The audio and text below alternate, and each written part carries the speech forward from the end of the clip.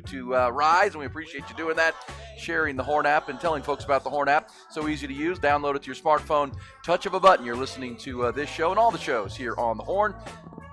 So easy to do at hornfm.com as well. If you're listening across the 512, across the great state and all over the world on hornfm.com or our Horn app, we appreciate you being there to launch this, the 11th of January. There'll be lots to talk about.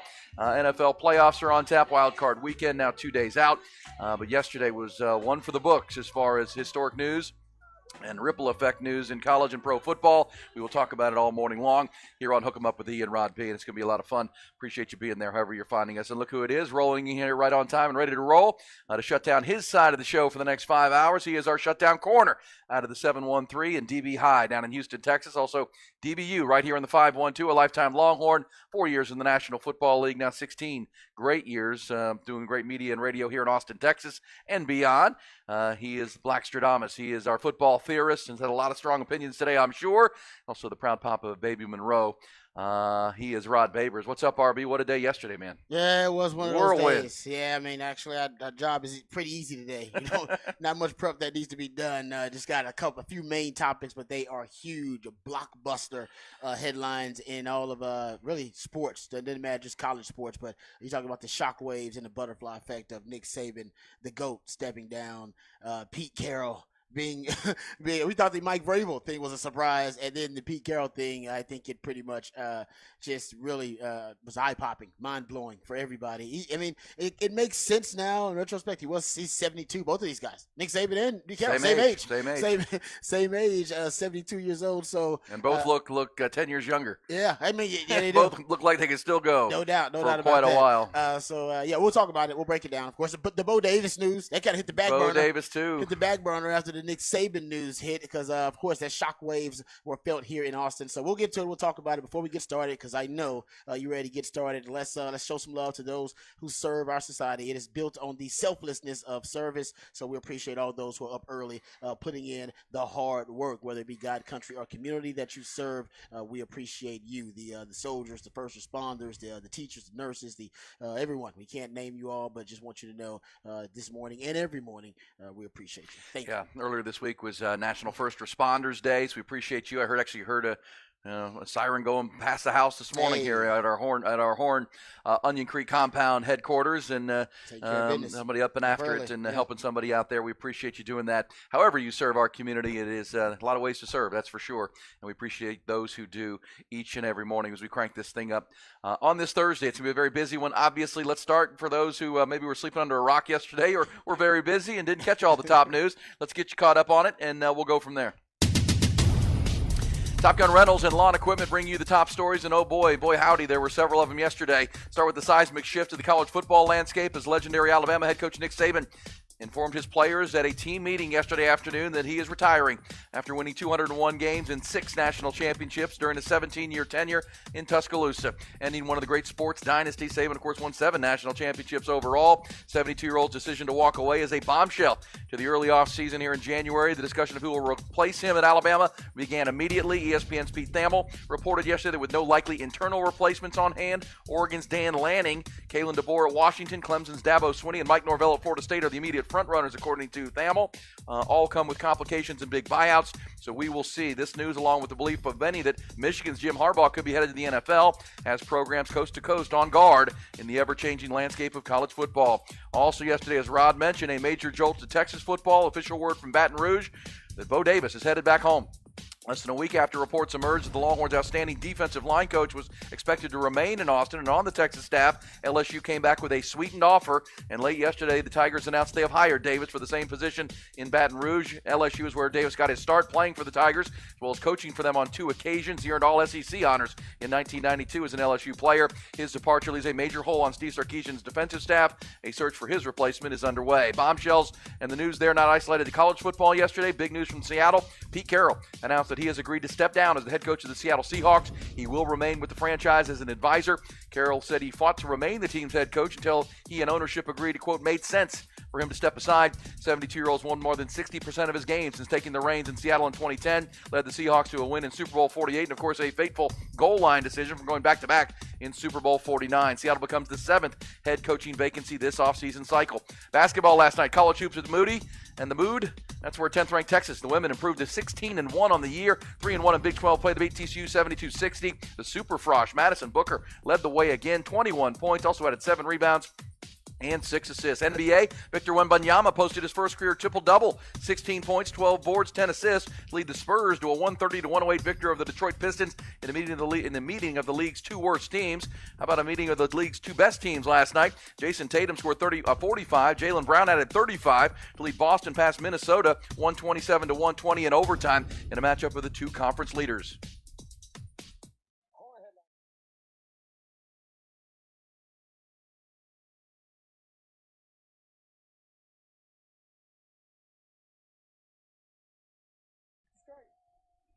All right, I'm not sure how this thing is going to play out. And now you're talking about multiple blue bloods potentially having vacancies if Jim Harbaugh does indeed go to the NFL. You have Michigan and Bama open in the same all-season coaching carousel cycle. I guess we had this a couple of years ago, when you had that USC Notre Dame.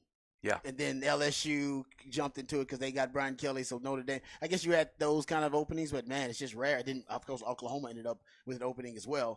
Yeah, but the shockwaves of that, though, I mean, we remember it, and it's gonna. I think you'll have shockwaves even bigger than that. 100%. And well, certainly, because I immediately, my phone blew up. I'm sure yours did too, Rod. Is Sark going to go to Alabama? Was the question. My response is I don't think Sark will go to Alabama. I mean, I don't think he's even on many people's lists at this point. I was never worried about that. I think Sark has built something really nice here, and obviously we know the NIL advantages at Texas, and Arch Manning's in the queue, Quinn Ewers at quarterback. There's a lot to like about what Sark has built, but he does have fond ties with Alabama. But at the same time, I do think Oregon's Dan Lanning makes the most sense. We'll talk about it. It's going to say whatever happens, the butterfly effect, as you call it, the ripple effect, it's going to be felt for a while now, coast to coast, and certainly with the Jim Harbaugh decision pending. Let's also remember that as of now, the entire Alabama roster has 30 days to jump in the portal.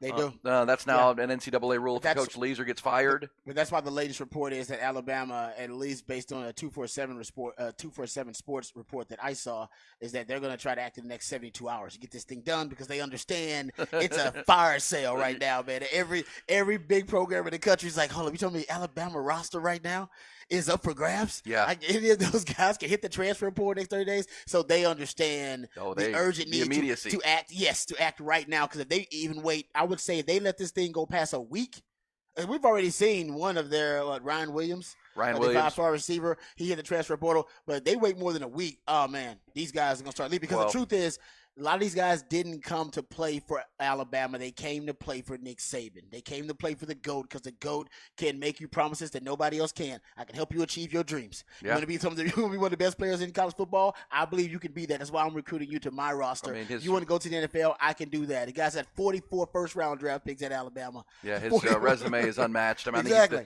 I think he's the greatest coach in college football history, certainly of modern times. I mean, the resume speaks for itself. And I'm assuming, knowing who Nick Saban is, his athletic director and his leadership had an awareness of this. An inkling, they had a hint of it. They weren't. That's why they can act so quickly, I think. Yeah, I think that's right. Because your immediate thought is, man, you need to take your time on this. You need to do due diligence, find the right coach. This is a really, really hard job to fill. And you got to replace Nick Saban. Those were massive shoes, obviously. But I'm assuming Nick Saban had informed his bosses. There's no way he left him out to dry. No, I don't believe that. If he was thinking about it, I believe when he started thinking. Now, maybe coming back from Pasadena. I will say there is a report that he was interviewing assistants yesterday and early in the day before that. But I will say this. The only reason I say this is because coaches do it all the time. They recruit. And then they end up leaving the next day. Those recruiters like, hey, man, that guy was in my living room recruiting me. How did he end up taking the job? Coaches, and I think a lot of people are like this. Their own task. I said this about Jim Harbaugh. Their own task, one task until they flip. So it's a new task. Until there's a new task. They're task-oriented, and I think Jim Harbaugh's like that. I was like, why is he talking about spring football? I said, because he's the head coach of Michigan. He's thinking about what are we going to do to make sure that we stay on track to be the best team in college football. And I think Nick Saban similarly was like, man, I'm not sure. If I'm not made up my mind, I'm still the coach at Alabama. I still have tasks that I need to complete being the coach at Alabama. Correct. And Yeah. the fact that, again, this is my speculation. I'm sure I just believe his bosses knew before yesterday that this was coming down, which, but you still have to act like it's normal because it never didn't get out. There wasn't a report of this. There wasn't a. Now, we'll say that Paul Feinbaum report that you brought up. Well, it was like a week ago. Yeah, Paul Feinbaum said he was in his opinion more than a report. He said he looks like a guy that may resign or may be ready to retire. That's this guy that's been around the SEC for 40 years now, so he knows. He knows. He's got some hints. You know how that goes. You heard something. He's like, all right, I can't say that's a report, but all right, I'll just tell you this is my opinion. Yeah, and you've been in this industry long enough. I think Feinbaum did say it after the Rose Bowl. Yeah, I think that came from someone that he knew and he was close to it. He said, "All right, I'm putting it out there, but that's my opinion." That's my opinion. He looks like a guy that may be ready to retire. Which was kind of what he said the morning after they lost to Michigan in that overtime Rose Bowl, and that will be the last game of Nick Saban. And let's also say, and we'll talk about it in a different way, but Pete Carroll. I mean, these are two of the greatest that have ever done it. Pete Carroll, as I said in the update. I mean, if not for the beast mode Marshawn Lynch decision at the goal line, and if not, Longhorn fans are glad he didn't. But on the 4th and short with Lendell White and no Reggie Bush on the field, think about Pete Carroll's resume if they what it could be if they convert that first down and if they score a touchdown. He's the greatest coach of all time. People are probably putting him ahead of Belichick, honestly. Yeah, because he would have gone 3 in a row in college football. And then 2 in a row in the NFL, not a long time later. And it's and you're right. I mean, that's different stratosphere. Different stratosphere. Yeah, he's doing. And it's two plays, all both short yardage plays that keep probably the perspective of Pete Carroll. That haunts him. It's still a tremendous resume. It's still an all-time resume. But it would be the greatest resume ever if those 2 short yardage plays go his way. That's brutal. And they're decisions that he probably stays up late thinking about. And there are a lot of people that thought that was kind of the beginning of the decay of the Seattle Seahawks. When he didn't do that, those grown men. They turned against him. Yeah, they started to turn against him. And they started to one of the great short yardage backs in the history of the NFL, and you're throwing passes. Marshawn Lynch and Richard Sherman. They still talk about it to this day, and I believe that's when because they thought that it was some conspiracy to get Russell Wilson to give him the team. They wanted Russell Wilson to make that play, not Marshawn Lynch. So it would be him making the all-time great play, and then he would ascend to be. It would be his team. Remember, that was like his third. They would have gone back to back, and then and the Rose Bowl of 06, deteriorated from there. 05 season would have been 3 in a row at USC with that Trojan Army. And the criticism there is that Reggie Bush, the Heisman Trophy winner, wasn't even on the field. Yeah. And after the game, Mac Brown was he was asked clearly, what would have happened if they'd gone play action or done something. Oh, it would have been a touchdown. He'd still be running. We sold out, baby. We sold out. We sold out. We sold out to stop that running play. And when we didn't see Reggie Bush on the field, that helped. We knew. We were like, oh, Reggie, what? What? Did we miss counting? If they had done anything but what they did, Texas, because they sold out. Was that Sark the OC there? Yeah. The connections to Texas with this whole thing are just it's crazy. It really is. Right, exactly. The beginning of this dynasty. The beginning of the dynasty for Saban. Sark has tentacles through both programs and with both coaches. He put out a nice tweet or post about the 2 goats. Now, and the truth is, this is why I wasn't worried about Sark going to Bama, because he had a chance to be the coaching waiting at Bama. He had a chance. And he's like, no, I'm good. He passed on it. Because they liked him so much when he was there that if he just stayed within the organization, stayed within the program long enough, there's a good chance that he'd been the coach there. And there's if he really wants it, I'm sure he can still get it. If that's what he really, really wants. Money won't be an object. But even Joe Klatt talked about it earlier. He put out something via social media that, Bama wanted him. Bama wanted him to be the coach there in waiting. And he just, I don't say passed on the opportunity, but he chose another opportunity. He could have stayed there long enough to watch Nick Saban retire, I believe, and stick around. But he didn't.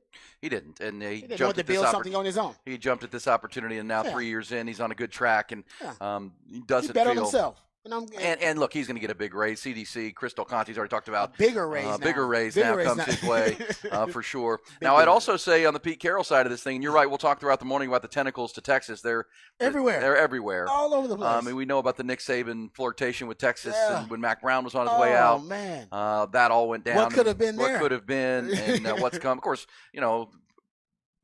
Nick Saban beating Mac Brown in that Rose Bowl in Pasadena when Colt McCoy got hurt was the beginning of the decline of Texas football. And the beginning of the ascent. The beginning of the ascent of Alabama. And about halfway through it, Nick Saban almost came to Texas, according to many. I believe that was true, too. So, obviously, there's a lot to pick through here. Layers of this onion that we'll talk about this morning. But to your point about Sark, and I'd say this for Cowboys fans, there's already a lot of reporting in Seattle that the number one replacement for Pete Carroll is Dan Quinn. Dan Quinn, the architect of the Legion of Boom, with Pete Carroll still staying as an advisor or some type of role in that organization, that there's an opportunity to maybe – and look, that's a young ascending team in Seattle with good players. They've had 2 back-to-back really good drafts. And, the energy of someone like Dan Quinn could be the execs of the fix. And when I hear Pete Carroll say that he fought to keep the job, but then it made too much sense, according to after talking to ownership – they got to have a plan. I mean, what does too much sense mean? That there's something in the works. I think being 72 years old is part of it too. I'm not an ageist here, by the way, because I'm getting older too. But when you're talking about basically they want to build for the future. They want to draft a quarterback, and when you're a GM, you essentially are playing matchmaker. Yeah. You want to match up a quarterback and a head coach, and you want that pairing to flourish for about 6 to 8 years. You got that 5-year window, but you like if it's if they reach the pinnacle. Ideally, yep. Yeah, if they reach the pinnacle, you like ideally what John Harbaugh's doing with Lamar Jackson right now. You like ideally for that to be the case. What Mike Tomlin did with Big Ben. That's what you want. And it does, obviously that's the most of the time the exception and not the rule. So matching up right now Pete Carroll with a young quarterback just doesn't make sense. You're gonna have to at one point won't be there long enough. Yeah, at one point you'd have to reinvent that blueprint, and I don't think they want to do that. That's why they said they'd keep him around in an advisory role if he wanted to stay. Now I don't know if he'll stay, but they'd keep him around in an advisory role if he wanted to stay. So I think they're in they want to rebuild. And the Dan Quinn thing, the reason it makes so much sense, guys, as a football theorist, I was thinking about it because John Schneider's a really smart general manager. Yeah. I mean, they came out of the Russell Wilson divorce smelling like a rose, man. They killed that. His draft picks, they even the mid-round ones. I mean, go look at all those great draft picks they got. They're loaded with a lot of talent right now. They just need a young quarterback to help kind of spark things. But you got to – you're in the division where you got to go up against Sean McVay. Yeah. And Kyle Shanahan. yeah. Right? Yeah. You got to go up against two of the best two elite coaches. Two of the best offensive minds. And they're both like 40 years old. They're young and innovative. Yeah. And they just can coach their butts off. So Dan Quinn makes a lot of sense because he has at one point had a chance to integrate his philosophy with the Shanahan system. So he actually knows it pretty well. Yeah. He knows it now, but in his system, I talked about this. He is at the forefront of positionless football on defense, and who's at the forefront of positionless football on offense? Shanahan. But Shanahan's on offense, and he's on defense. Yeah. So you're matching it. Yep. Yes, he is perfectly. His defenses are perfectly constructed to combat or to obviously to match up against a Shanahan offense. So I think that's maybe what he's thinking. Dan Quinn's my guy. Because I got to focus on defense. I can't try to outscore Shanahan and Sean McVay. I don't have the pieces. I don't have the offensive mind. I don't have the quarterback right now.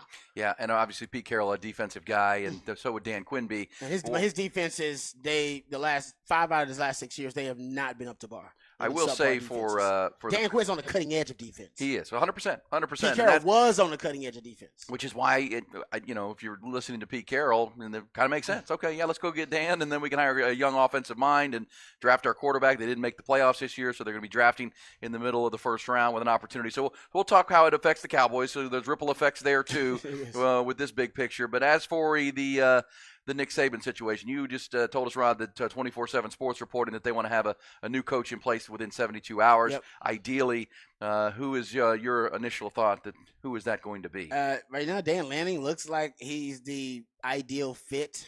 For Dan Lanning, for folks who don't know, came from Georgia, where he was the defensive coordinator under Kirby Smart, so he has SEC ties. Yep, and his buyout though buyout's huge. At 20, Pete Thelmo's reporting he has a $20 million buyout. Yeah, that's a crazy buyout. It's not Jimbo Fisher's $80 million buyout, but it is indeed a buyout. But you're right. I mean, Alabama shouldn't sneeze at that. That's the guy they want. The sleeper, I think, might be Mike Norvell. Timeout. Timeout. Big news? Hey, Ty, can you play the breaking news sounder, by the way? Good morning, Ty. You got more breaking news? You're not going to believe this. According to a report on theathletic.com just now, Oh, I see it. Bill Belichick is out in New England. I see it. So the GOATs. Bill Belichick and the New England Patriots expected to part ways today after a remarkable 24 seasons together. This according to Adam Schefter, ending an unmatched run in NFL history that includes 6 Super Bowl titles. League sources tell me and Mike Rice. All right. So the GOATs. God, what a day. NFL GOAT and the college football GOAT within who 24 are good hours. Friends and parallel one another. Coach with one another. Coach with one another in the NFL. Bill Belichick hired Nick Saban. Yeah, that's right. Unbelievable. That is, yeah, I mean, all right. That makes eight coaching openings in the NFL. I think it's natural that they go get Mike Vrabel. I think it's easy for the Patriots. I think this is too. I think honestly, that's why I was like, after the Mike Vrabel news broke, I think Robert Kraft went, "What? Are you kidding me? Is you gonna make it this easy? All right, you know what? Yeah, let's get him out of here. Let's get this coaching search started. Let's do some Rooney Rule candidates. Let's do that. Let's get all this done, and then Vrabel, you're the guy." Kind of feels the same way with Seattle and Dan Quinn, because Dan Quinn and Pete Carroll and that Legion of Boom defense and know each other well. Because the other part about Seattle is they have a very young roster. Then they do great. Yeah, young DBs and a young coach like Dan Quinn with energy like that. I mean, he's not young, but he feels young. Yo, you talking about young DBs? Yeah, I know. Devon Witherspoon. You got a. Taekwon, the UTSA, the Woolen, yeah, Tariq Woolen. Tariq Woolen, sorry, Tariq Woolen. Tariq Woolen, yeah. I mean, they draft to the point of Russell Wilson's trade. They used all those draft picks and hit, kind of like the Texans have done. So, yeah, that's obviously another massive story to the conversation. Not super surprising. We'll obviously follow it through the morning. So lock it in on here on Hook 'em up. But is it the way it's written here from Adam Schefter? They're expected to part ways. Does that mean they're going to trade him? Does that mean he's stepping down? Does Bill Belichick still want to coach somewhere? Because there are 8 vacancies now, 7 outside of New England. He didn't retire. He wants to coach. Yeah, so he didn't retire. He wants to coach. And there's been talk of trading him, and they still own his rights. So how does that play out? So there's still meat on that bone. But, man, what a conversation that we're having today. Who will replace Nick Saban? Who will replace Pete Carroll? Who will replace Bill Belichick? I mean, these are 3 of the greatest of all time. I'm 51 years old, and arguably these are the 3 greatest coaches of my lifetime. And 3 of the top 5. And I do wonder, since there has been crossover with Saban and Carroll, I do wonder if you'll see those ripple effects from either side affect college football. Some of these big time openings affected because there may be hirings of assistant coaches from Jim Harbaugh really just did it. I mean, revamped his defense with NFL assistant coaches who became coordinators, right? Well, we know college football. Jesse Minter is his defensive coordinator now. Came from the Ravens. Yeah. He had Mike McDonald there 2 years ago from the Ravens. Nick's actually, I'll give credit to Sark. Sark's been looking in the NFL for guys. Yeah, Chris Jackson from the NFL. Yeah, you wonder what he does now. We'll go behind the burnt orange curtain on this coming up of how they find a replacement for Bo Davis, who is headed to LSU, back to his alma mater. That another bombshell of a local variety for sure. News story after news story, obviously, just dropping here. Look out! This is unprecedented, especially if Jim Harbaugh does jump to the NFL and take one of these jobs. I mean, it is crazy what's going on right now. Bill Belichick and Nick Saban so paralleled for so long. One dominating college football, one dominating the NFL with Tom Brady, and now both really within 24 hours, inside 24 hours, stepping aside or divorcing from their current situation. It's unbelievable. It does feel like for Nick Saban, because there's already people reporting that Nick Saban's going to replace Lee Corso on College Game Day, Rod, and he'll go to TV. Oh, he'll make so much money. I know. If he decides to go there, he's going to make so much money. Because Lee Corso is ready to be done with that. He's done a great job as an ambassador for college football. But Nick Saban in that role, he'd be unbelievable. He's got this dry humor, too. He's very funny. Yeah, he's very funny. It's very dry. I like that. That's and actually obviously he knows a little bit about football, so that would be a good guy to listen to. Wow. This is all happening once again, fast. The butterfly effect. It's going to affect everything. It is. It really is. Because you're right about that. I mean, Bill Belichick, I think he wants to coach, man. I think Arthur Blank. Atlanta's one that immediately jumps out because Arthur Blank didn't fire Arthur Smith not to hire to go big. He wants a name. He wants a name. He wants a splash. He wants somebody who's done it already. Well, and Arthur Blank's that kind of. He's that kind of owner. His team hasn't really been good since Matt Ryan and the Super Bowl run. But Belichick would be huge there. Washington's got a new ownership group. That's another They're looking to make a splash. So obviously we'll follow these stories as they develop. We'll take your thoughts. The text line is always open to you, 512-447-3776. 3 of the greatest of all time have moved on here in the last 24 hours. Pete Carroll, Nick Saban, Bill Belichick. We'll also talk about what the ripple effect is with Bo Davis and that move. We thought Bo Davis was staying, but now, according to the reports, LSU came back with a sweetened offer, but maybe this wasn't about money. It might be an opportunity for Bo Davis to coach his son at LSU. We'll get you some details on that coming up, and what the Longhorns do to replace their meat and potatoes. Their guy on the defensive front who's done such a great job developing the likes of Moore Ojimo and Keandre Coburn and Devondre Sweat and Byron Murphy. Rod will take us behind the BOC coming up, but obviously it is a historic day. I've been doing this a long time, Rod. Doing morning radio. I don't know. I mean, this is crazy. Yep. For all this to not just to happen, but happen in one 20-hour period. It's the end of an era. It's an end of an era. Signals the end of an era. These are the greatest decades, era, generations. Yeah, these are the greatest, and that's why they're around so long, right? They were staples.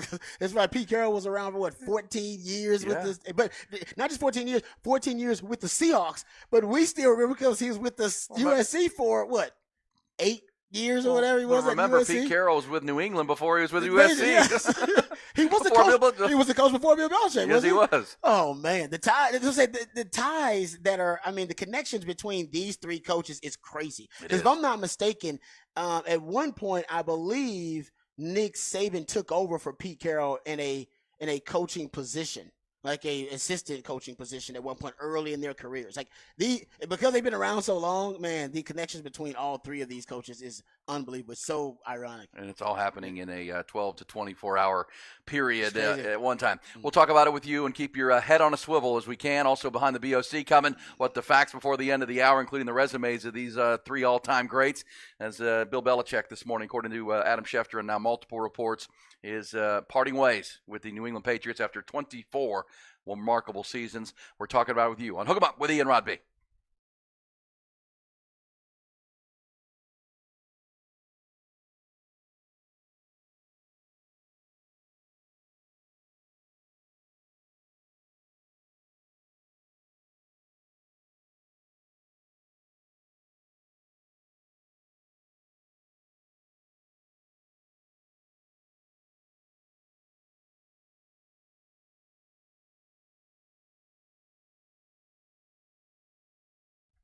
Callahan's General Store, I don't want to say we told you so. We said these freezes of January are coming. There's going to be a hard freeze, folks, coming your way. Sunday night into Monday, actually Sunday afternoon into Monday morning and all day Monday into Tuesday. You need to get over to Callahan's General Store today or tomorrow into Saturday and get all of the supplies you need if you don't have them already. Your spigot drips and your pipe wrap and everything you need to cover your pipes and make sure you're good to go. This is going to be a very hard freeze, folks. Temperatures down into the low teens and for more than a day at a time. So make sure you're ready to go with that. Callahan's has everything you need, the essentials, also to protect your outdoor plants that you want to cover. They've got the coverage for that, everything you need in that regard, and the people to help you to make sure you get the right stuff and do it properly in all occasions at Callahan's General Store. Also, we told you about winterizing your yard. Also with Callahan's, we have our tour of Central Texas golf courses we're going to announce today, coming up at about 8:30 at the turn, who our golf course of January will be. We'll tell you that coming up with Callahan's General Store, locally owned and family operated since 1978. They're right there at 501 Bastrop Highway, which is really 183 in Montopolis, between downtown and the airport. They've been there 45 years, and nobody does it better. Go meet the great people at Callahan's. If you haven't before, you'll be back again and again because the people are what separate Callahan's. They're online at Callahan'sGeneralStore.com. Get all that freeze protection now, today and tomorrow at Callahan's General Store. It's always a good day to make it a Callahan's Day.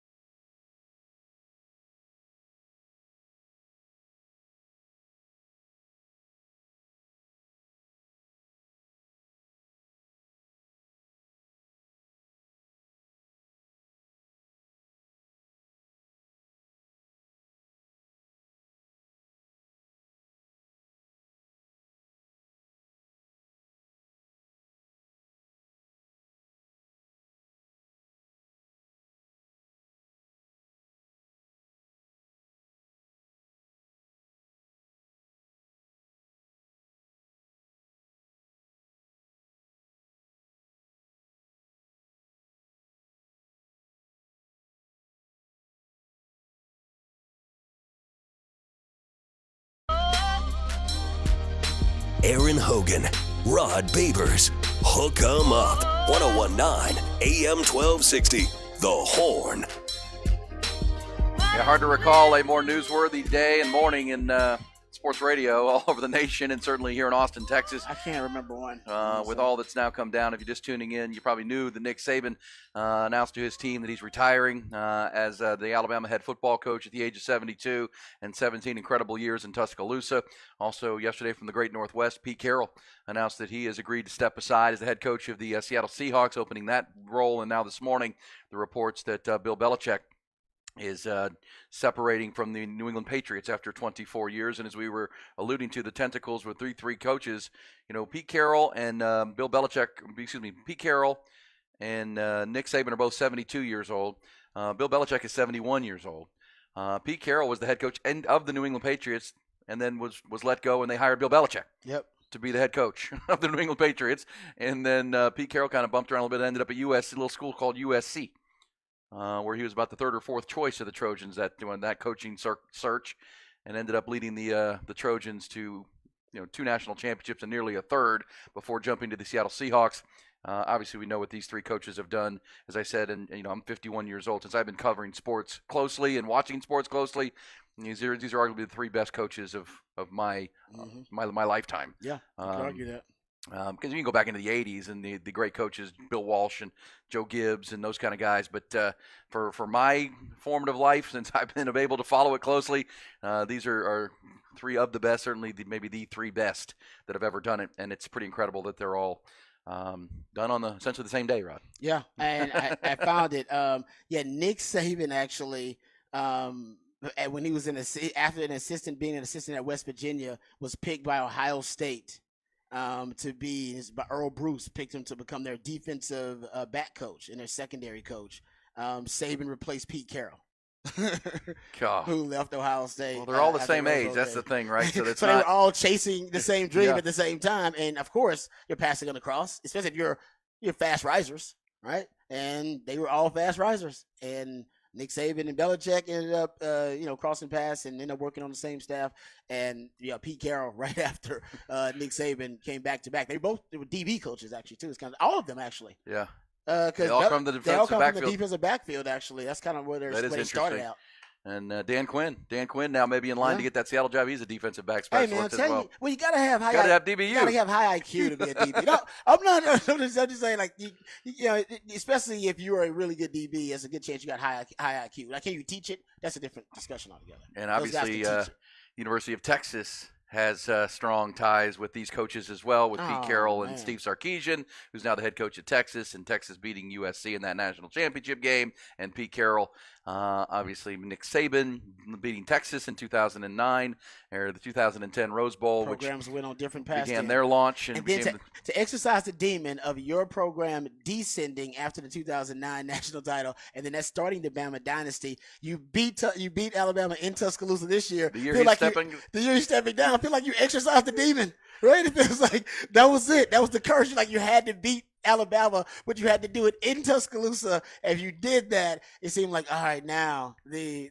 curse is lifted. Yeah, and who knows? I mean, and both teams, Texas and Alabama, were a play away from playing one another in a national championship game again at the end of the Rose Bowl and the Sugar Bowl. And you needed Sark, a guy who was on the staff with Nick Saban, to help you do it. To exercise the demons. It's crazy. Oh man, you couldn't write it. Honestly, it is amazing. It is amazing. That's what we love about sports. And now, obviously, each one of these men should get they should have their own week of conversation about how great they were as coaches and leaders. That sucks that they don't get it. It's all happening at the same time. Yeah. Again, the immediate in this day and age of immediate flip of attention spans. You're right. We're going to be focused on who's going to replace them.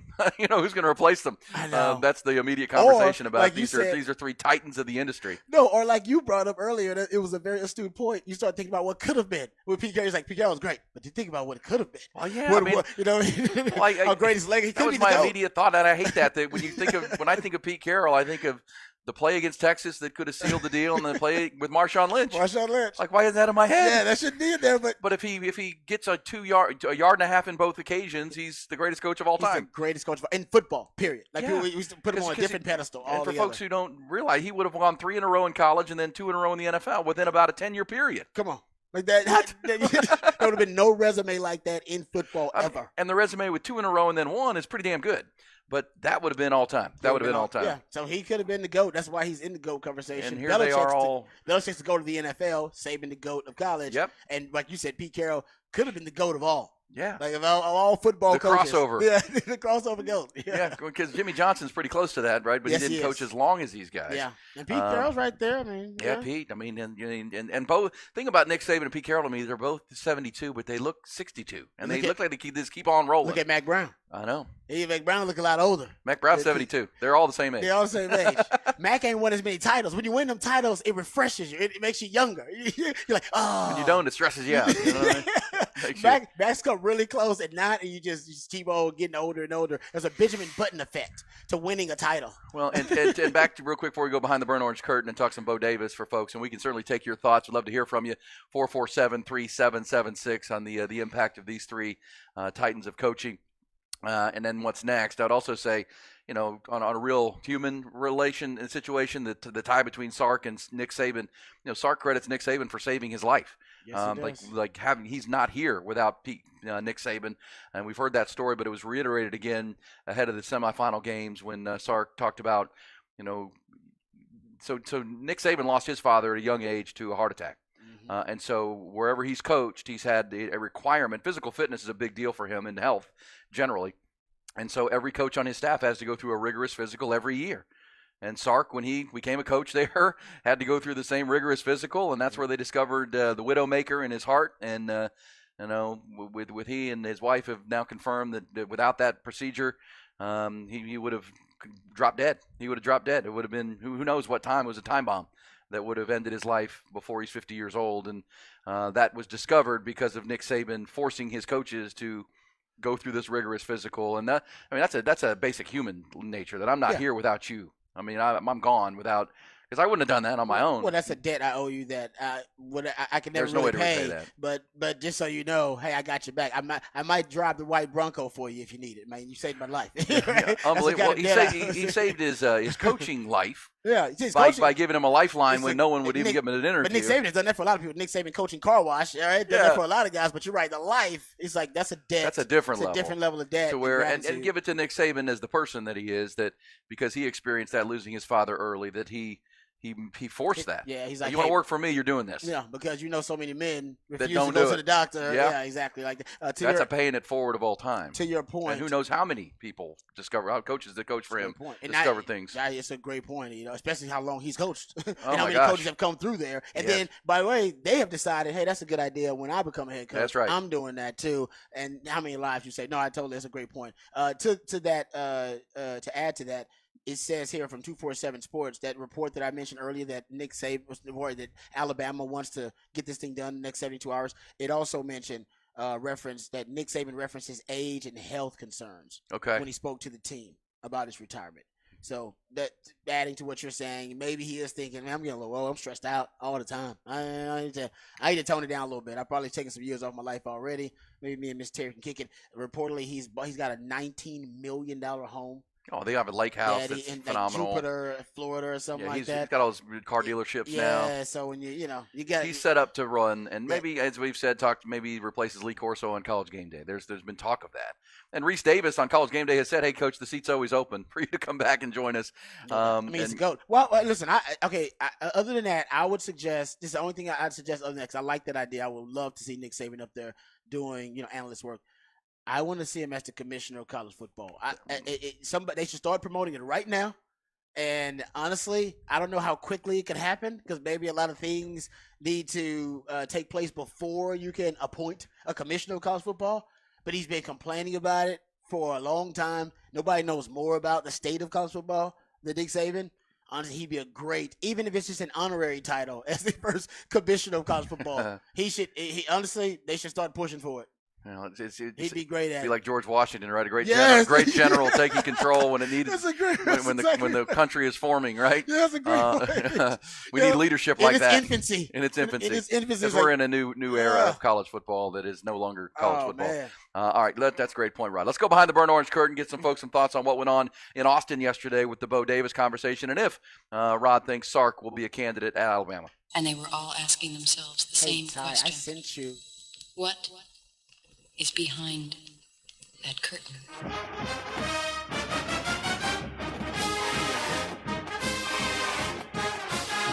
Okay, let's talk about Bo Davis because we haven't brought it up once. That's a huge story, but it's like the fifth top story today for Longhorn fans. Because if you're a Longhorn fan, that means you're a sports fan, and some of the goats of all time retiring or being relieved of their duty or parting ways with their team. That's just huge news. So Bo Davis, also big news. He has headed back to LSU. We talked about this. And LSU reportedly came back with a huge offer. There was some money whipping going on here. And reportedly the offer that they're paying him or reportedly will pay him between 1.3 and 1.5 million. A lot of Longhorn fans thinking, hey, can't Texas pay that? They probably could. And I'm sure Texas, he was already one of the highest paid assistant coaches in the country. And I'm sure they could have gotten upped, but I think PK makes like 1.7. or something like that. And he can't have him making as much as your defensive coordinator. I mean, now you can make him a co-DC, and then you can up his pay, but you just hired a co-DC in Johnny Nansen, and that's why you justify him making what he's making and make him a co-DC. And that's why coaches, they get the assistant head coach title, so you can up their pay. So I'm sure Texas could have done it. Here's my theory. That Sark hadn't – these coaches, they talk a lot behind the scenes. They know a lot about what's going on behind the scenes, even though they don't necessarily, reveal that to the media or even to their team and to the fans. It's possible that Sark knew something like this was on the horizon, and that there's going to be some huge shifts happening, major shifts, whether it be Jim Harbaugh going to the NFL or whether he knew that Nick Saban. I mean, there's a good chance that somebody reached out to kind of get the temperature on where Sark was. Because he's one of the prime candidates to take over the head coaching job at Alabama. I don't think he will. I don't think that's anything to worry about. As a matter of fact, we'll play some sound here of Joe Klatt talking about that here in just a second. But there are going to be some really good defensive line coaches. Matter of fact, the one at Alabama, their defensive line coach, will now be available. Yeah. Now, I know he's available, but I'm sure now he would be more open to leaving now that Nick Saban's out there than he would have been before.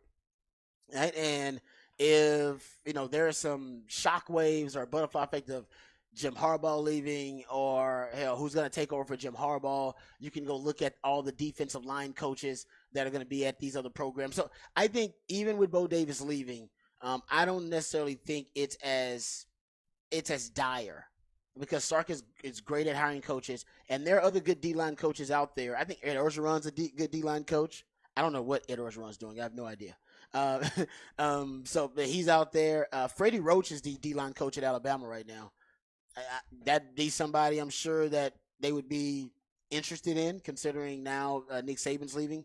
Also, Frank Okam, the lifetime Longhorn, would be another prime candidate. He's a D-line coach. Rod Wright is another D-line coach, lifetime Longhorn, who's also gotten to the coaching ranks. So there are some candidates, whether you want to go with someone with Texas ties.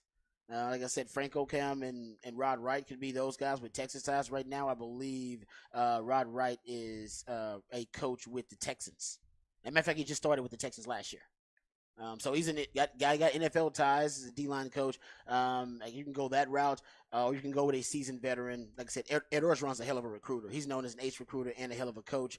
I believe my man Bobby Burton said that there is a penalty, though, based on his contract at LSU, that if he's hired within the SEC, that there's some type of clause. It's a buyout type thing where you'd have to pay extra money just because he'd be playing or coaching in the SEC. Technically, Texas is not in the SEC right now.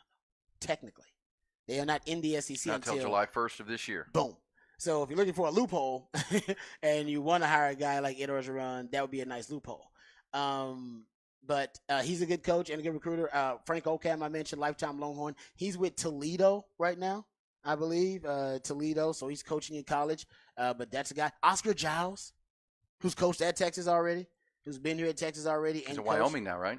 Yes, you're right. Yeah, it's a good point. Yeah, I forgot about that. Yeah, Texas played against Oscar Giles. But Oscar Giles' resume, I mean, it's a great resume. We've seen. Matter of fact, most of these guys here at Texas, a lot of these guys here were recruited by Oscar Giles, weren't they not? Yeah. Yeah, go back with Tom Herman. Yeah, that's right. That's right. A lot of these guys. Several. Now, he was a part of that. Yeah, now developed obviously by Bo Davis, but a lot of these guys were recruited by Oscar Giles. Oscar Giles is a hell of a recruiter. He's got a great eye for talent, and I mean, you go look at it, the resume of Oscar Giles, just in terms of the guys he developed on the 40 acres. Hell, Alex Okafor was in that group. In fact, I was talking to Alex Okafor earlier this week, the Third and Longhorn podcast. Brian Arakpo and Sergio Kendall and Sam Acho, Tim Crowder. I mean, Puna Ford. He had multiple stops here at Texas. This would probably be his third. If you had Oscar Giles, I believe it would be. I got to go back and look at his resume. But Oscar Giles is another. So there are other candidates. Bo Davis is one of the best coaches, assistant coaches, and D-line coaches in college football. But he's not the only good D-line coach. No, there are he's some not. other good candidates out there. There are. I recognize it's a loss, but you shouldn't be devastated by it. Sark has made good hires so far here at Texas. Yeah, you can find a good D-line coach. And look, as you said, when this conversation first arose coming out of the Sugar Bowl, this is home for him. And there was also a report that his son plays college. He plays defensive line at Southeast Louisiana. Yep. And then there's maybe an assurance from Brian Kelly that he's going to bring him in and get him into school and let Bo Davis coach his son at LSU. So that's a conversation. That's a family thing tied to this as well at his alma mater, which would be big. I would also say to this, Rod, before we get a quick timeout, and I know we'll hear that Joel Klatt sound coming up. Also have some further clarification on the Bill Belichick news of this morning, which we'll tell you about coming up in What the Facts. Bo Davis making this move should give LSU fans assurances that Brian Kelly's not leaving, even if Jim Harbaugh jumps to the NFL. I mean, Bo Davis asked that question. Yeah, because I don't think he'd want to leave I say or that. would he? Yeah, I think if he really wants to coach his son, I think his concern would be, can I get my son in school? Yeah, but if Brian Kelly was even thinking about taking the Michigan job if Jim Harbaugh jumps, I don't think Bo Davis leaves. Yeah, I say. Because then you're in flux. Who's LSU going to hire? I mean, now if LSU, if Brian Kelly leaves and you're fighting with Alabama and maybe so you saying Bo Davis wouldn't follow him to Michigan? Well, but I don't think you can get his son into Michigan. As I say, how important is that? Is getting how important is it coaching? Because the report I read said that they couldn't get his son into Texas. Chip Brown and Kirk Bowles both reported that, and I agree with you. He probably couldn't get his son to Texas, and he can get him into LSU. That makes perfect sense. But I don't know. It's a great. I'm with you. I think it should give you confidence that Brian Kelly's going to stay. But I don't have confidence in anything right now. Yeah, you're right about that. All right, quick timeout. The world's been shaken up. The world is shaken this morning with all these bombshell news, and we'll get you more on the Nick Saban, obviously, conversation. Who's next at Bo Tuscaloosa? Davis did coach the Lions, so he's coached in Michigan before. Yeah, but look, if you couldn't get Bo Davis' son into Texas academically, you're not getting him into Michigan. No, I guess I don't. Yeah, it's a great point. I agree. That's LSU within the state, Southeast Louisiana, that kind of stuff. There's stuff, but I don't know. Rules should apply. Yeah, I'm not. But who knows? That's just my opinion. That if Bo Davis is going there, it would tell me that LSU's Brian Kelly's not going to leave. But as you said, nothing will surprise you today. We'll come back. We'll hit the What the Facts. We'll also reset the top stories, which are plentiful. Also some Longhorn basketball. But man, it's all about coaches' conversation. This is a bombshell day on Hook 'em Up with Ian Rodby.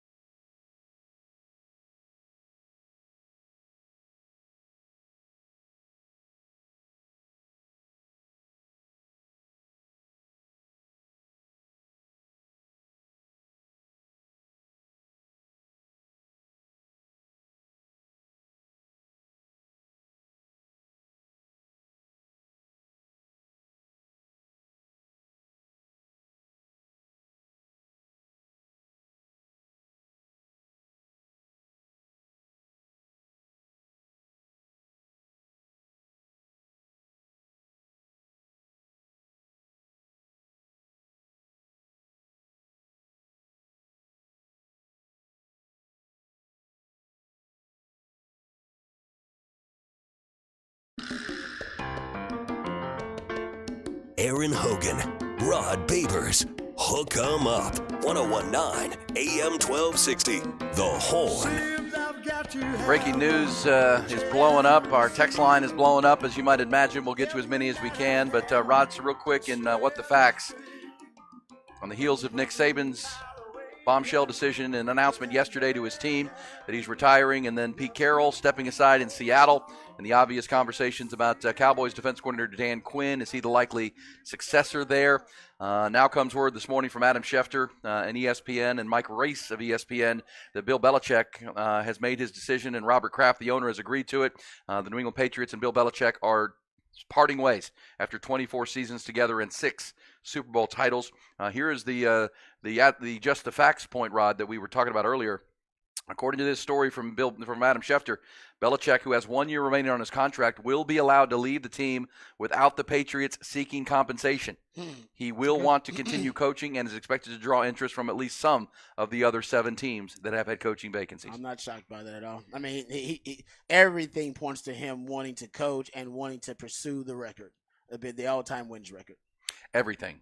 And so this thing, interesting that Robert Kraft would let that go. We talked about possible trades, which leads to your immediate thought yesterday that Mike Vrabel, who was let go at Tennessee, makes too much sense. It's a natural fit. With Robert Kraft's knowledge of him, his knowledge of the program and what goes on in New England. Yeah. And now he's available. And then, with the Belichick thing, if he's been let out without, no one's got to trade for him. No trade for him, so it makes it easier for a team. He's doing Belichick a favor. Robert Kraft. Yes, yeah. he's hooking well, him 25 up. years, 6 championships. Thank you, brother. I appreciate you, man. Yeah, let's do this amicably. Yeah. We don't need to get into And I got my guy already. Vrabel's available. He's in a good mood. He's like, hey, man, go ahead, Belichick. No penalty, brother. Hey, pursue your dreams. It's okay. It's fine. Or let's throw Jim Harbaugh on that pile. I don't know. It could be. But you know what? Even better. Hey, I'll ask Jim. If Jim being difficult, all right, Jim, you know what? Fine. Hey, Vrabel, come on in. Yeah. You know what I mean? Because he knows Vrabel, I think, probably is looking at New England, too. They're probably both looking at each other and thinking, hey, are we going to make this happen? Are we going to do this thing? Yeah, it's crazy. Are we going to do it? Well, so that'll be the next bombshell. Who replaces Nick Saban and who wants the challenge? Who replaces the GOATs? Yeah. Who wants that? I mean, who wants to replace the GOAT? Mike Vrabel's got big cojones, but right? It's always been taught to me you don't want to replace the GOAT. You want to replace the GOAT person to replace the GOAT. Yeah, you don't want to. Yeah, because he's going to underachieve, or that person's going to underachieve. Yeah, you then want to come in after that person. Yeah, you don't want to be Charlie Strong replacing Mac Brown. You ideally want to be Tom Herman or Sark yeah. later on down the line. But we will see, because where does Bill Belichick land? Atlanta becomes an immediate thought for me because of Arthur Blank, and the Falcons have not been a very good team since Matt Ryan's downfall, but. Arthur Blank's a pretty powerful owner within the NFL circles. Got a lot of money, and they got a lot of talent in Atlanta. And that's a good team that obviously needs leadership that Arthur Smith maybe wasn't bringing with Bijan Robinson. So we'll watch that. So you telling me, so you telling me the GOATs are being fired, let go, whatever, parting ways, and guys like Matt Eberflus are keeping their jobs? Chicago looks like a fool right now. They look ridiculous. Don't they? Oh, man. At least they're going to draft a quarterback. It looks like they're going to draft a quarterback, which is also they're just repeating the same cycle over and over again. They did this with John Fox and Mitch Trubisky, and then they fired John Fox after the first year. He was a dead man walking. And they did it again with, Matt Nagy?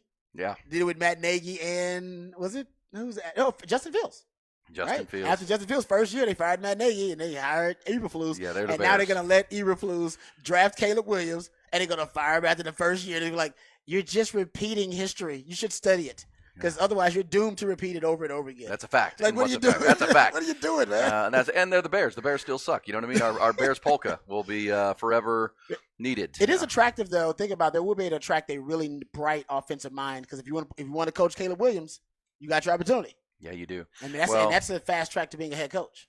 Well, we'll see if he's good. Well, look, I mean, if you're in Chicago and all of a sudden Bill Belichick's available and he's got no ties, he's out there. Vrabel's available. You could revisit the Eberflus decision and let Bill Belichick know that you've got the 1st and the 10th pick of the draft, and come take your quarterback. So we'll see. Washington has the 2nd pick. Oh. New England has the 3rd pick. That's interesting. Man. Commanders have a new owner. That'd be a move right there. If Chicago's like, no, actually, we didn't know Belichick was going to be available. We'll take him.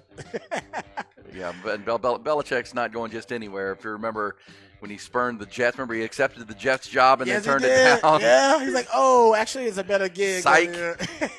And then Josh McDaniels did it, right? Did he do the same thing? Yeah, he did. To the Colts. to the Colts. Oh, man. 100%. That's great stuff. All right, folks, this is one of those days. We're 1 hour in. 4 more will not be enough to discuss all of this. No. It's happening fast. Nick Saban is out. Who's next? Bo Davis is leaving Texas. Who's next? Bill Belichick is leaving New England. Pete Carroll is leaving Seattle. Man, unbelievable. And as I've said, 72-year-old Nick Saban, 72-year-old Pete Carroll, 71-year-old Bill Belichick, probably the 3 greatest coaches in football of my adult life. Yeah. My adult life. I'm with you. I mean, they're the GOATs. Yeah. I can't think of who's better than them. I mean, there's No. no doubt with Saban and But they're the GOATs. yeah. One's a GOAT in college, one's the GOAT in the NFL, and then Pete Carroll. is the GOAT crossover. Yeah, he's one of the crossover GOATs. I'm with you. I'm like, I can't think of coaches that have been better, honestly. Yeah. It's hard. All right, we'll talk about it with you. You're obviously probably thinking the same thing. What in the world is going on, and what's going to happen next? End of an era, man. End of an It's era. emotional. We'll talk. Kind of, yeah. It does feel emotional. We'll reset those headlines. We'll have Rod with a rant next hour. We'll talk with you about it. It took him up with Ian Rod B.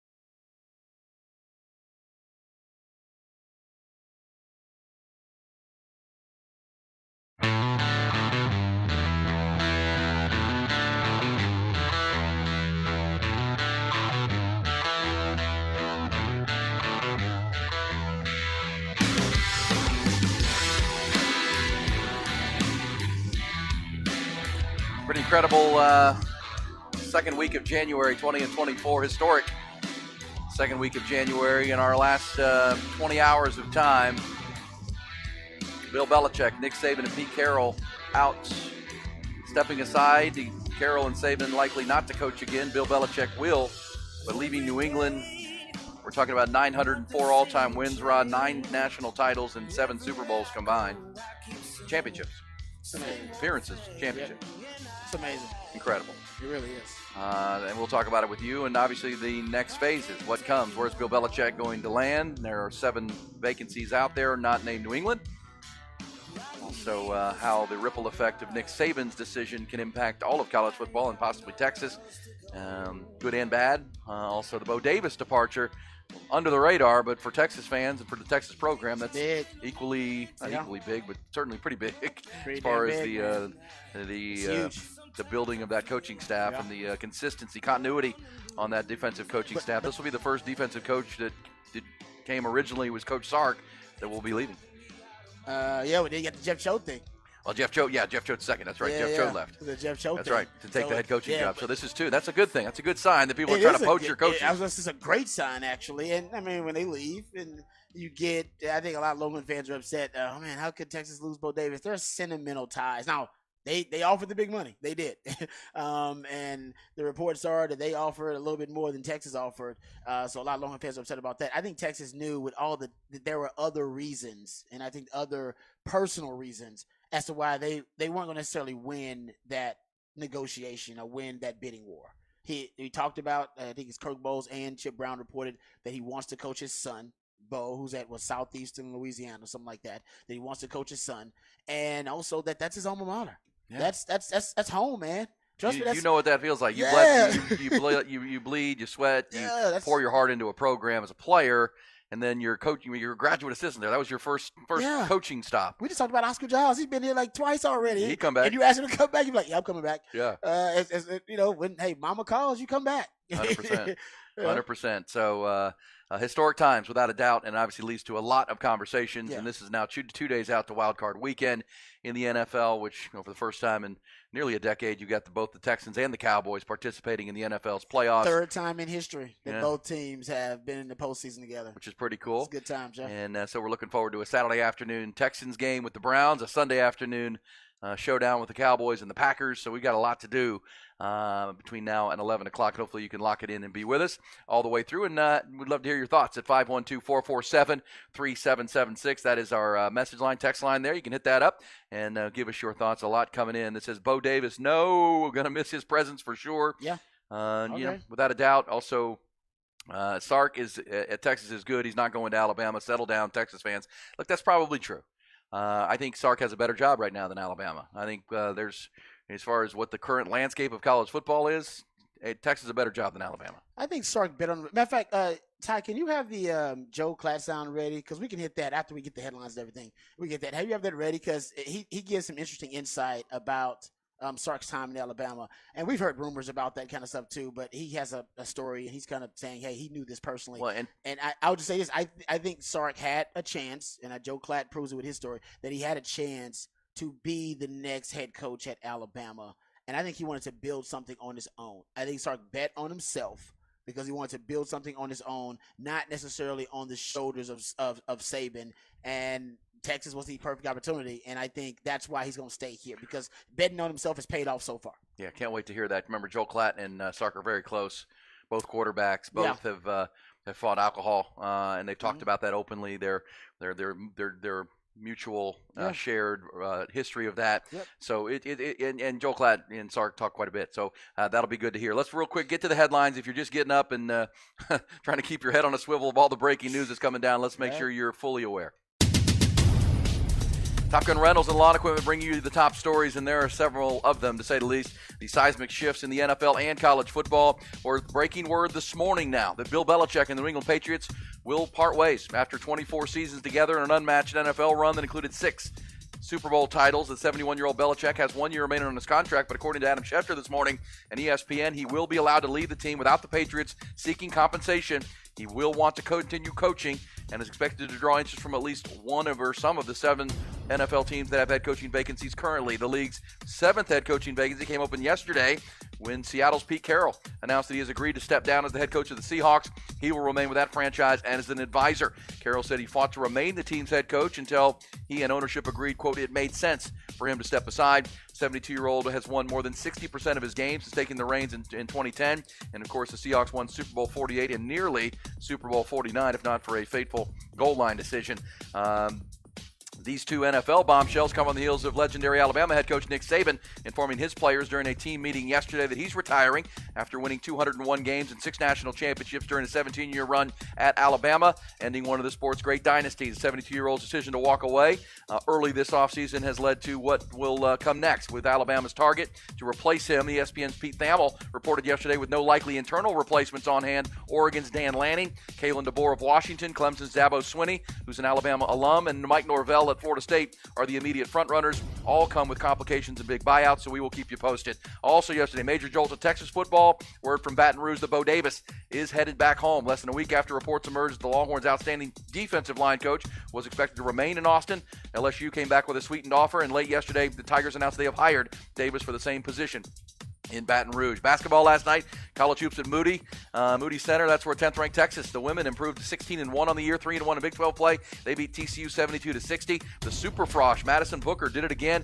led the way with 21 points, 7 rebounds, 6 assists. She's been phenomenal in the wake of the injury to Rory Harmon. In the NBA, Victor Wembanyama posted his first career triple-double, 16 points, 12 boards, 10 assists, led the Spurs to a win over the Pistons in a matchup of the league's 2 worst teams. Matchup of the league's 2 best teams, Jason Tatum scored 45, Jaylen Brown added 35. Boston beat the Minnesota Timberwolves 127-120 in overtime in a matchup of the 2 conference leaders.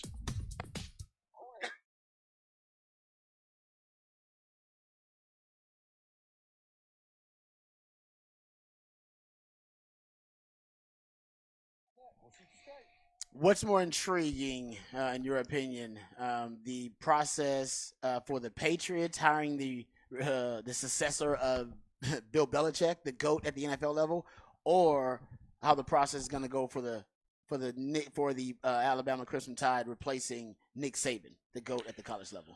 Oh my gosh! I mean, the parallels are ridiculous, but both are very challenging. The bombshell from the bombshell from Tennessee this week, I think, makes the decision a little bit easier for Robert Kraft, and maybe why he's willing to let Bill Belichick walk without compensation, even though he's under contract. That Mike Vrabel, part of the Patriot way, is right there and available.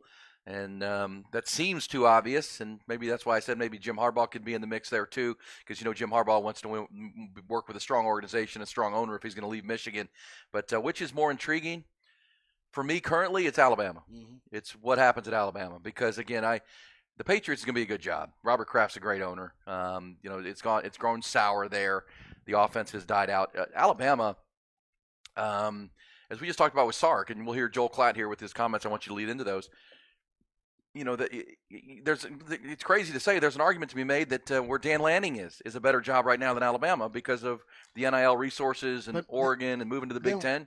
But why is Oregon considered kind of a stepping stone job? Why do coaches keep leaving Oregon? Well, that's what I wonder. That's why it's intriguing. Cristobal left right before that. What was the one before him? Was it Fritz? Chip Kelly did it. There was also one before. It was one in between, right? The black guy, I forgot his name. Is it Fritz? Yeah, Willie Fritz. Willie Fritz, right? Went to Oregon, then back to Florida State. Back to Florida State. Which wasn't a good hire. But yeah, and that's what you wonder. Is Oregon no longer a stepping stone job now that you have all the NIL, Nike resources, and you're going to the Big Ten? Yeah. And you'll be part of that Big Ten conference.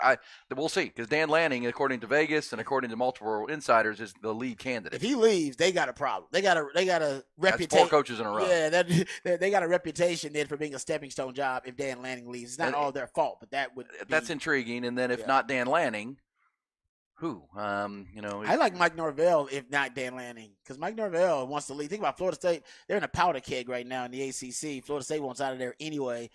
He doesn't want to deal with all that. That's a lot to deal with, and he just got left out as an undefeated team. There's also, look, that takes a coach with real big shoulders, right? It does. Who wants to walk in there and take on that job? Yep.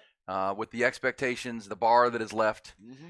And with the current NIL state, and even Nick Saban. I mean, gosh, think just 2 years ago or 18 months ago, Jimbo Fisher and Nick Saban were going at each other about the state of college football, and both are gone. They're both out at this point, which is crazy. Point being that Sark will stay at Texas likely because it's a better gig. Alabama just doesn't have the booster resources to compete in the current NIL structure with no boundaries, and so that's not only are you walking in there, you might not have the resources of some other programs. I don't know. That's why it's intriguing to me. I mean, it might be a no-brainer. I'm not. If you're Mike Norvell, I'm like, of course I'll replace Nick Saban. But you and I are old enough, Rod, and to remember when Alabama was fumbling through coaches, and Dennis Franchione left Alabama for Texas A&M. It don't take, yeah. And they hired Mike Price. Yeah. And they hired Mike Riley, and they couldn't get it right for about a decade. Hey, as we know here in Texas, it doesn't take long for it to fall off. Yeah. And actually, it doesn't take long for it to get it on track if you're a blue blood. But so for Alabama, man, it could fall off really quickly. The question is that roster they've built, arguably a top three to five roster in all of college football. Very talented. And that's what makes it intriguing. Most of those guys, did they come there to play for Nick Saban or they come there to play for Alabama? I talk about this all the time at Texas. And most of those guys, I think, came to play for Nick Saban. And that's going to be the challenge. Can they really switch the mindset? A lot of those recruits who are not recruits, but a lot of the players, they were going to become transfer portal prospects soon. But those guys who came to play for Nick Saban, can they switch the mindset and force them at least change their mindset into being guys that want to play for Alabama? Because Nick Saban was the sales pitch. Nick Saban was the reason I think a lot of those guys came. 100%. Well, and this track record spoke for itself, right? Yeah. And it was unlike Bill Belichick, who leaves with some taint on the way things have gone since Tom Brady left. Recently. Nick Saban leaves on top. I mean, he was just a play away in overtime from playing for another national championship and doing one of his better coaching jobs at 72. But as you cited, that he told his players yesterday that some health concerns, his age, might be leading him to make this call at this point because he was still on top of the game, even at his age. Do you want to make the Joel Klatt thing part of the rant? Or you want to play it ahead of it? We can save that. We can save that for later. No, I want to hear that Joel Klatt thing because do we have time? Yeah, we got time. We can do it before the rant. All right, let's do it right now. Let's hear Joel Klatt because we've been teasing a little bit about what he said about Sark, and I believe that's what this is. You can lead into it. Yeah, well, it's just Joe Klatt. Joe Klatt said this is not sources, so don't think about this as sources. This is just Joe Klatt's opinion, but within his opinion, he tells a story about Steve Sarkisian at Alabama, and I think it gives you great insight and gives you perspective on why I'm not concerned and why you shouldn't be concerned about Sark leaving Texas. Steve Sarkisian. Saban gave him his first job after he was fired from USC. And he was an analyst, ended up being the OC in the championship game after Kiffin's kind of dismissal or debacle. He went to the Falcons as an OC, came back. And I will tell you a story, and I know this to be absolutely true. Before Steve got the Texas job, the year before, he had an opportunity and was offered a job that he was willing to take and wanted to take. And he went back to tell Coach Saban that was his plan. And Coach Saban said, "You don't want to coach there. I think that you're going to be great here after I leave." Okay? So I think Coach Saban wanted to, through Steve Sarkisian, set up Alabama like Oklahoma did with Bob Stoops and Lincoln Riley, or like Ohio State did with Urban Meyer to Ryan Day. I believe that was Coach's intention, but it didn't work out that way, okay? And, life gets in the way, success gets in the way, opportunities get in the way. And so Steve decided not to take that job that was open that he was willing to take and wanted to take. He stayed with Alabama for one more year, and then he got the job at Texas. And Texas was a job that I think both of them acknowledged, like, yeah, you don't turn that one down. You don't just, so go ahead. But at some point in the last few years, Steve Sarkisian has envisioned himself as the Alabama head coach after Nick Saban. He had so much success there as an offensive coordinator. He's had so much success as a head coach, now at 3 different places. And maybe USC wasn't ultimate success, but he built Washington from a no-win program into a perennial bowl contender. He has his life issues at USC. He changes his life. He becomes a great offensive coordinator, goes to Texas, and now has built them into a team that we all think is going to be in the top 5 next year. Went to the playoff at Texas. So that's got to be their first call. Through his experience, not only at Alabama, but as a head coach, I think Steve's going to be the first call for Alabama. I would be shocked if they haven't already made it. Now, okay. Here's the thing. So I think that, first of all, he's saying that they should call him right now. I think they probably have already called him. Sure. I think they've already reached out to his agent and already talked. And I believe Sark has already decided to pass on that opportunity. But I don't know that for a fact. I just believe if they say they're trying to get this thing done in the next 72 hours, then they got to work very quickly with, checking the names off the top of that list. And the initial anecdote at the beginning of that opinion gives me confidence as a Longhorn fan. Sark had his opportunity. He could have been the next head coach in waiting there at Alabama. He wanted to build something on his own. He wanted to bet on himself. He didn't want to stand on the shoulders of the GOAT and take over. He would have been great there probably. That would have been fantastic. But he didn't want to do that. He wanted his legacy to be his own. And that makes me confident. I feel confident that Texas is in a good place with Steve Sarkisian. You don't have to worry about him. Well, but I do agree with Joel Klatt on this. That should be the first call. And I'm sure it already was. Yeah, I'm sure it already has been. And then you're on to Dan Lanning and others, and we'll take your thoughts on that. But good stuff right there from Joel Klatt. Good stuff. Good find by Rod. Good insights for sure across the board, and the good messages coming in on the text line. Right now it's time for the first of two Rod rants of the day at 7:15.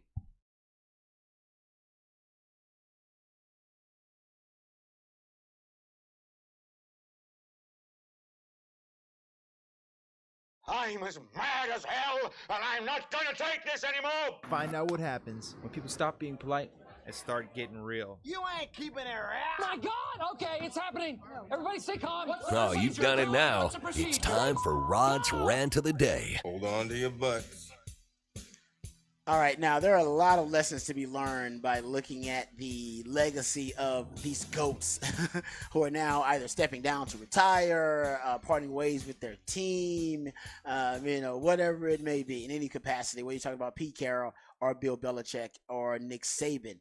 That's the interesting thing I love about their stories is you can see the evolution of them as coaches. They weren't necessarily prodigies to start, right? These guys built themselves into and really made sure that they as coaches evolved, and they built up their coaching acumen and coaching IQ. I can remember early on and just take Bill Belichick, right? In the early 90s, he gets his first head coaching job with the Browns, and people think of Bill Belichick as a failure after his time with the Browns. 36-44. I believe he had that really good 11-win season. They were 11-5. I think that was 1994. That one really good season. But then later, playoff game that I was attended, Rod. Oh, that's right. You talked about the Jets, yeah. And they ended up making. I think they ended up winning a playoff game there. Actually, they won a wild card. I was game. at that game. That was the game. It was on January. It was New Year's Day. Yeah, that's crazy. That there you go. You talk about it. It seems like there are a lot of serendipitous connections with these retirees. There's another one. I mean, E. Hogan, even close to it. But Bill Belichick, and you know this, right? Because you're from the Midwest up there. I was just going to school at St. Ed's, but we were back. I was up visiting family for Christmas, and then the New Year, and some good buddy of mine was like, "I got tickets. You want to go to the game?" I'm like, sure. Exactly. It was freezing. It was cold as hell. But the Browns team was really good that year.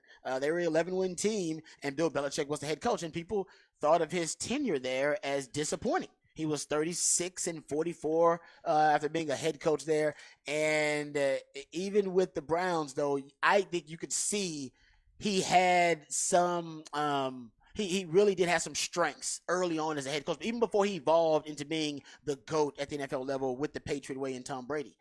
His coaching staff in 1994-95, you talk about among some of the greatest coaching staffs of all time. There were, if you look at it, I think 6 head coaches or head 2Bs later named head coaches on that staff. They were assistant coaches on that staff in 1994, and they were later named head coaches. Kirk Ferentz was on that staff. He was an O-line coach for Bill Belichick. Nick Saban was the defensive coordinator on that staff. Eric Mangini was a special teams coach around that time in 94-95. There were 4 other coaches on that staff that ended up being named head coaches later on, and that was a disappointing run. It wasn't like they were poached because everybody looked at the Browns and went, "Man, that is a great football team. I want our football organization. I want our product to replicate that." No, they were good coaches who ended up becoming head coaches, and just showed you that he actually hired Ozzie Newsome.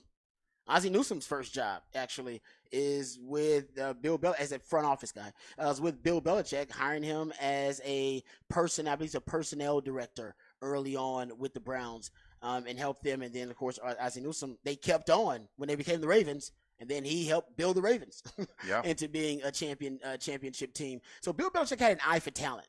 He wasn't a great coach just yet. He was a great defensive mind. He wasn't a great head coach yet, but he had an eye for coaching talent. Ironically, his coaching tree sucks.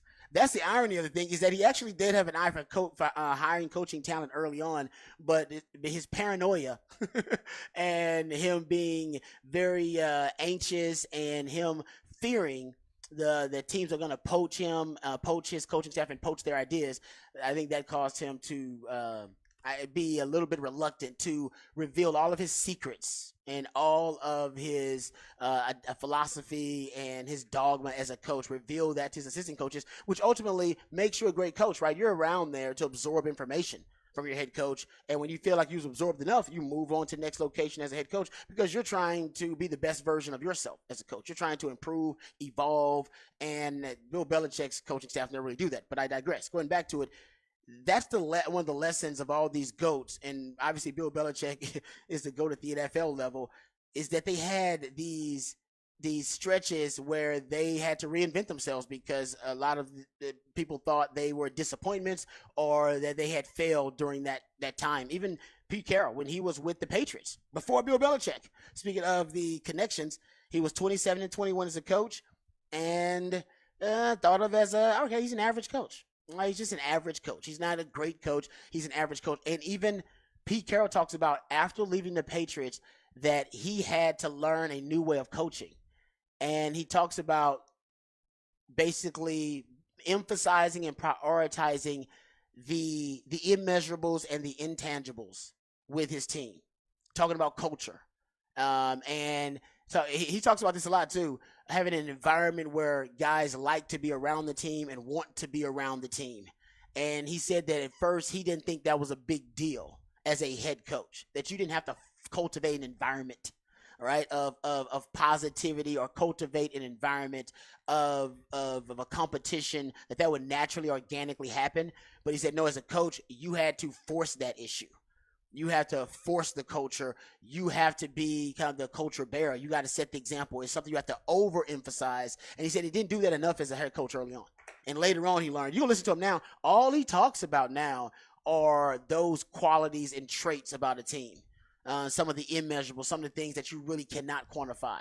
The love, he talks about love for teammates. He talks about love for the game. He talks about enthusiasm. That's why he's such an enthusiastic guy, right? He comes out running. Yeah. He's always yelling and screaming. That's false enthusiasm. It's not even, he talks about like, no, I got to force that.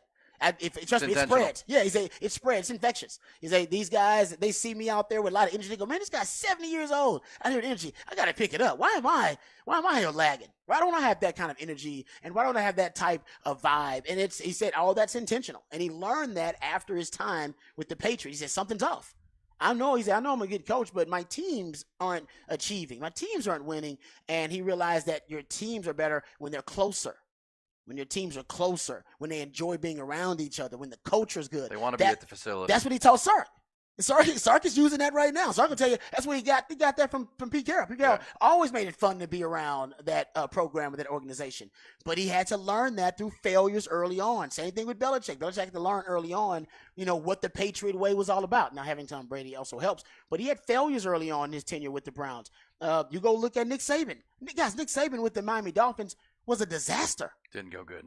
Guys, there were players on the record that wanted to fight him, that wanted to get into a physical altercation. That on the record, go look at what Zach Thomas and Dante Culpepper said about Nick Saban and his time there. They wanted to fight this dude.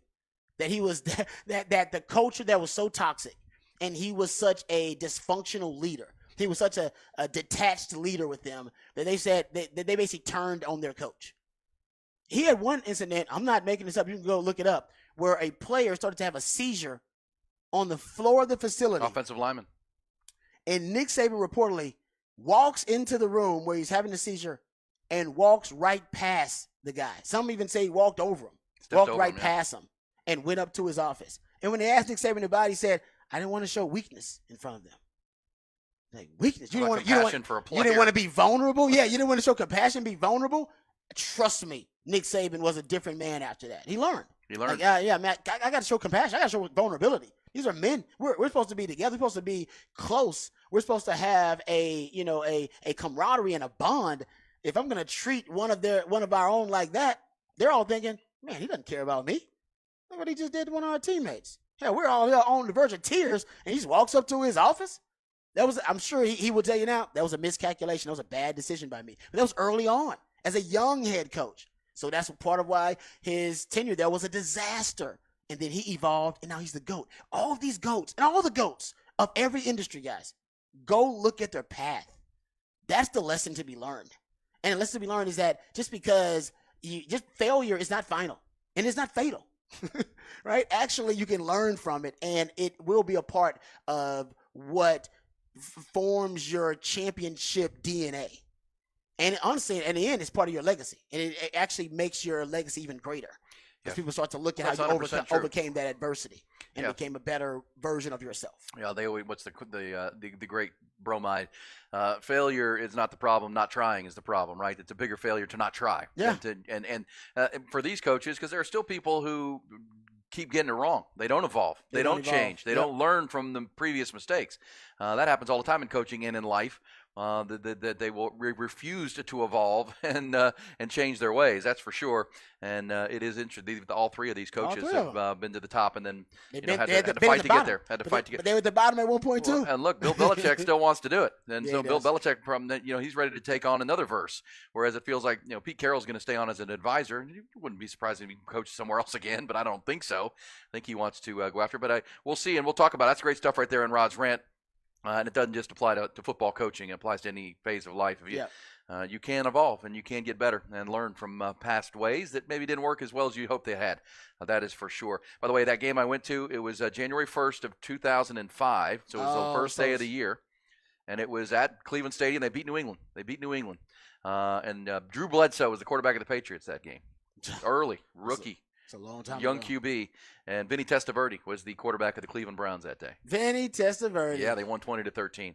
And I was in attendance. It was cold and early. Because it was New Year's Day, so we had stayed up way too late the night before, obviously, on New Year's Eve. And then we all got up, and there was like an 11:30, 12 o'clock noon kick on the East Coast.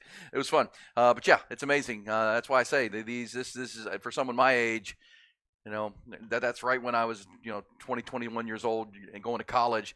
So what do you consider your adult life? From 18 on? Yeah, From 18 on till now, these are the three greatest coaches of my adult life in football. Yeah. And they're all in the headlines today, which is pretty incredible, to say the least. Agreed. And we'll talk about that's great stuff in Rod's rant. We will talk about more. Also, if Bill Belichick, but the one thing is for sure, it feels like Pete Carroll, this is the end of his coaching career. Nick Saban, Bill Belichick clearly wants to coach and still has plans to coach. And the Patriots are going to let him go coach, which leads to the question of where is he going to go. There was a report yesterday of the Cowboys, Rod, that if Jerry Jones and Mike McCarthy doesn't live up to billing here in the month of January, that Bill Belichick would be an interesting name. Now, again, that could have been clickbait fodder, but today that has more resonance because it comes with no strings attached. Ooh, and a veteran quarterback. So we'll talk about that. Throw that. How many logs on the pile can we throw? Because we're waiting on Jim Harbaugh to make a decision. So good night, nurse. Jim's what are you gonna do? Hey, your move, Jim. Your move, Jimbo. Your move, Jimbo. Well, and because we've already said that the immediate most logical successor to Pete Carroll in Seattle is Dan Quinn. Mm-hmm. And so now there's Bill Belichick. Mike Vrabel is the most likely successor in New England. And where's Bill Belichick going to go? What's up with how many games does Mike McCarthy have to win this month to maintain? Because it was Jerry Jones who was on his radio interview on 105.3 The Fan on Tuesday when asked about it, said, we'll see how each game goes. We'll see how the games go. You lose to the Packers. You know what? You're done, son. You're done. You're done. And, you're done. And even if you beat the Packers, you lose to the Lions. You might be done, You son. might be done. Yeah, might be done. And I got this guy Belichick out here. Hey.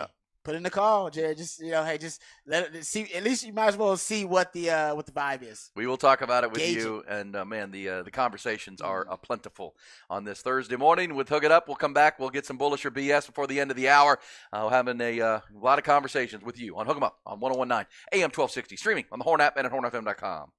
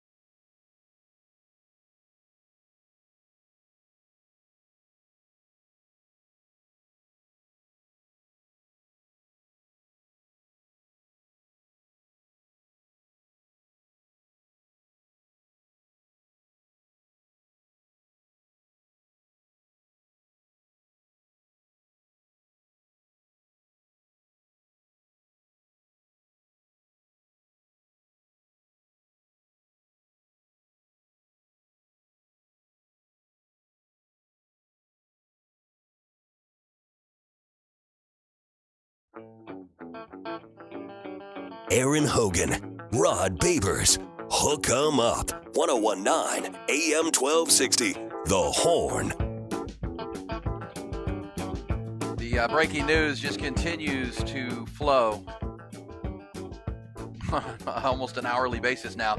As our show wraps up today, Rod, at 11 o'clock, Robert Kraft and Bill Belichick will address the media with a joint press conference. Okay.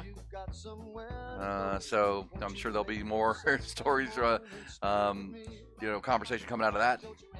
I'm sure it'll be a powwow and a kumbaya kind of thing. I don't know that there'll be a lot of breaking news, but the news is already out there that Belichick is parting ways with the Patriots after 24 years, and he's going to be able to coach immediately.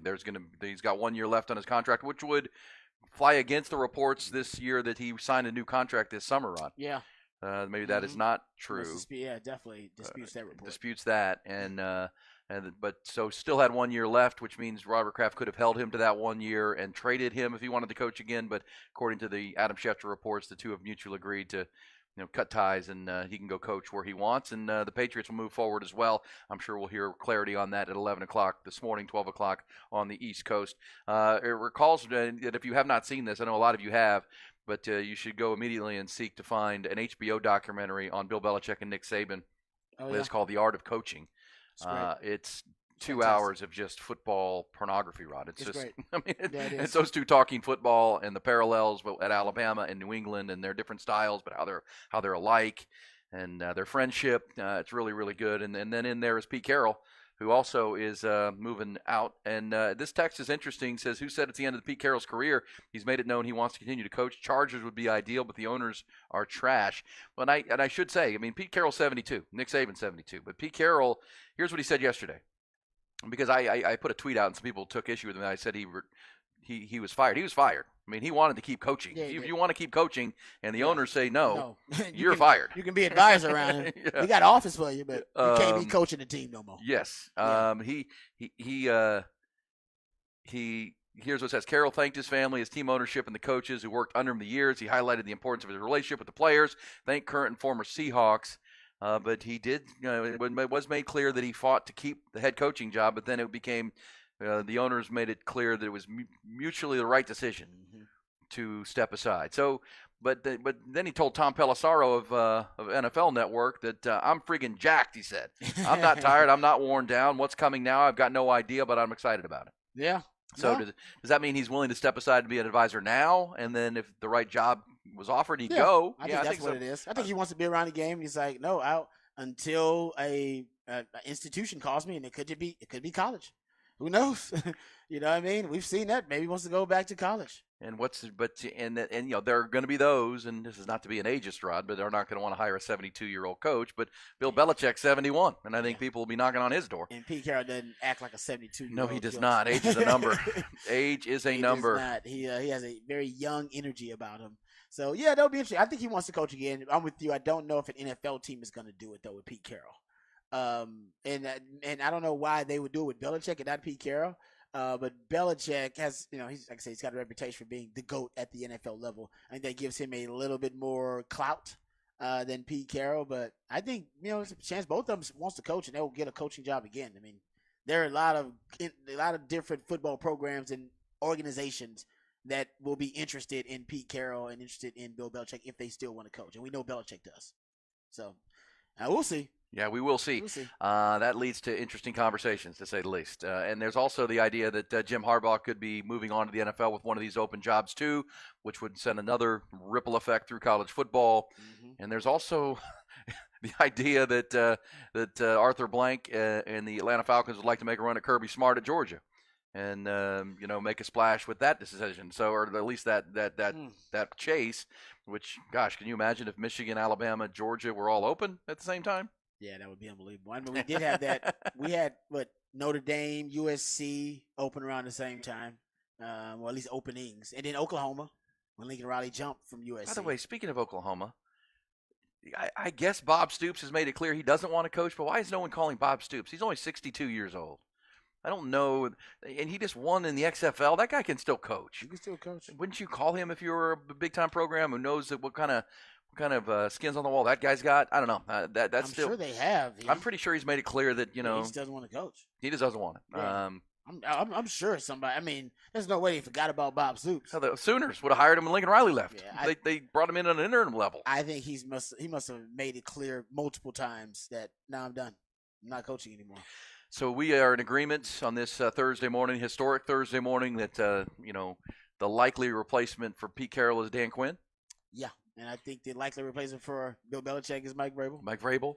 Dan Quinn, of course, the Cowboys defensive coordinator, who was the architect and defensive coordinator of the Legion of Boom. Yeah. When they won one Super Bowl and really should have won two. And it makes sense from a schematic perspective. You're in the NFC West. You go look at that division. You got to deal with Sean McVay and Kyle Shanahan. You got to deal with two of the best offensive minds in football, period. They're young. They ain't going nowhere for a while. And their offenses are very sophisticated and they're very progressive. They're modernized. They're very modern offenses. And if you got to look for a defense to match up against them, Dan Quinn's defense, and I've talked about this multiple times, it is probably I don't think it's the most progressive defense in the NFL. I think the future of football is positionless football, and his defense is built on positionless football. He also knows the Shanahan system really well because at one point he was the head coach under Kyle Shanahan over Kyle Shanahan when he was the offensive coordinator there when they went to the Super Bowl. So he knows the offense really well, and I think his defense matches up well with Shanahan's offense, at least schematically, conceptually, because they're both built on positionless football. And I think John Schneider may be looking at that with Dan Quinn coming in. How do I, first of all, defend the two best offenses in this division, how do I actually coach against and match up against the two best offensive minds in this division? Because if you don't solve that problem, you got no shot. You're going to be third in that division behind those two. Let me ask you this, Rod, just to throw a different conversation. What if Seattle, because if Seattle's ownership and John Schneider, their very good general manager, were in agreement that it was time for a change, what if the reason for the change was an opportunity, and what if they're the team that chases Jim Harbaugh? And if you're Jim Harbaugh, you're looking for a good young team that you can build and go head-to-head with Sean McVay and Kyle Shanahan. And what a piece of irony it would be, because we know when Jim Harbaugh was coaching the 49ers, the feud between he and Pete Carroll was pretty legendary. Wow. Back in the day. Yeah. Wouldn't that be something else? And if he brings Jesse Minter with him, who's the defensive coordinator for Michigan, that would be a young, dynamic defensive mind to be able to match up against Shanahan and Sean McVay. He's the one that came from the Ravens. He was with the Ravens, and then now is the defensive coordinator for Michigan. After Mike McDonald, who was the defensive coordinator for Michigan, now is with the Ravens as their defensive coordinator after he left. So, yeah. That actually lines up. And Pete Carroll, tracks. just because that tracks, you keep receipts. Jim Harbaugh's not Pete Carroll's not a big fan of Jim Harbaugh. And Harbaugh would love to stick it to the 49ers too, considering the way he left. Play them twice a year. Stick it to the organization overall because the way he left, he would more to the ownership, not to the coaching staff, everything, but to the ownership. Yeah, that. Oh. And again, we played the sound last week from Adam Schefter, and Adam Schefter said, "Look, Jim Harbaugh has flirted with the NFL each of the last couple off seasons. Once he got Michigan back to rolling, and of course he had the Niners in the Super Bowl in 2013, and built that organization. So, and after building Stanford, and this guy can build an organization and win at the highest levels. So now Harbaugh, but what Schefter said was, the ownership group has to make him the right offer. They've got to present the right package that suits. He's not just going to take any job, obviously. Like I said, you're not going to go work for the loony Carolina owner because that's, if you're a young coordinator like Bobby Slowick in Houston, you might take that job because it pays well, and who knows if you're able to be this hot again. Yeah. Jim Harbaugh is the commodity coming out of college right now after winning the national championship at his alma mater. He gets to pick his spot. And, I thought of it in that, there's a reason that the ownership went to Pete Carroll and said, we know you want to stay. And Pete Carroll's still a damn good coach. They went 9-8 this year, and they're a young. They got through the Russell Wilson mess as good as you could. That divorce is all won by the Seahawks because they don't have Russell Wilson. It's all the Broncos' problem now, and they got all the draft picks, and they rebuilt their team with a lot of the picks that they acquired in that move. And their Geno Smith is their bridge quarterback, but they're now looking for their quarterback of the future. You wonder if this is about a power play move to Harbaugh. potentially back in that division, That's or interesting. it's a Dan Quinn move, or it's something else. But we're following it here and trying to figure it all out because it's happening quickly. And as we said earlier, it is a shame that each one of these great coaches don't get a couple days of conversation. Right? It's almost like when Farrah Fawcett died on the same day as Michael Jackson. It was like, oh man, we should be able to celebrate them both. I mean, they're both legends. No. No, it's You got all this happening in 20 hours. Well, we'll be talking about it for a few days, just because, like you said, now we're gonna be talking about who's going to replace these goats, and then whether these goats are going to coach again. And Pete Carroll, I'm looking at him right now on TV. He doesn't look Belichick. like he's 72 He years looks old. young. I hope I look that good at 72. I don't Yeah. look that good at 51. So, what are you going to do? The man's got a different energy about him. Like I said, when you win those champions, Mac Brown's the same age as all these guys, and Mac Brown don't look as good as them because Mac Brown ain't won as many titles. The champion, there's a Benjamin Button effect to winning those titles. It does. Kinda And as I said this earlier, found the youth. You hate to think about what didn't happen for Pete Carroll, but had he won, if he had gotten a first down against Texas in 2006, Rose Bowl, with Lendale White, without Reggie Bush on the field, Rod. That's amazing. They get a first down there and close out a third straight national championship. And if he gives the ball or forces his offensive coordinator to give the ball to Marshawn Lynch from the goal line in Super Bowl 49, we're talking about a coach who went 3 in a row in college and 2 in a row in the NFL within a 10-year period. It'd be the greatest resume in football history for a coach, like football period. Yeah. There would not be a better resume if you won multiple. Well, you say like 3 in a row. Yeah, and the then 2 in USC a would have row. been 3 in a row. 3 in a row and then 2 in a row in the league. That Yeah. wouldn't have been a better resume in all of football history. Yeah. He'd have been considered the GOAT. To my point, and you know, those two plays stand out, but at the same time, Texas won the Natty and one of the greatest plays in Super Bowl history. With, And it was against Belichick. Malcolm Butler with And it was against Belichick. Yeah, Belichick. gave It was another against ring to Belichick. Belichick. So another connection there. Yeah, which is incredible. And of course, it shouldn't. I don't think those two plays should minimize the impact Pete Carroll has had on football, right? In both college and pro, he's one of the greatest that's ever done this, obviously. All right, we'll come back. We'll hit some bullish or BS. Every new story leads to a different conversation. Who's going to replace Belichick? Who's going to replace Saban? Where's Belichick going? What's Jim Harbaugh going to do? This is crazy times, obviously. And the Longhorns are looking for a new defensive line coach, unfortunately, with Bo Davis going back home. We'll talk about it all with you on Hook 'em Up with Ian Rodby.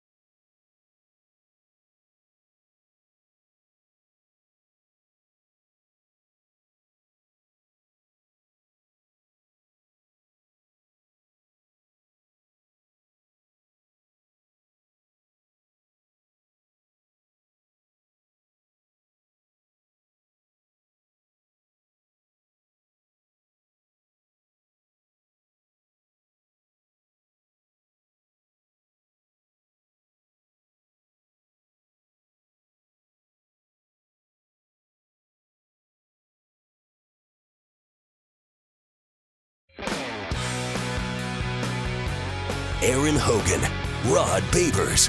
Hook 'em up. 1019 AM 1260. The Horn.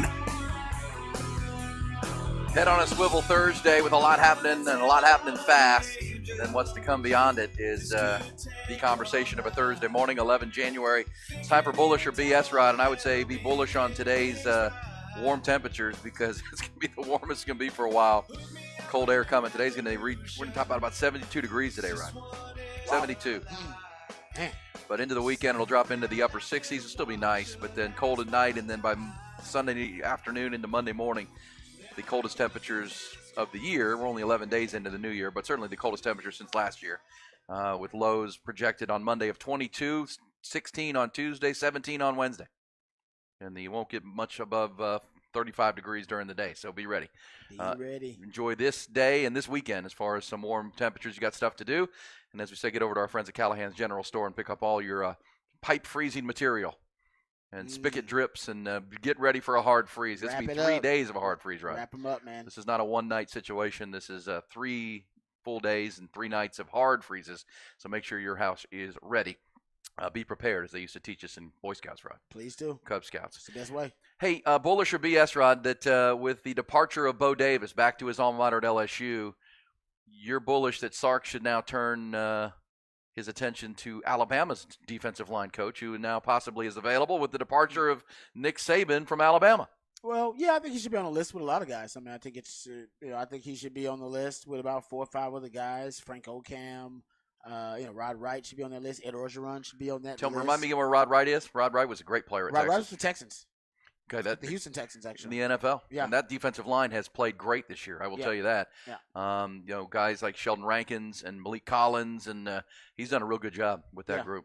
So, like you said, he can be on the Oscar Giles we talked about. I mean, Oscar Giles has been with Texas with 2 different stints. Most of the guys that Bo Davis actually developed were Oscar Giles recruits, guys he brought in. So Oscar Giles has proven himself multiple times. So there are, I'm bullish on Freddie Roach, who's the D-line coach for Alabama, but I'm bullish on about 4 or 5 different possible coaches that Sark could bring in. And I don't know if these guys are on the same level as a Bo Davis, but these guys are really good D-line coaches, and they're going to bring their own experience. They're going to bring their own styles. They're going to bring their own style of coaching, their own knowledge. So I think Longhorn fans will be fine. Sark has shown that he has a good track record in hiring coaches so far at Texas. In your mind, Sark will make the ultimate hire, but how much input should Pete Kwiatkowski have over who the next D-line coach is? A lot. Yeah. Yeah, I mean, he's the defensive coordinator. You got to make sure that that it's a personality fit with that group, but also make sure that the technique that coach teaches, that it aligns with what PK wants his D-line coach to be teaching. And I'm sure these guys, the guys that I mentioned, they all are well respected D-line coaches, so I don't think that would be an issue on whether they have the acumen and whether they have the skins on the wall, and whether they have the resume to coach at Texas. It all depends on what you want. You want to go younger, or you want to go Ed Orgeron's an older guy that's got head coaching experience. You want that? Does that matter to you? Lock up the co-eds. Yeah, exactly right. Exactly right. Oscar Giles, Rod Wright. They all bring different things. Oscar Giles got a longer resume. He's been there, done that, been to multiple stops. Rod Wright is a younger, fast riser, but still lifetime Longhorn, but got some NFL chops. Oscar Giles don't really have that. Frank Okam is a guy that recruits really well. He's at Toledo right now. So it depends on what you want and what you prioritize, I think. So I don't know what Sark's prioritizing at D-line coach right now. I think development probably should be at the top of that list. Who are the guys who are proving they can develop, lower level prospects, 3 stars into playing like 5 stars. Because that's what Bo Davis did. Because people really well. will say recruiting, but when you develop players like they have with Moro Ojimo and Keandre Coburn and now Tavondre Sweat and Byron Murphy, that recruits itself because that's what guys want. Guys want, especially big bodies like that, want to go play in the National Football League. And I'm not saying recruiting is not important. I love the Rod Wright idea, having covered Rod when he was here. Frank Okam's a great guy, too. Rod Wright's a good player. Rod Wright was a really good player. So we'll see where that goes. What do you have in bullish or BS, Rod B? Just throw it out there. Rod Wright, remember, he was at UTSA and Sam Houston State, so, not only from Texas, but recruited the state, knows how to recruit the state anyway before, but then he's decided, and sometimes don't want to come back down to the college level either. Yeah, if they're already in the NFL. It looks like his resume was all college, and then he had his first leap to the NFL, And it looks like maybe he wants to stay there as the assistant D-line coach. Now, he's the assistant D-line coach. He's not the D-line coach. But some guys, they don't want to backtrack and go to college because they feel like they may not get back to the NFL. So there you go, throwing it out there. All right, bullish or BS? I wanted to get this out there, bullish or BS for the playoff picture, because we haven't talked any playoffs today at all.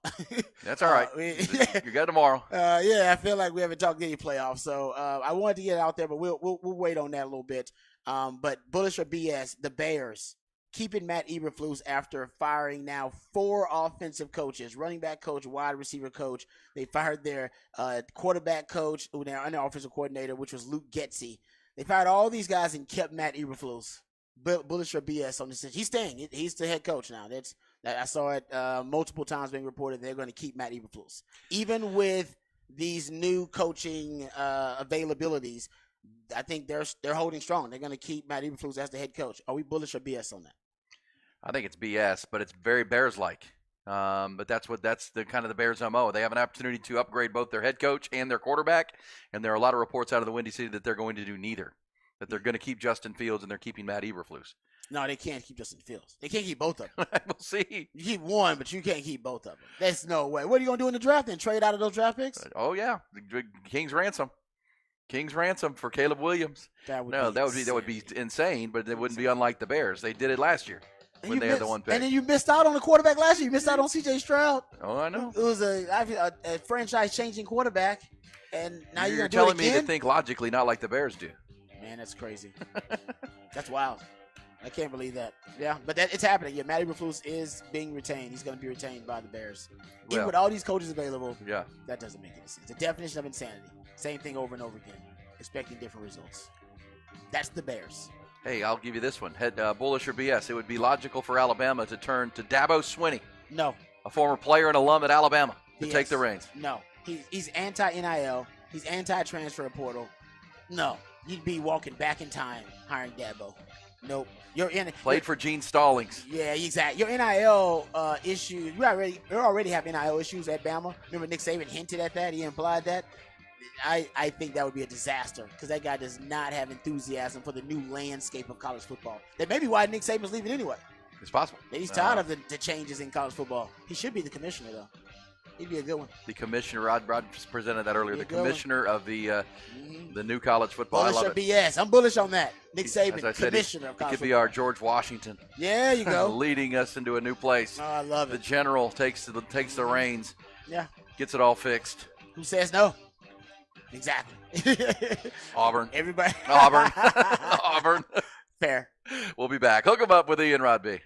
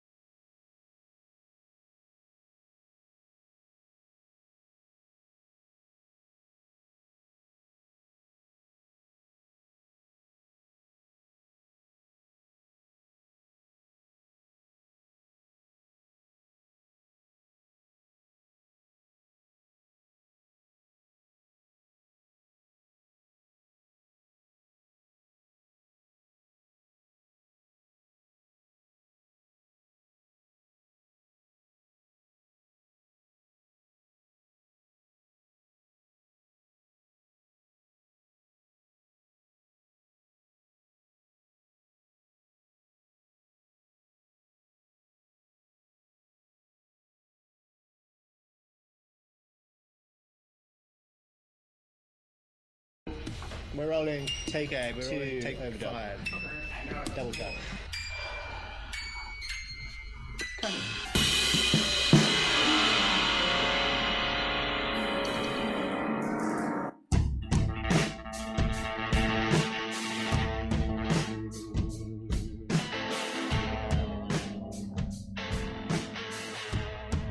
Hook 'em up with E and Rod B rolls on a historic and eventful day in 24-hour time in sports, college and pro football.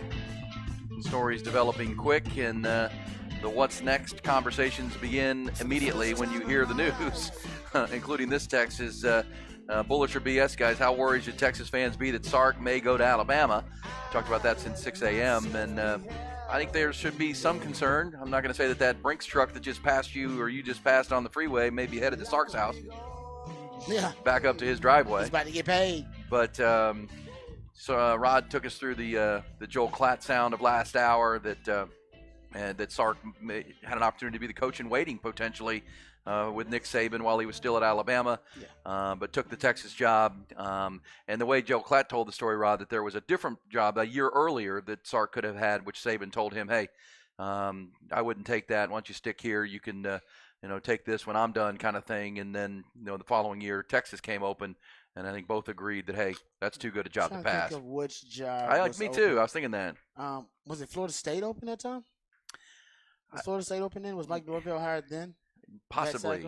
I'm just trying to think of what cycles, what coaching jobs were open that cycle. I want to say Florida State might have been one that was open. I got to go back and look. But, yeah, I mean, I can see that. I guess that's why I'm not worried about Sark leaving. First of all, the big money boosters, donors, BMDs, shout out to them. They lost a bidding war, I guess you will, for Bo Davis because Bo Davis left. They're not going to lose 2 in a row. And they're going to lose their head coach in a bidding war against, Alabama. And listen, if Nick Saban wanted Sark there, as Joe Klatt said, to be his successor, I do think, Sark had the opportunity, and I'm sure Sark thought about it. You brought it up how close Sark is and how grateful Sark is to Nick Saban. I'm sure he thought about it. They both agreed that when Texas came open, you got to take that job. And I think Sark wanted to bet on himself. Sark wants to build his own culture, his own program. He wanted to start his own legacy, and he didn't want that legacy to be on the shoulders of Nick Saban, the GOAT. And I don't know if Sark will admit that, but I just think as a prideful competitor, I think he wanted to go out there and bet on himself, and he did, and it paid off. Yeah, and so far so good, yeah, right? Why would you go back to Bama now? 3 years in at Texas, he's ahead of schedule. He's got a roster full of good young players. Got Arch Manning and Quinn Ewers at quarterback, and things are going well at Texas. Yes, you got to fix you replace the Bo Davis situation, but at the same time, a lot to like. And look, I mean, Nick Saban. I'm of the camp that believes that Nick Saban would have taken the Texas job back in 2013 if it would have been a seamless transition from Mack Brown to Nick Saban, and we know it wasn't. That story's been told over and over again. And the ties between Nick Saban and Texas and Alabama are deep. The tentacles starting back in 2009 when they met in the Rose Bowl, and Alabama beat Texas, and Colt McCoy got hurt in the first quarter, and that began the decline of Texas football and the ascent of Alabama to the dominance of the next 14 years that we've seen. Texas now just back on that firm footing where they're playing in the top 5 in the country, finished number 3 this year. But as you said, irony that Texas will have the claim to be the team that beat Nick Saban in Tuscaloosa for the last time. Yeah, it felt like Texas, it's the connections between, Nick Saban and Pete Carroll and Texas are just crazy. I mean, there's just so many. We've been going through them all morning long. But I think the one that is most the Shakespearean, if you will, in its irony, is that the ascent of the dynastic run for Alabama starts with them beating Texas in the national title game. And the descent of Texas starts at the same very game. And over the last 15 years or so, we've watched Alabama, dominate and Nick Saban become the GOAT. Texas has underachieved, and it took a former Nick Saban assistant, Steve Sarkisian, to come to Texas, beat Alabama in Tuscaloosa, almost exercising a demon to lift the curse of Texas football that felt like it was over the program for the last 15 years, and now they find themselves in the college football playoff in the year that Nick Saban retires, and that was the last home loss he's going to have On his at record, Alabama. Unbelievable. And Incredible. now it feels like Texas is getting out from underneath that curse. It's like that fog that is that I don't know, that cloud is lifted somehow right now. And I know we talked I about hope it. that's the case. I know we talked about it during the month of December leading up to the Final Four and the semifinals of, if Nick Saban were to win this thing, would he walk away? And my thought was, yeah, he might. If he were to win this whole thing, this might be it for him to go out on top. At the same time, we heard from Paul Feinbaum after the loss to Michigan in overtime in the Rose Bowl that he didn't report it, but he said he kind of looks like a guy that's ready to retire. And that was kind of a bombshell that we talked about last week. Nothing came of it, and then here we are, middle of the week, and it sounds pretty clear he wanted to meet and tell it to his team before anybody else. Mm-hmm. He wanted to be in front of his players, which he did yesterday, making the announcement that he is stepping aside at 72 years old. The other big news came down this morning. Let's get you caught up on the breaking stories as they come. Top headlines real quick. Top Gun Rentals and Lawn Equipment bring you the top stories. And, on the heels of yesterday's Nick Saban announcement, it's a bombshell. It's going to send a ripple effect across college football. Who replaces him now and where that goes. Word this morning out of New England that Bill Belichick and the Patriots are going to part ways after a remarkable 24 seasons together, ending an unmatched run in NFL history that included 6 Super Bowl titles. The 71-year-old had 1 year remaining on his contract. Belichick will be allowed to leave the team without the Patriots seeking compensation. According to Adam Schefter, he still wants to continue coaching and is expected to draw interest from at least some of the other 7 teams that have NFL coaching vacancies. The league's 7th head coaching vacancy came open yesterday with word from Seattle that Pete Carroll has agreed to step down as the head coach of the Seahawks. They say he'll remain as an advisor for the franchise, but kind of indicated he'd like to keep coaching as well. We will see. By the way, Bill Belichick and Robert Kraft has a press conference and a media availability called for 11 o'clock our time this morning. Also yesterday, Major Jolton.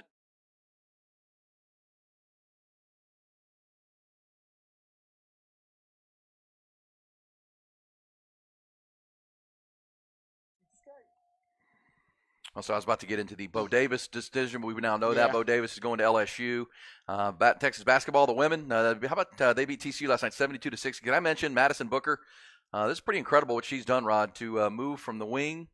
She's a 6'1" point guard. She's playing point, and then she's a big point guard. Rory Harmon got hurt, and give Vic Schaefer credit. He swung his fabulous freshman into the control of the ball, and all she's done is she was Big 12's Conference Player of the Week last week. Last night she had 21 points, 7 boards, and 6 assists. Also, I'd mention quite a game last night. We knew we had the 2 losingest teams in the NBA playing last night, and somebody had to win, and it was the Spurs. They beat the Pistons. The Pistons are now 3-35. Yeah. Yeah. That's ugly. And the second worst team is the Spurs. They've only won 5 games. They came in and beat them 130-108 last night. Whipped them. And Victor Wembanyama at 7'3" had a triple-double with 16 points, 12 boards, and 10 assists. He's handing out dimes at 7'4" or 5 or whatever his height is. And best game of the night saw, how about Jason Tatum, 35, Jaylen Brown, 45. The Celtics beat the Timberwolves. Those are the 2 best teams in each conference. The Timberwolves sit atop the West. The Celtics sit atop the East. They played last night, went to overtime. Celtics won it 127-120. So some pretty good stuff going on. But obviously the coaching conversation dominating as we look forward now to Wild Card Weekend in the NFL. And we'll get back to previewing Wild Card Weekend, I promise you. These bombshells dropping, though, I just have captivated the nation, and they are the biggest headlines. And I don't know which one you really want to start with. They seem like they're all kind of connected in a sense. But one thing I think is interesting, because I heard this story about Pete Carroll and the Seattle Seahawks last week after they won. They beat Arizona, I believe it was, in Week 18. And the players were smoking cigars in the locker room, I guess celebrating the win. They didn't make the playoffs. It became a big deal. Apparently some of the former players, Bobby Wagner and some other guys, they thought that was it was unbecoming. That they basically didn't live up to the standard, and they shouldn't be smoking cigars in the locker room. That's something you do when you celebrate making the postseason. Seems silly. But even Pete Carroll was upset about it and talked about it's just youthful naivete. They were just naive. They didn't really know about those types of traditions. And they got a really young team. I think the average age of the Seattle Seahawks is 25. And so they're a really young team. There is some discussion that even though Pete Carroll brings a youthful energy, all right, to his coaching style, that he is 72. And that it's just tough for these guys to relate to a younger football player these days who are just they're a different personality. They're just a different type of player than they used to be. Hey, our producer came to the show on Monday with no pants on. Yeah, they're just right. Like these, yes, right. I'm kidding. No, but they're still, generationally, you got kids, all right. Generationally, every generation is very, very different than the other one. Now there are wired differently. Yes, right, and there are obviously commonalities. These guys want to play in the NFL, and they want to be great at the college level. They want to play for championships, right? There's some things that all the generations have in common in terms of what they want to achieve, but in terms of the communication, being able to relate to them, that's more of a challenge, right? When you're in your 70s and these guys are coming in their 20s. So I do wonder if there is. That's why you're kind of seeing it changing of the guard. And I know Belichick wants to coach again too, but I do wonder if some of the GMs are a little hesitant because they're concerned about whether they can these guys can relate to the younger football players. Because Belichick lost his team pretty much, right? And he lost a lot of his team and lost a lot of the locker room because he didn't have a quarterback like Tom Brady that was able to bridge that gap and that connection. Your quarterback helps you bridge that connection for that much older coach. No, I agree. And I think maybe that Pete Carroll, it seems like that was a challenge for him. It seems like for Belichick, it was a challenge without, like I said, that QB to bridge that gap. And it seems like, even Nick Saban, I wouldn't doubt if Nick Saban was incentivized just a little bit to leave because of the burden of NIL and the transfer portal. I mean, the landscape of college football is very, very different than it used to be. So I just wonder if the generational gap is also something that should be considered, generational gap. Because these guys are, I mean, they're 72, 71. I'm not being an ageist, but. Well, no, and most of the players in the NFL are 25-ish, 26, 20. And, well, look, I mean, again, not every situation is the same without a doubt, but, DeMeco Ryans is 39 years old. DeMeco Ryans just stopped playing, and he connects with his team in a big way. Shano's relatively young. Shano's your age, right? Yeah. I mean, young. You're a young guy, Rod. Yeah. Oh, okay. In coaching, in the coaching realm, I'd be really young, and Shano's my age. Yeah. So really young. I mean, these guys are, they're all in their early 70s, and that doesn't make you not able to know football, but can you connect with a locker room becomes the question. I mean, to the end, Nick Saban, probably did it better than the other two, but Pete Carroll was still there. Look, that's a fair question, but the point of it is, if you're going to hire Bill Belichick, is that a consideration? Would you rather go younger? If you would consider hiring Pete Carroll again, would you do that? I think it is a consideration. And to your point, if you're in Seattle and you've built this young team with a lot of good players, and it probably needs a new quarterback. It needs Geno Smith, had a Pro Bowl year a year ago, kind of came back to the pack a little bit this year, and he's seen as the bridge to the next guy. And they won the Russell Wilson trade hands down in spades. To your point, if you're going to bring in a new quarterback, and however you do that through the draft, you trade for one, whatever, bring in another quarterback, you probably want a fresh started head coach too, to start the two together. Because, if you're looking 4 or 5 years down the road, he's 72 now, you're going to be 76, 77 years old. Second contract, he's going to be 77 years old. And you're like, hey, here we go. So those have to be taken into consideration, and that's where, these guys are, historically great coaches. As I said all morning, these are the 3 greatest football coaches of my adult life. They've accomplished a ton, and they've been great for the game. And it's why it's an historic day. But, yeah, the next wave of coaches coming, we'll see how this plays out. But I think the age thing has to be considered. It just does. I mean, you're 71 years old, 72 years old coaching, 24, 25, 26-year-old players. That's why I think if Pete Carroll and Bill Belichick are going to get, coaching opportunities, it would be, in my opinion, be best to pair them up with a quarterback that's already a stable quarterback situation, a team with a franchise quarterback already. Because that's what Belichick needs, right? Belichick, the struggle was you lose Tom Brady. They think Mac Jones is going to be the guy. Mac Jones is not the guy. And he exacerbates that by putting Matt Patricia and Joe Judge in charge of the offense. That's just stubborn. Exactly. That's just stubborn. And it just shows you an ignorance, right, about offensive football, even though he's a guy that's Belichicking and coached all 3 phases of the game, but an ignorance about the details, the nuance of sophisticated offensive football. You're like, Joe Judge and Matt, y'all got that, right? Y'all got that. Call some slants and some curl routes. It's like, no, what are you talking about? You got a young quarterback. You got to develop your young quarterback within the system and the framework of the offense, and he obviously didn't think that would fail as drastically as it did, but it did. It was a horrible, abject failure.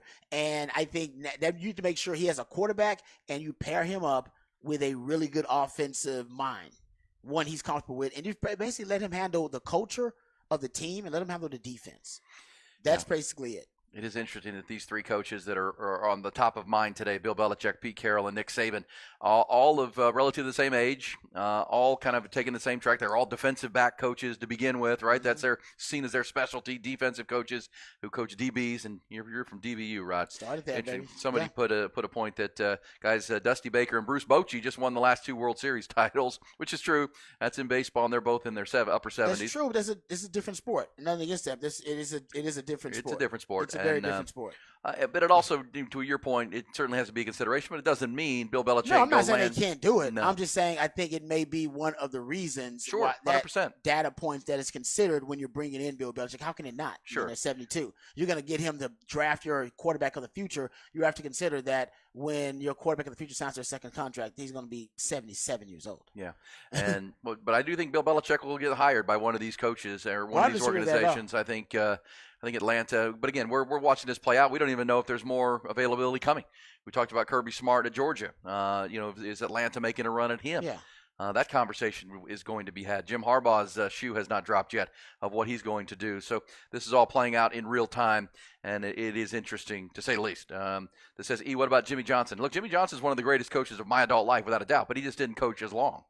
And he just decided to go fishing, and God love him, and do television. Yeah.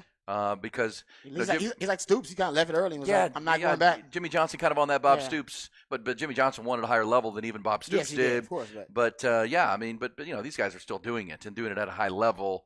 For me, I mean, you can insert other coaches, but as I said, I turned 18 in the late 80s, and from 1990 on to now, these are the 3 greatest football coaches I've covered and certainly watched. Right? I mean, there's no one's more accomplished. Jimmy Johnson was for a couple years with the Cowboys and the Miami Hurricanes before it, but then he coached the Dolphins for a little bit, but decided to go live on his boat, and good for him, man. No, he was all for it, but the level of accomplishment of these guys is unmatched. I mean, certainly with Belichick and Saban. I mean, you're talking about 6 Super Bowl championships for Belichick, a 20-year run of dominance, aided in large measure by Tom Brady. Nick Saban, meanwhile, with 6 championships at Alabama, another one at LSU, 7 titles. That's crazy. Revolutionizing college football, and then getting out still on top. His team was a play away in the overtime from beating Michigan. Yeah, and my case about Saban being 72 is not that he couldn't relate to the players. It's that I think he may have gotten frustrated with the changing landscape of college sports and the burden of it. I mean, we know nobody complained about the lack of guardrails, the lack of checks and balances, the lack of leadership in college football as it relates to NIL and transfer portal more than Nick Saban. I mean, I think he should be considered to be the front runner to be the new commissioner of college football if they ever have one, or at least start promoting him to that job, even if it's just ceremony or an honorary title, because they need to start. I want his input. I mean, I want him helping to put the guardrails in and make it fair for most, but it's never going to be. But I think that may be something that he considered in his retirement, that, oh man, you know what? I'm out. Like, this is a different job than I signed up for over the last 3 years. It is. Yeah, and his current job is not as good as others now. Like when he got to Alabama, it was the blue blood, and if you got it right, there was nobody that could top it, right? Now it's not as good a job just because of the way the current situation works. Island transfer portal, guys can leave your program now. Yeah. And if a team has more money or a program has more money than Alabama, which a lot of programs actually do, they don't have a better culture of football, but they have better coaching than Alabama, but they do have more resources than Alabama. Then they can compete with Alabama. It's a shortcut. Yeah. He knows that now. He's like, I got a shortcut. All the hard work I put in is try to build the roster of elite talent, go out there recruiting and building and getting the best talent, recruiting the best talent, developing the best talent. You telling me now there are some teams that can just have Texas can just have a shortcut there? Yeah. Just go buy the best players via NIL, and Texas A&M can do that too. Yeah, you still got to have the coaching, though. You still got to have that. Develop it. And have the culture, and them showed you that. You can't just spend the money without all the other qualities and values that come along with it. But, yeah, I think he got a little frustrated with the new landscape of college sports and thinking to himself, it's only going to get worse before it gets better. Yeah, 100%. And Alabama's always going to be – they just don't have the Brinks trucks that they have at some other places, including here in Austin. I would say this, any thoughts? So if Dan Lanning at Oregon is the odds favorite, which, again, Vegas puts odds on everything, doesn't mean it's going to happen, but the odds favorite now is Dan Lanning. out of Oregon, who's got SEC ties, had been at Georgia. He's a young coach, energetic, and kind of gets the whole new landscape. He's kind of come up in this new realm. If he were to say no, which could happen, he's got a pretty good thing going at Oregon. If he were to say no, should Alabama call Deion Sanders? Deion Sanders put out a nice tweet out of his X account yesterday about the GOAT and leaving Alabama. And, of course, those two do Aflac commercials together. And, should Alabama call Deion Sanders at Colorado? That's a good question. It'd be must-watch television. Oh, my gosh. I'm not sure it's the right fit. I'm not sure it's the right fit. Would be interesting. Oh, yeah, of course it would now, be. Now, if your guy – must-watch, I just don't know if it'd be a good fit. Let me say this way. As dominoes start to fall and as the wind blows, Rod, what if Dan Lanning says no and they turn to Florida State's Mike Norvell and Mike Norvell says yes and Florida State calls Deion Sanders? Now that I think I can see happening. I think Mike Norvell might end up as one of the top – I think he is, based on the odds, one of the top candidates. But when all the dominoes fall – say they called Sark and Sark was like, "No, I'm good, man. Texas, I got it rolling, baby. We're ahead of schedule. I'm good here." I'm the Coach Arch. Right? Exactly. I'm good here, man. And say Dan Lanning, it just didn't work out. He got a $20 million buyout. Maybe that became an issue. That's a big number. And maybe, the sugar daddy, Phil Knight, was like, "Bro, I got you. Come on back here, man. I'll re-up you." So say that didn't work out and he turned it down. Yeah, man, Mike Norvell, I don't see him turning it down. Right. I mean, why would he? Yeah, they just got left, in their opinion, shafted out of the F-14 playoff. Undefeated team got left out of the college football playoff, and we know that the ACC is a powder keg right now. It's about to blow up. We don't know how it's going to look when it blows up. Yeah. But a lot of the big dogs and blue bloods in ACC, they want out or they want more money, and they can't get more money, so they want out. And why deal with that when you can already go to probably the SEC or the Big Ten where they're going to end up going anyway? Interesting. But then if Florida State were open, they would call Deion Sanders. That's, of course, his school. There's been some bad blood between them, which is weird. We don't really know the story. And would Deion Sanders leave with Shedeur ready to be his quarterback at Colorado? There's a lot playing here. Yeah. Safe to say. I said this earlier, and I was surprised that you put some resistance to it, that, Bo Davis leaving Texas to go, and we'll go behind the burnt orange curtain coming up with more on the Bo Davis decision, but Bo Davis going to LSU, for me, if I'm an LSU fan, would give me cause to believe that Brian Kelly's not going anywhere, even if Jim Harbaugh jumps to the NFL. Okay. You say you're not sure. I mean, if I'm Brian, look, these guys know. These guys know way more than we know. So if Bo Davis is about to take this job and leave a really good job in Austin where they offered him a raise, you got to know he's got to have assurances that Brian Kelly's going to be there. I would think so. I would think so. And the reports from Chip Brown and also from Kirk Bowles that Bo Davis wants to coach his son, who is at Southeastern Louisiana right now, and that he could potentially transfer to LSU. And that academically, that'd be easier to do in state rather than him trying to transfer to Texas or something like that. Then maybe that also, along with the money, right? And that being his alma mater, and him having some love for LSU, then maybe that played a huge role. But I'm just saying, if he goes to Michigan, say Brian Kelly does go to Michigan, Jim Harbaugh leaves, and they want to hire Brian Kelly, I'm not sure that Bo Davis would refuse to go, or that Bo Davis would make that a deal breaker, because he would just stay at LSU, whoever they hired. He could stay at LSU, or he could decide to follow him. I mean, he's coached the Detroit Lions. He's coached in Michigan before. Yeah, I just think, why would you leave this secure job if there was uncertainty coming? I guess would be my way of looking. You're right. I would be certainly asking those questions of Brian Kelly. I totally agree with you. I don't want to move twice here, and I don't want to have to deal with a head coach that's uncertain. That's true. So we'll see. Because I know LSU fans are freaked out about that whole thing. That would at least give me some cause for optimism in that front. No, you're right. And at the same time, who knows? I mean, gosh, who dang knows? I don't know.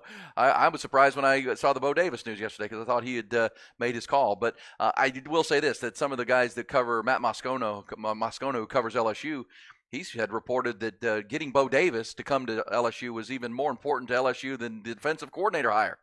That was even of more import, because they got to fix their D-line. He's gonna get paid as much. Like whoever our defensive coordinator is, it doesn't matter as much as getting the trenches right, because everybody knows it's a line of scrimmage league in the SEC, and this past year the LSU defense fell off big time, and they got to get back to being tougher at the point of attack. I don't know how much they're going to pay their DC, because they're paying Bo Davis a lot. $1.3 or $1.5 million And they got to pay. I don't It's know over what- 2. Yeah. They brought paying him. him a He's coming in bunch. from Missouri. Yeah. Yeah, he's the DC at Missouri. All right, we'll come back. When we do, Rod will take us behind the burnt orange curtain and all that's gone on there. No player development yesterday at Texas, but certainly the coach development. Longhorns have already lost their linebackers coach off of this defense, and now the D-line coach is headed to LSU. We'll talk more about it coming back. Plus, before the end of the hour, a little round of Off the Record. Having fun with you on Historic Thursday. News coming fast.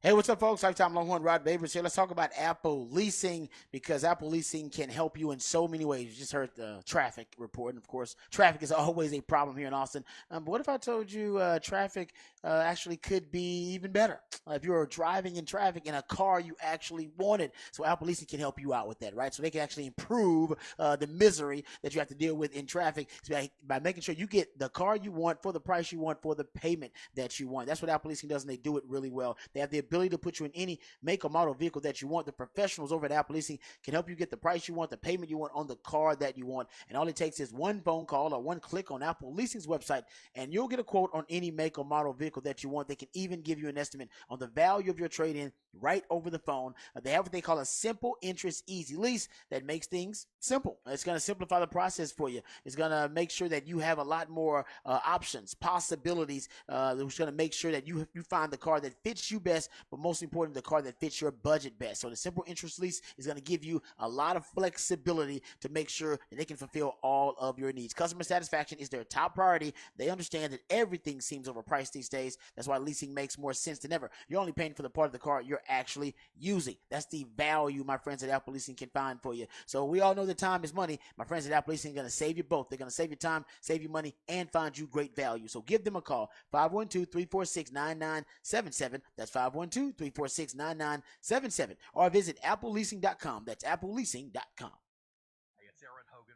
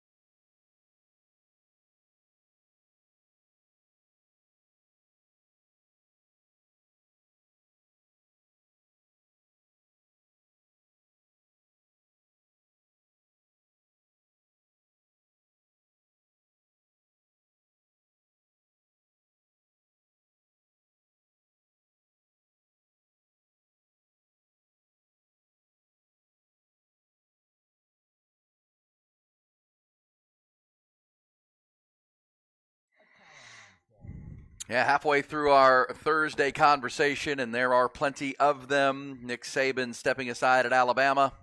Shockwave yesterday. This morning, shockwave from New England. Bill Belichick departing New England, but still wants to coach.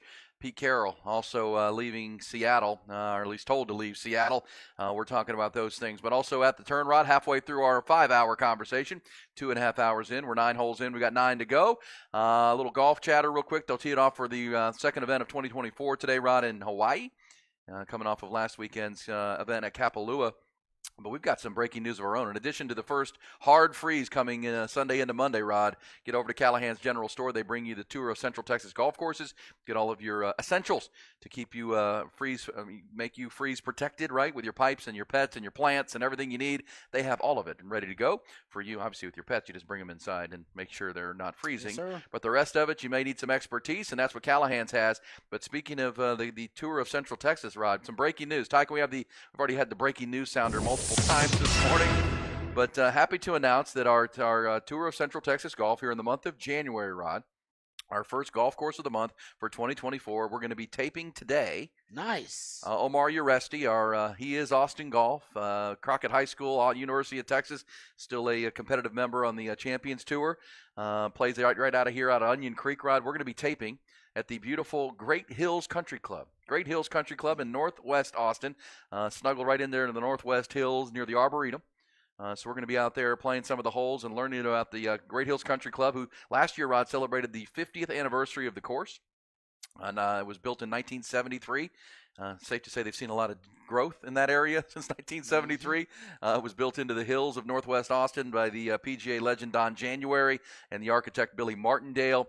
Here's what's interesting about Great Hills, Rod. It's a membership course, right? You got to be a member, but it is owned by the members. Like the course itself, and it's a membership-owned course. It's a member-owned course. Yeah. So we're going to learn all about that. I don't know much about how all that works. It's kind of like the Green Bay Packers are owned by the fans and the shareholders of the team. The people, baby. Yeah, the members actually own the course. And so we're going to learn about the amenities at the club, their redesigned and completely reconstructed clubhouse, which is amazing. So our glad to be here, and we'll be talking out there with Rick Arnett, the head golf professional today, and some of the crew. But take a course tour. We're looking forward to it. Great Hills Country Club will be our golf course of the month for January as we start the new year in style with the Great Hills. Excited about that. So we'll have more on it coming up. We'll be out there recording today, so we'll have some videos and some social media stuff to be coming soon. Also, the conversations of Great Hills Country Club. And that is At the Turn, brought to you by Callahan's General Store.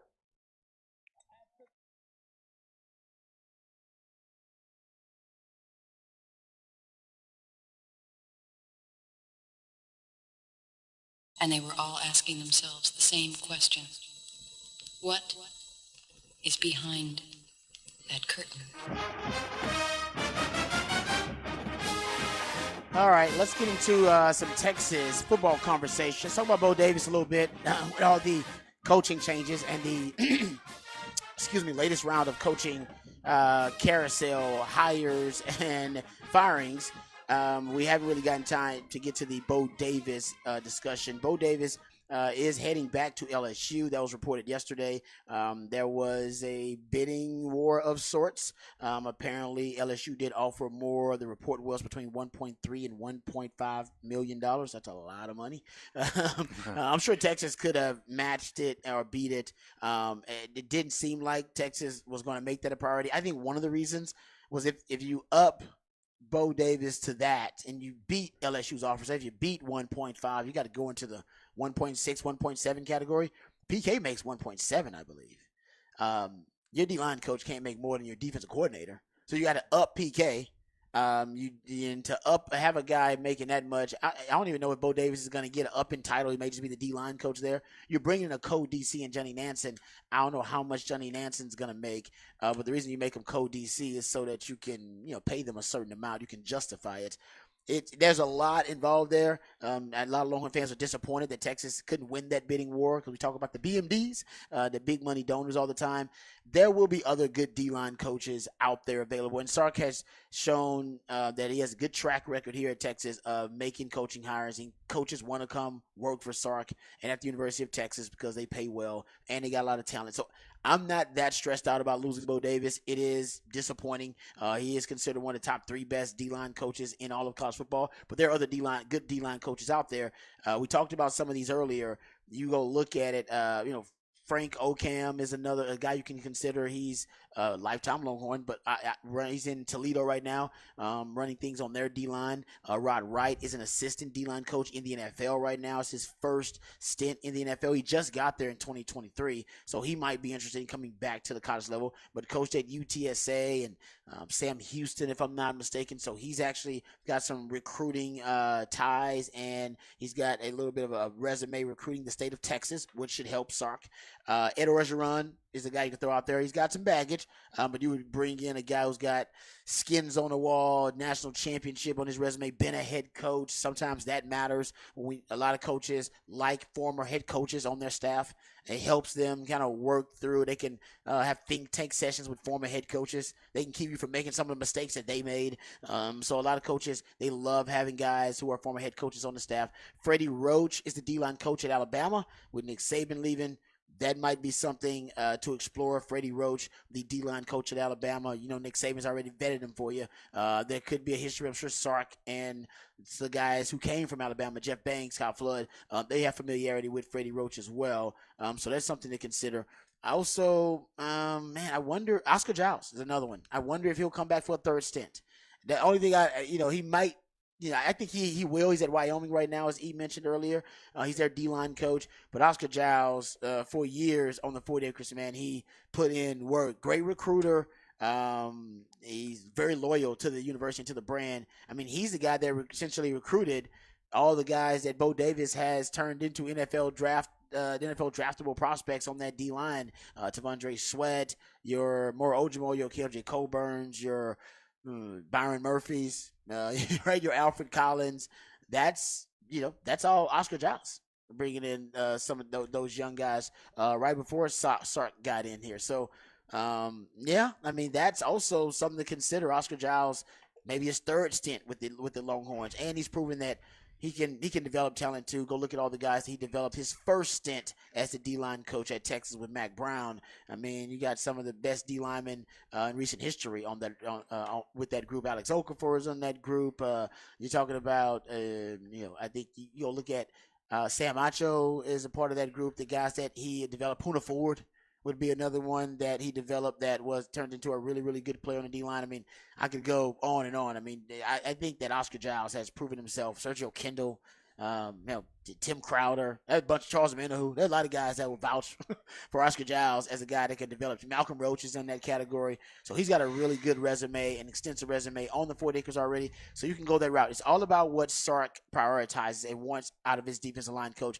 Maybe he wants a coach like Ed Orgeron who's got – and now there is a stipulation, I believe Bobby Burton mentioned this on On Text Football, that in Ed Orgeron's contract that if he coaches in the SEC against LSU – that there is some penalty of some sort. But technically, Texas isn't in the SEC yet. So I believe if they hire him before they're an SEC team, then the penalty doesn't actually apply. That's from what my understanding of what Bobby said. It only applies if SEC teams hire Ed Orgeron. Technically, right now, they would be hiring him before they're an SEC team, which would make the penalty not applicable. But like I said, I don't know I haven't looked at the contract, but that's just from my understanding. But maybe he wants a former head coach. Maybe he wants someone younger. If he wants younger, Frank Okam, Rod Wright, or younger guys. If he wants someone who's been there and done that, seasoned veteran, then maybe you're looking at a Freddie Roach or an Oscar Giles. It all depends on what he wants. I mean, there are really good D-line coaches out there, so I would not be heartbroken over Bo Davis for too long. It's sad that he's gone, but he went for sentimental reasons. And we talked about this. I don't know if you were going to win a bidding war for Bo Davis when he wants to coach his son, reportedly, says Chip Brown and my man Kirk Bowles of the Statesman. At his alma mater. At his alma mater, coach, that place that he played. Some serendipity to that. Yeah, so I think there's parent, some emotional, personal connections that I don't know if you could have competed with that. Yeah. Well, and as we found out from Jerry Hamilton on our last visit with G, that Bo Davis's family, they still live in Kingwood, which is north of Houston there, and I'm sure to be able to be between and go back to Louisiana and go see their son play and those kind of things. Yes, true. So, and coaches a lot of times will travel a lot, but at the same time, that's home. And you said that if UT called you and said, "Hey, Rod, come home," I'm coming. There's a draw to that you just can't outbid at some level. And I will say for Sark, I remember one of our first conversations with Sark was touting Bo Davis as the best defensive line coach in the country. Yep. And is one of the part of the reasons for they were so excited to have he and Kyle Flood to help build the lines of scrimmage. So yes, he's a loss, but there are other good coaches out there, as you say. And the one thing you can say about Bo Davis, in his 3 years, he built the line and left it in a really good place that it can be built upon, right? Like a lot of the other foundational pieces of this Texas program. Whoever does come in will be ahead of the curve when it comes to that with talent and, an Alfred Collins and a, Sadir Mitchell and some of these young guys coming on the D line. They got to continue that development, but looking forward to seeing where Sark goes with this. But that's just part of the deal. When you win and you are developing players, and people are going to covet your coaches. There's just no doubt about that. Yeah, first world problems. You want these problems. it's much better, and it's much more alike. Having done this as long as I have, Rod. The only coaches Mac Brown lost when he was building Texas into what eventually became the dominant program for a decade, won a national championship, nearly won 2. The coaches didn't get let go. They moved on. And then for the last 10 years before Steve Sarkisian got here, they were changing coaches yearly because of looking to upgrade. It wasn't even about. Yeah. No one was poaching the coaches. You're right about that. They were underperforming, so they had to change out coaches year by year, coordinators year by year. That has now stopped. And now here for the first year in year 3, you had Stan Drayton after year 1 because Stan had built a great resume, and he got poached to come be the head coach at Temple. And then you had Brock, Coach Marion from wide receivers off to UNLV, where C still is, and now Jeff Choate, who was a head coach before coming here to be a linebackers coach, and same thing with Bo Davis, and that's just that's a first world problem, as you say, but it's also it's not the last. Johnny Nanson's coming here to leave a defensive coordinator position at Arizona to be a linebackers coach at Texas, so that if things go where they hope they're going, he can then go be a head coach somewhere, right? I mean, that's the career path. That is the career path. That's what you want. Ultimately, Nick Saban, that problem that Nick Saban had, one of the biggest issues he had to replace coaches damn near every year. Every year. Great coaches, really good coaches. Now your guy Shano out of San Francisco's got to do the same thing. Yeah. People are coming to poach the Niners. Sean McVay had to deal with it. Remember when Sean McVay was up? It's like, oh, man, if you have Sean McVay's number on your phone, then, hey, man, you might be up for an assistant coach job. It happens. That's part of – actually, that's part of speaking. We're talking about the GOATs. That was part of the paranoia of Bill Belichick of why he thought teams would be stealing his ideas and stealing his concepts and stealing his philosophy would be through poaching his coaches, which is why he never gave his coaches all of his secrets. And it helped him extend his window of that dynasty, but it ultimately hurt him as well because his coaching tree is terrible. And I think ultimately because his coaching tree is terrible and all those coaches, they come back to Belichick, they don't come back better coaches. They actually come back to him shells of themselves as coaches because they don't necessarily learn how to build a football culture and a football program organization from the ground up or from the top down like you would think from a Belichick who has all the knowledge because he's not giving it to him. So it is very different than some of the other coaches. So that's the irony of it in some of these GOATs in the way they've done business, or at least their methods of building the culture and building the program.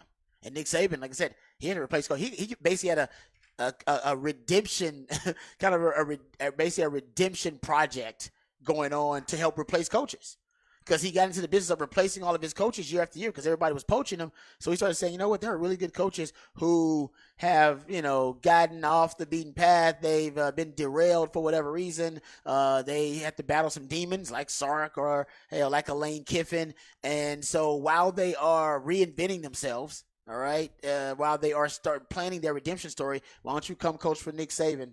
All right, and now you can coach for me. I get them at a discount. If you're Nick Saban, you get them at a discount, and you get them when they're trying to prove themselves, when they're the hungriest they've ever been as a coach. Because I got to prove myself to the world that I am a good coach after having the fall from grace. And so that was actually something Nick Saban, that was kind of unique to Saban. The getting the coaches who had the fall from grace on the cheap, and then and basically the Nick Saban coaching car wash, helping them reinvent themselves. He's done that with like 5-6 coaches now. Bill O'Brien, Steve Sarkisian, Lane Kiffin. Does it over and over again. Major Applewhite went through that thing. Yeah. Charlie Strong went through it. Everybody goes through that Nick Saban coaching car wash, man. It helps out. And I think that was Nick Saban's way of getting coaching talent. Even though he kept losing all the coaching talent he was developing, he would lose it year after year, and it was getting tougher to replace it. So how do you get that high level coaching talent back infused into your program? Well, you know what? I'll get the guys who've had a fall from grace. I'll get the guys who have basically fell out of favor. And they're still good coaches. I just got to rehabilitate their character. And within my culture, we can make that happen. In the Nick Saban, Bama culture, I ain't got to worry about Lane Kiffin acting a fool. Yes. I ain't got to worry about Steve Sarkisian falling off the wagon, whatever. It will help them get back on track and be the best version of themselves. And he did. It's amazing. He was very different than his great friend and mentor, Bill Belichick, for sure. Yeah. Well said. All right, there's some behind the burnt orange curtain. Bo Davis and his replacement to come. Coming back, we'll go off the record. Some stories maybe you've missed to this point in the morning because there's been so much going on, but you need to hear them because they're going to be talked about. It's Hook 'em Up with Ian Rod B on a busy Thursday.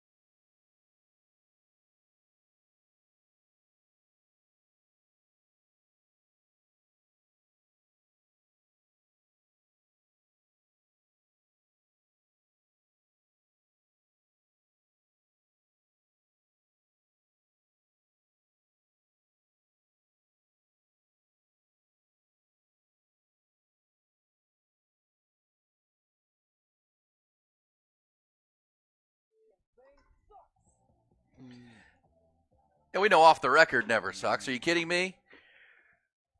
We got a lot to do in off the record, a lot to do in the coaching realm. And if you saw that the week continues at ESPN, what a weird week. Aaron Rodgers is now going to be off of Pat McAfee's show on Tuesdays for the rest of the football season, Rod. Yeah. Pat McAfee made the announcement yesterday. He said he was happy about it. He said the pressure of having Aaron Rodgers on there because he's so polarizing. They get so much hate mail and hate tweets, and they get so much blowback from it that he basically like, it's not worth it.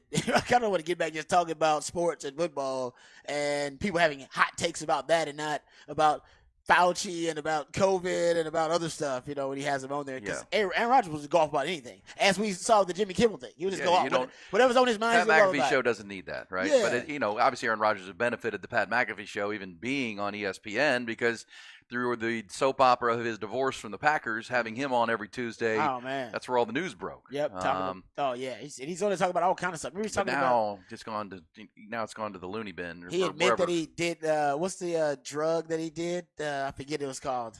The T. Yeah. Well, and look, whatever side of all of those conversations you're on, you can't win with that. I mean, it's one of the reasons we don't talk about it much. I mean, you either got to go all in one way or you got to stay out of it. You know what I'm saying? It's like ayahuasca. That's what he did. Ayahuasca. He admitted to doing the ayahuasca. Which is fine. Good for him. And the sleep, lived in the hole for 4 days. The dark room with no windows. But I'm saying that all those things he talks about, so he has crossover appeal on there. So the Pat McAfee show goes from the sports page to the front page because of Aaron Rodgers. Sure. Yeah. And I think Bill Belichick's on there. Nick Saban is on today. Yeah, he's been on there a few times, actually. Well, Nick Saban, his weekly guests that come in and spend several segments with him, it's been it's been Aaron Rodgers, J.J. Watt. And then it's been Nick Saban. Those are good guesses. Yeah. And he took some criticism when it was revealed that he paid them to be on his show, to which Pat McAfee says, you know how much money those guys have made us and me and our company? Because we started from scratch in Indianapolis with a little podcast. And having those guys on our show has reaped huge financial benefits. So, yes, I'm going to pay them to be on spend an hour with us. So, but, yes, it is well worth it. And but now the Aaron Rodgers thing will end for the rest of the year. Yeah. At least the rest of the football season. Yeah, I understand why they did. It's not, like I said, now on that bigger platform. It's becoming more detrimental than beneficial. On that bigger platform now, I bet the blowback now is way more, I think, extreme than it was when they were, like you said, kind of a mom and pop operation. You ain't mom and pop no more, man. No. You corporate, baby. How about this? I guess I kind of should have put this in bullish or BS. But there's a guy, Roy Engelbrecht. Yeah. He's a promoter. He wants to have the Irrelevant Bowl. And he says he's going to push to make it happen. In college football? Yes. The Irrelevant Bowl would feature the worst teams in college football facing off in a bowl game. No polls, no rankings, he says, no controversy. Just two winless or near winless teams looking for redemption and one elusive win. He said, knowing that the NCAA has become more flexible with the number of teams wins to qualify for a bowl game, I will petition the NCAA asking them to grant a waiver in 2024 so that two teams would be eligible to play in the inaugural Irrelevant Bowl. These are the same people that do the Mr. Irrelevant celebration and promotion for the last pick in the NFL draft. Extend the brand. So so if there had been an Irrelevant Bowl played this past December, Vanderbilt 2-10 versus 1-11 Akron with the Zips. Teams. Yeah, I wouldn't have watched that. Because in economics, or at least in business, that's called expanding the brand, right? You're trying to lengthen the brand. You want your brand to it is this, but we want it to be this. Mr. Irrelevant. By the way, has anybody ever expanded their brand and lengthened their brand better than Snoop Dogg? Nah, Snoop Dogg's great at marketing. He's got a great marketing mind. I was thinking about that because I saw him doing something else the other day. I'm like, this guy, no one lengthened their brand like this guy. Snoop Dogg's great brand. And he actually, I had to find an interview where he gives a lot of props. When they came out that he's going to be doing stuff for the Olympics. Yeah. Again, like commentating. It's like no one has ever stretched their brand Martha more than Stewart. this guy. Yeah, Martha Stewart. Nobody has crossover in mainstream appeal. He's a hip-hop artist who was on trial for murder at one point. Exactly. When he was just a gangster rapper. Now he's hanging with Martha Stewart, working on the Olympics, hanging with Willie Nelson. The guy knows how to market himself. That's how you expand the brand and lengthen your brand. You got to cross over. Speaking of that, Rod, remember when the Bengals played the Browns this weekend and Jake Browning's girlfriend was wearing that bodysuit that everybody was so fond of? It was a nice-looking bodysuit. And she has a nice body, so that helped, right? It would have looked different on a different person. It does help. But the designer of that particular jumpsuit. Her name is L&B Creative. She says people are beating down her door. She can't keep up with the business now. Oh, for the little cat suit? Yeah, the little cat suit. Mm-hmm. So we're a fan of this. We want more people to invest in that. Now, but you got to have the body, though.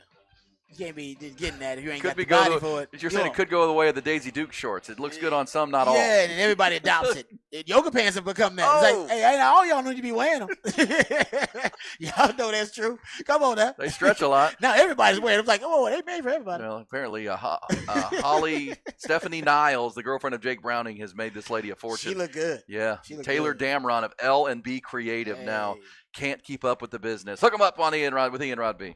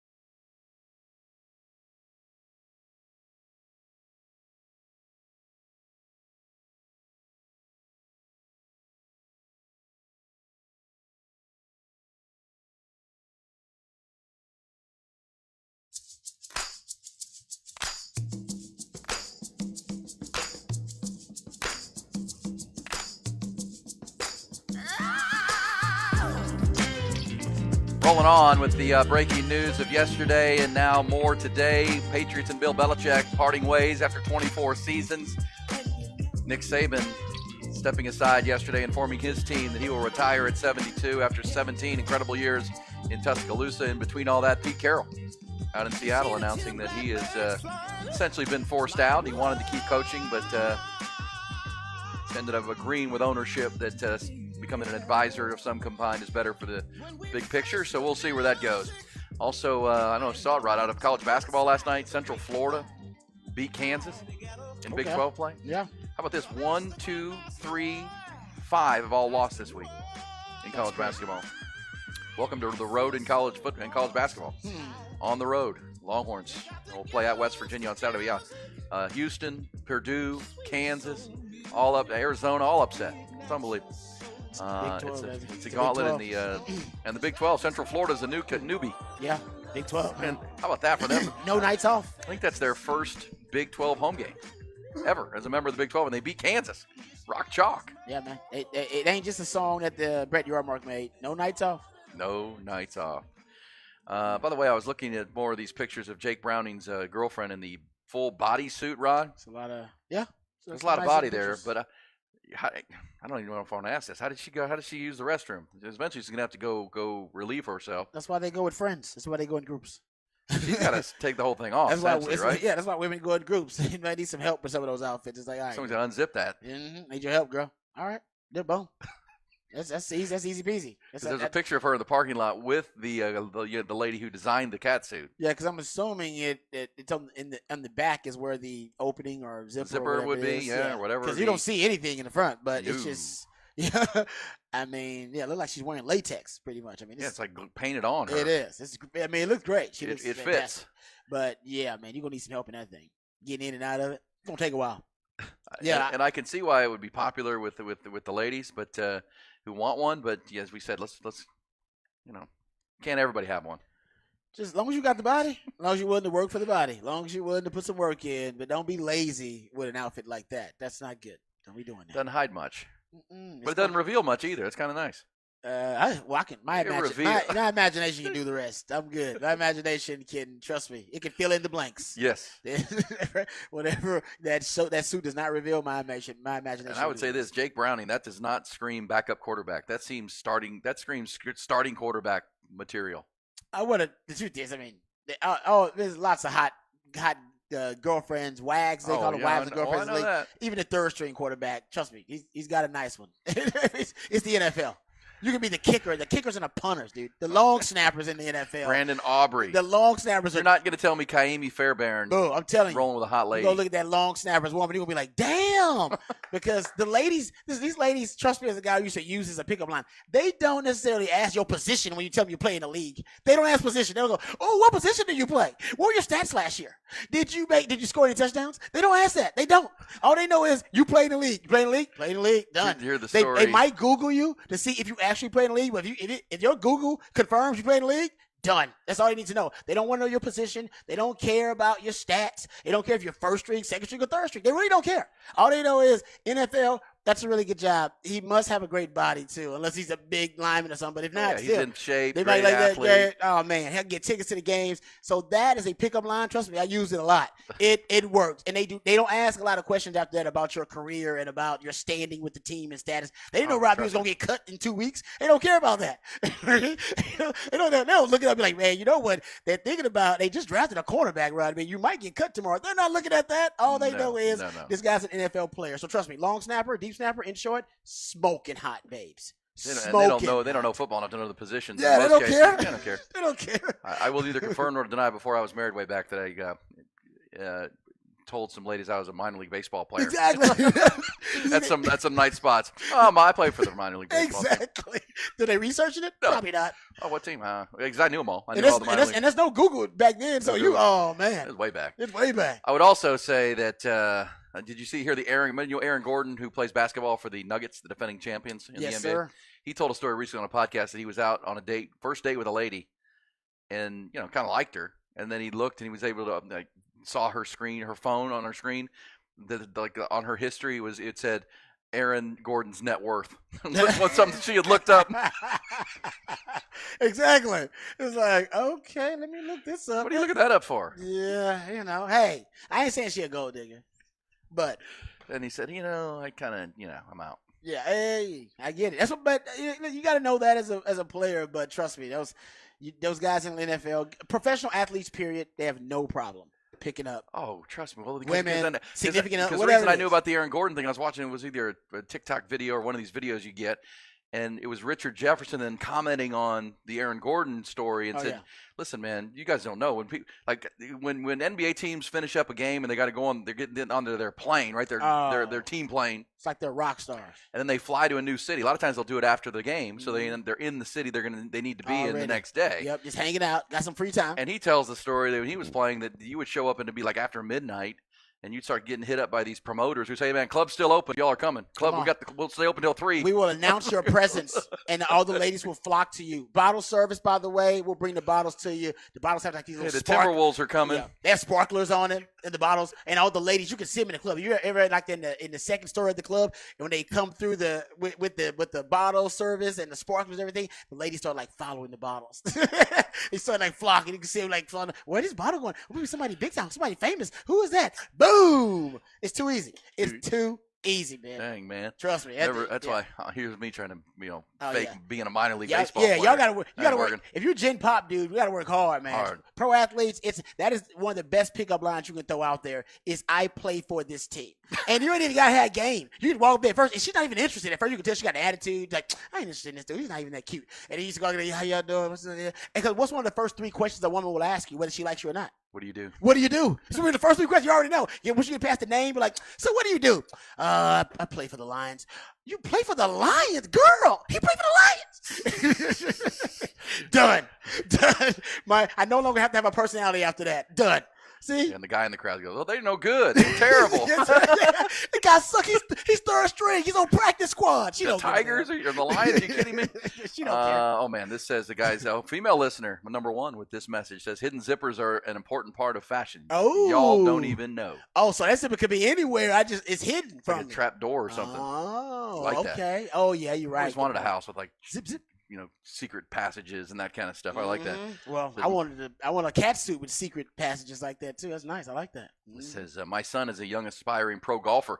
Some of his buddies have PGA cards. That carries weight at the bar. Well done. Great. Oh yeah, I got NFL card. You got one. You got one. Oh yeah, trust me. Every now and then you want to break that out when you're paying for the drinks. Like, sorry, it's my NFL player. Does that have the NFL shield on it? Yeah. Anyway. Moving on. Yeah, you can do that. By the way, the NBA carries more weight because those contracts are guaranteed, Rod B. Yep. The ladies know that too. Somehow they know guaranteed money. It's like, it's guaranteed. They know that for somehow. And the guys are tall. That's an NBA players. They win out every time because they're tall. Baseball guys, it's tough because you can be around a baseball player guaranteed $80 million contract and I didn't really know it because they look more like the Gen Pop. Football players are a little bigger, a little swoller. Basketball players are really tall. Hell, baseball players, you may never know. You can walk past the best player in the game. Go right past Jose Altuve at the HEB. You wouldn't even know. You never know it. Go right past him. Soccer's kind of like that too. The soccer guy, he's like walk past that guy. Like, I didn't know that. So, that's right. It's a little different. All right. Good stuff right there. We'll take your thoughts. Text line is open at 512-447-3776 as we get this thing rolling, and we certainly are. And there's a lot happening. It's, as we say, a head on a swivel Thursday. As we started the show talking about the bombshell from Tuscaloosa yesterday with Nick Saban announcing his retirement on the heels of Pete Carroll stepping aside in Seattle. And then this morning, the news we've been waiting on with Bill Belichick. Bill Belichick is out in New England. He and Robert Kraft, after a week of meetings, have mutually agreed to part ways after 6 Super Bowl wins, 17 division titles, 11 consecutive division titles from 2009 to 19. And the big news on that, Rod, is that he has a year left on his contract, but he can go free and clear. Robert Kraft is not going to demand compensation if he wants to continue to coach somewhere else. And we kind of felt like, let's give Robert Kraft some credit on this. He was going to do this right. Whatever we think of Bill Belichick currently, the revenue generated for that organization, the winning for that organization has been unmatched, and it's probably the right thing to do because Robert Kraft, I think, wants to move on too. I mean, Robert Kraft doesn't want to get into a feud with his legendary coach. If he wants to still coach, but Robert Kraft wants a new coach, then you just say, you know what, that's mutual. That's mutually beneficial for both of us to start a new, fresh break. Let's do this. And so as of today, there's a news conference set for about an hour and 50 minutes from now, 11 o'clock our time, noon on the East Coast. It's going to be a joint news conference with Robert Kraft and Bill Belichick to address the situation. And we'll hear from both now. And obviously now Robert Kraft has to go out and hire a new coach. And Bill Belichick, there are 7 vacancies outside New England. And there'll be interest. Oh, no question. Especially now that you don't have to trade for him. Yeah, I mean, you definitely. That might change the equation for some teams. Yeah, less baggage you have to worry about if you want to bring in Belichick. I can't wait to see what teams are going to interview him. I mean, I really can't wait to see what teams are actually going to interview Bill Belichick. And I wonder if some teams who weren't thinking about making a coaching change might think about it now with some of these names available, like a Mike Vrabel and like a Bill Belichick, are thinking now maybe it would be in our best interest to make a coaching change. And we can bring in a coach like that. So I wonder if that's another domino that's going to drop, because we've had a couple of surprises. I mean, I didn't expect the Pete Carroll move, but considering what they've done, they haven't advanced past the wild card round in 5 years, 5-6 years in the playoffs. Yeah, It's been a while. because even the last few years with Russell Wilson were not great. They were not great. And you've been past. I mean, the Rams won a Super Bowl. The 49ers have been great. So yes, I mean, the Pete Carroll thing is interesting, but that's a good young team, and that's why I think ownership and John Schneider, their general manager, stood on the idea of let's start new. We got a good young team. We want the next coach to be here for a while, and because whatever his age is now, however spry Pete Carroll is, he's 72. He's still 72. I mean, you're looking for the future now, and he's done a great job of stewarding this organization from 2010 until now. So 13 seasons, one Super Bowl, should have been 2. Came at the expense of Malcolm Butler and the Patriots, but either way, it really is interesting of who I assume Arthur Blank in Atlanta will be interested in Bill Belichick. I do. I think should be, because as I said, I don't think all the tea leaves. And we heard from Arthur Blank when he fired Arthur Smith. He's not looking to go out and I don't think hire a hot name coordinator.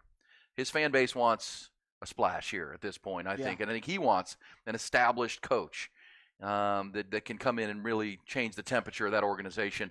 Belichick would certainly do that, and there's a lot of good young talent in tons of talent in Atlanta. But it's mostly on the offensive side of the ball, right? The O-line's really good. Well, they did invest a lot in free agency last year, and they were improved defensively this year. They were improved defensively. Their biggest problem was coaching and quarterback. But do you trust Belichick? No, that's the question. With the quarterback situation and hiring an offensive coordinator with what he did late in his tenure there with New England, right? I love Belichick, and he's the GOAT, but man, that Matt Patricia, Joe Judge situation where he had them coordinating the offense for that year with Mac Jones, that thing was a disaster. I mean, if you're a GM, you better have offensive coordinators already in mind and know offensive coordinators that are willing to work with Belichick. And I would probably choose the quarterback, and I wouldn't allow Belichick to do it. With his, as an advisor, he can advise on it. But if you're the GM, you got to make sure you hit on quarterback and hit on OC if you're going to bring in Belichick. And you also look. The one thing you also know about Bill Belichick is he's an historian of the game. The history of football. I mean, he grew up with it with his father. He's got the military background, but history is huge to him. He knows the history of the Washington franchise, and Washington's available, and they've got a new owner. That's true. Who's looking to make a splash too. They have the second pick in the draft, the Washington Commanders. He knows the history of Vince Lombardi and the Joe Gibbs era. So that would be interesting to me. As I said earlier with Seattle, I hadn't thought about it until this morning, but Jim Harbaugh makes a lot of sense in Seattle. When I'm thinking of where Jim Harbaugh is going to go, if the Bears aren't going after him, the Chargers are the name you keep hearing. The Vegas Raiders with the connection to Tom Brady, but now all of a sudden Seattle's available. Speaking of good young teams who are looking for someone to push them forward, gosh, I mean, that seems like a really good. Now there'd be irony there because when Pete Carroll and Jim Harbaugh were going head to head in the NFC West for so many years, rivals, baby. They hated each other. Right, goes back to the time in the Pac. Even 12. Pac-12. You're right about that with Stanford and USC. Yeah, man. Yeah, there's no love lost between Pete Carroll and Jim Harbaugh. Wouldn't that be some? I don't think at that point that Pete Carroll would stay on as an advisor.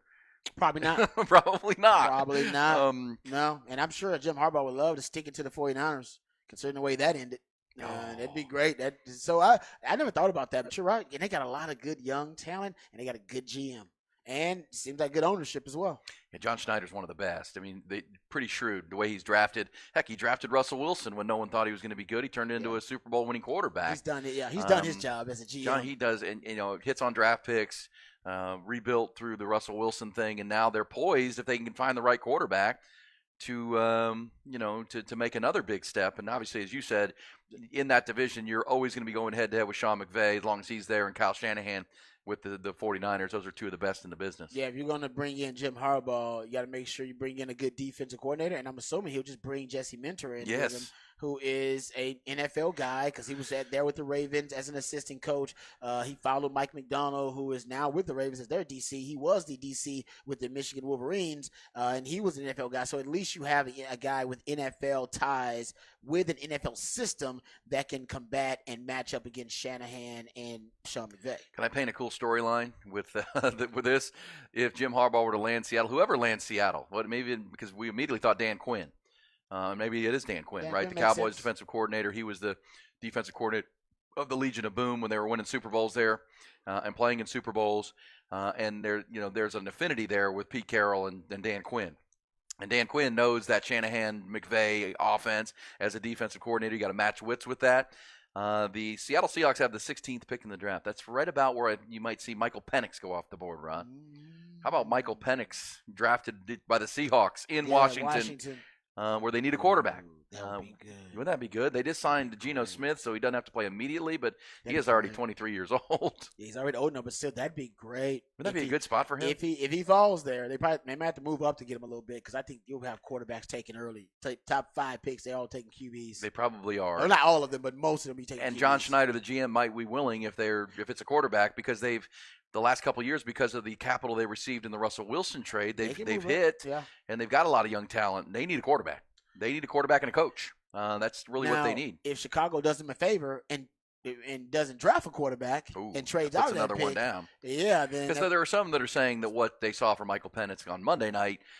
We were talking about him in the top 5, maybe not top 5, maybe slides, but we'll see. That's a storyline because Seattle I think he should be the 4th quarterback taken. I think ultimately you don't want to be a prisoner of the moment. It's Caleb Williams. It's Drake May.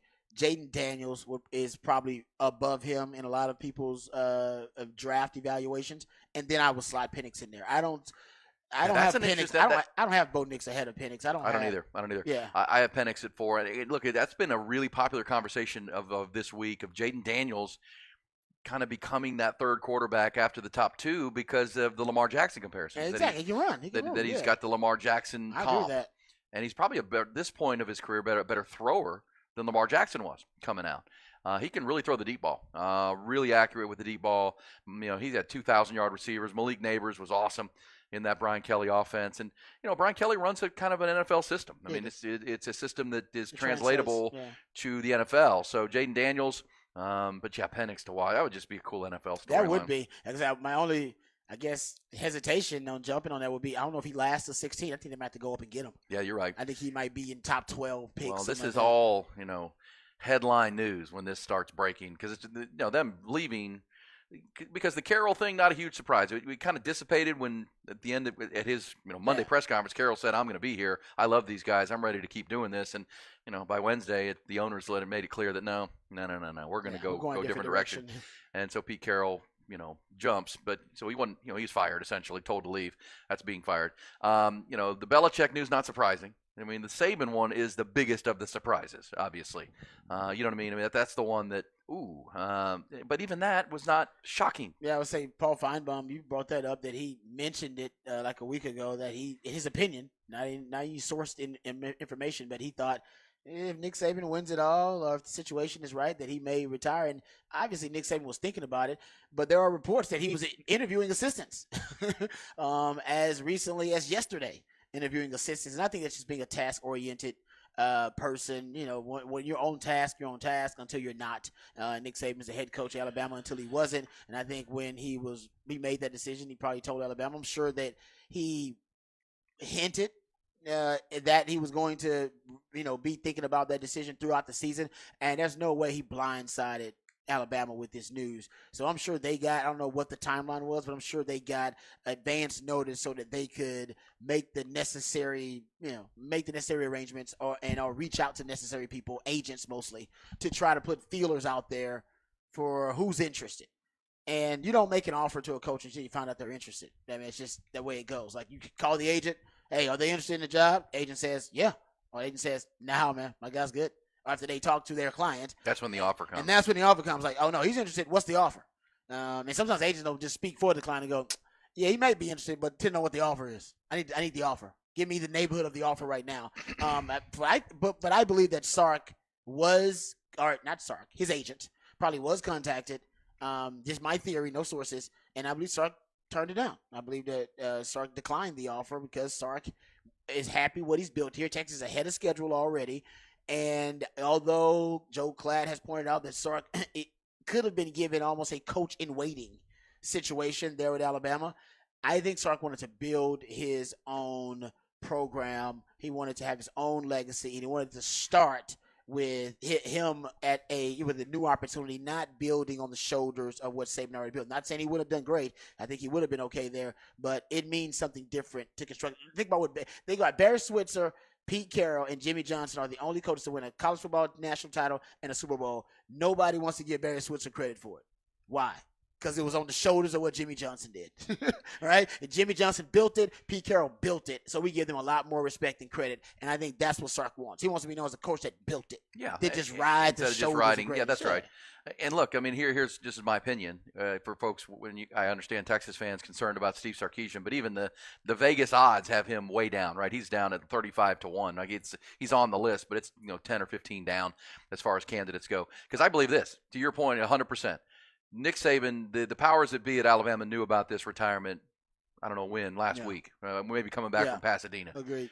The timing had to be right. I believe if Steve Sarkisian was willing to take the job, that it would have been, remember when Tom Herman was fired and Sark was hired on the same day here in Austin? That Tom Herman was brought in and told, you're out. You won the bowl game, and you're out. Yep. And Steve Sarkisian was announced his hiring the same day. Yep. I think you would have had a very similar thing here, where Alabama would have said, Nick Saban's retiring, and then by end of day, Steve Sarkisian's been named the new head coach. Because again, every player on that roster now has 30 days in the portal, every player. So it's a mad scramble to get the coach in place to prevent the roster from being poached. Because the number one thing you have to sell at Alabama right now is talent. This team's ready to win, y'all. We got a young quarterback in Jalen Milroe who's planning to come back. We need somebody to come in here and take it to the next level. That's the sell to a Dan Lanning or even a Sark. Yep. So I believe that with the tight ties between Sark and Saban, if indeed I don't have any reason to doubt you that there, or even Joel Klatt, that there was an opportunity to be coach in waiting before he came to Texas, that he would have already been contacted and already had his agent would have been contacted and say, you know what, I'm happy where I'm at. That's why, because that's how I think that would have played out. But we'll never know. I'd also say that's why they want to move fast. You had the story from 24/7 Sports that they want a new coach in place in the next 72 hours. And that's going to take some work because you got a $20 million buyout at Oregon with Dan Lanning. There are hurdles to climb.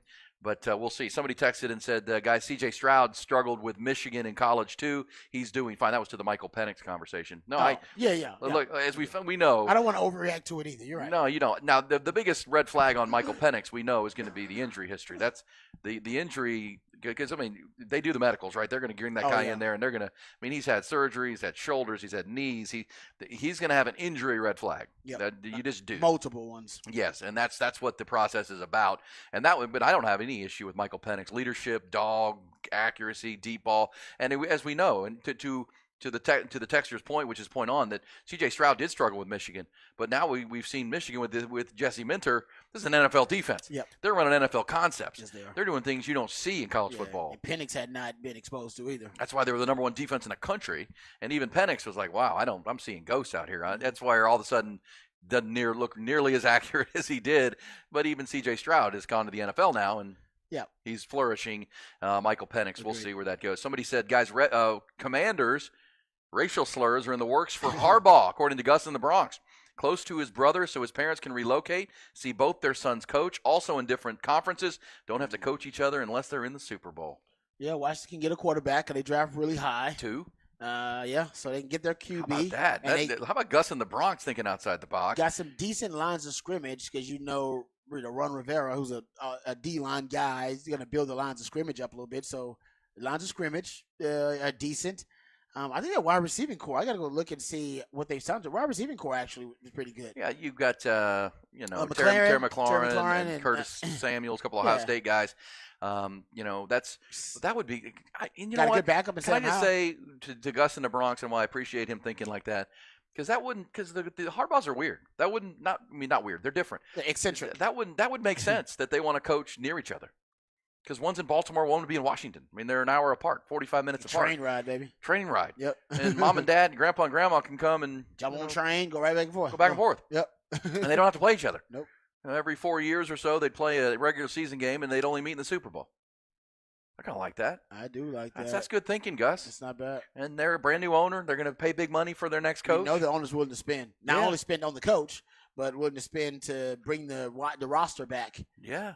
And you got the second pick in the draft, so you have your quarterback ready to go. You'll have your I'm not. And then you can draft a bunch of your Michigan guys. I'm not opposed to that. Well, he will have a definite advantage in scouting draft prospects. You know, his first 2 years. Jimmy Johnson admitted that too. He's like, our first 2 100%. years, I cleaned up and got a lot of talent in late rounds because I knew all the players intimately and personally. I'd coached against them, so I'd scouted all the best players in college football. And when I was recruiting, I knew parents. I knew, evaluations from high school coaches Red because I was flags recruiting the best already, players. yeah. Yeah, I knew all this stuff. Yeah, that's good stuff. All right, good stuff. I appreciate that, Gus. It says Twitter is saying Lanning is already in Tuscaloosa for an interview. Now, okay? that was okay. So that comes from there was an anchor in Tuscaloosa that in Eugene. There was a Eugene news anchor, Brandon Cameraman, who said Oregon head coach Dan Lanning was currently in Tuscaloosa. That's where they came from, KVAL. And they said that was hours after Nick Saban retired. He's the one that said, quote, I previously worked in Alabama in Tuscaloosa. I do have some sources there who did confirm that Lanning is in Tuscaloosa. You said this There earlier. was some other reports that refuted that or disputed that. We don't know. This is crazy season right now. There's lots of rumors going on all over the place. But that would, I'm not, saying that that's absolutely verified. I'm saying that. But that's where it came from. Their timeline would line up with, hey, if Lanning's interested, get him over here. Let's talk. 72 hours. Yeah, we're getting this thing done in 72 hours. And Lanning was the Georgia defensive coordinator before going to Oregon. If he left Oregon, as you said earlier, that would be a problem because Oregon would now really be seen as a stepping stone job. You had multiple coaches that have done it. 4 in a row. Be 4 straight. If Lanning does it, you had Mario Cristobal, you had Willie Taggart, you had Chip Willie Kelly. Taggart's who it was, yes. Yeah, you had Chip Kelly.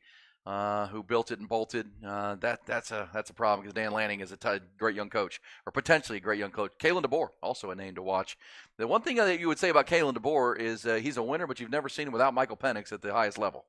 He won at Sioux Falls. He Yeah. won at the lower levels. I will say that the thing that worries me about worries me about Kalen DeBoer is he's done more with less, and it's weird. Some coaches they almost get in a methodical funk, being able to do more with less. Tom Herman was one of these guys, right? Then you get around a bunch of elite athletes. It's a different thing. Yeah, and doing more with more is tougher sometimes than doing more with less for these guys. If that's the best way to describe it, you know what I mean? And he's one of those guys. He's a more with less guy.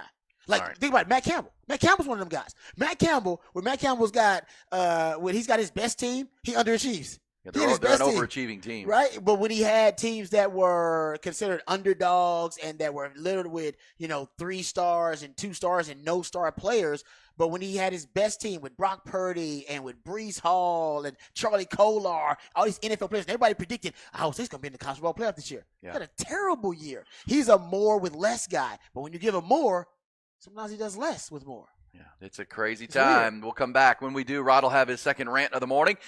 Good stuff coming, I promise you. Also, before the end of the hour, round of Who Said That on this very busy, historic Thursday on Hook 'em Up with Ian Rodby.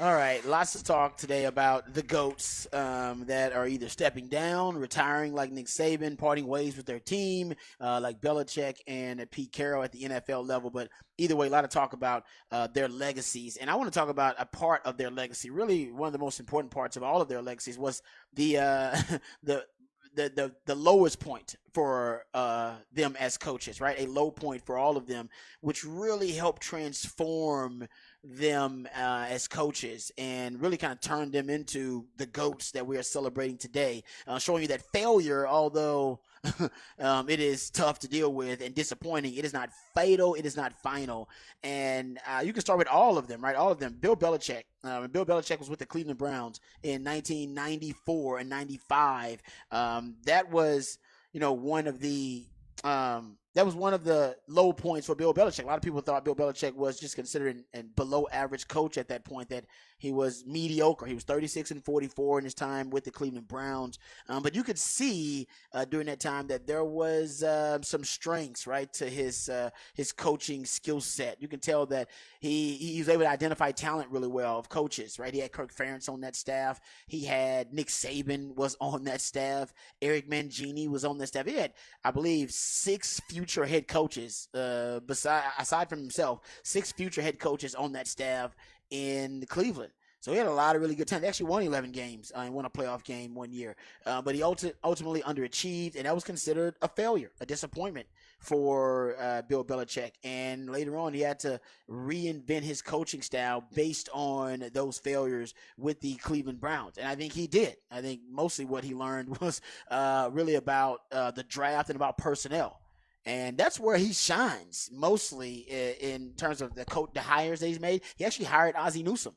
Ozzie Newsome was one of his personnel guys when he was the Cleveland Browns, ends up staying with the Browns. They turned to the Ravens, and Ozzie Newsome helped build and construct that Ravens team later. But a lot of what Bill Belichick learned about the Patriot way were from mistakes that he had learned with his time with the Browns. And ultimately from the dysfunction of the Browns, him being part of it, I think he learned what not to do, and he learned about what was acceptable, what were the proper methods after the failures that he was a part of and the failures that he had with the Browns. And he's open about some of that too. If you go look at some of the interviews that Bill Belichick has done throughout the years and some of his early struggles. Pete Carroll also had early struggles. Pete Carroll's first 4 years as a head coach, he was 33-31. Barely above 500. He had been with the Jets for 1 year. That didn't work out. With the Patriots for 2 years, really a few years. I think 3 years for the Patriots. That didn't work out. He was seen as a young head coach who really didn't have the secret ingredient, if you will, right? Because even Pete Carroll talks about this. It's a great quote because Steve Kerr went to study coaching and leadership with Pete Carroll. And the quote was from Steve Kerr. Basically, I went there to just be on the sidelines, and they end up bonding about coaching. And here's what Steve Kerr had to say about what Pete Carroll taught him about coaching. And here's the quote. He says, he called me into his office. Probably on the 3rd day he was there with the Seattle Seahawks. This is after they had won a Super Bowl and everything. We sat down, and he goes, "How are you going to coach your team, Steve?" And Steve Kerr said, like what offense I'm going to run? And Pete Carroll goes, "No, none of that stuff. That stuff doesn't matter." I'm like, geez, I just spent like 2 years trying to design my offense, and Pete Carroll told me none of that matters. Everything that the players feel when they walk into the gym or onto the field every day that come into your facility, it has to be real. And the values that are important as you coach have to come to life on the field and in the facility. That's how culture is defined. This is what Pete Carroll's telling a young Steve Kerr about how to build a championship culture with the Golden State Warriors. And Pete Carroll he's very open about saying his struggles early on as a coach were because he did not value the immeasurables. He didn't value and cultivate the core values enough. Like he talks about joy and compassion and love and guys being close and wanting to play together. These are things that Pete Carroll says were the secret ingredients to the Seattle Seahawks becoming a champion. And he admitted it even to his time at USC. and cultivating an environment where people wanted to go to work, where coaches wanted to come and, and coach, and whether they were coaching players there at the time or they were recruiting other coaches to come in to replace coaches that had left, that he wanted an environment that fostered happiness and joy. These are things that Pete Carroll talks about openly. And he said he learned that after his first 4 seasons in the league because he didn't think that was important. And he said, I had to emphasize it and overemphasize it, which is why you'll see him out there with false enthusiasm a lot of the times, faking it like he's just running up. He's almost like a young high school coach out there at 70-something years old, where he's playing and throwing the football before practice, playing with the guys, cracking jokes. He's known as a notorious practical joker because he wants to keep it light. He said, I got to keep it light. Anytime that there is a doom and gloom, a kind of negative attitude, he wants to keep it positive. And he talks about these being the biggest difference makers in him winning football games. And he didn't know that. He thought it was all X's and O's when he was in the league at first. He thought, if I have the best X and O's with the best players, I'll win games. And he learned that wasn't true.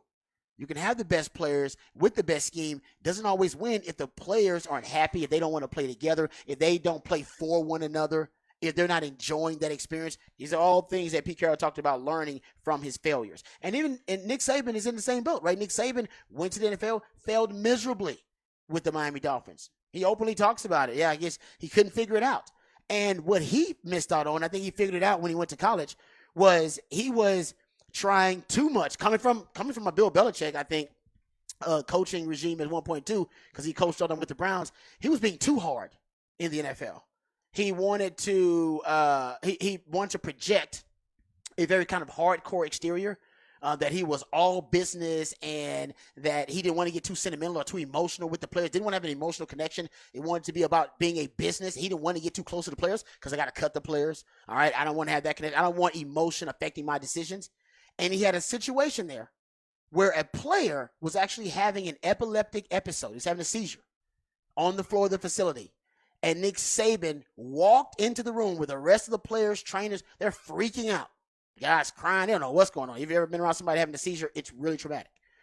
And Nick Saban walked past that group, walked through that group, and went upstairs and did not try to console the player, did not check in on the player, nothing. Showed no compassion, no empathy. And it was at that point where the players started to turn on Nick Saban because this guy doesn't care about us. Why the hell should I care about him? This guy's cold-blooded, man. And Nick Saban later said the reason he did it was because he didn't want to show weakness.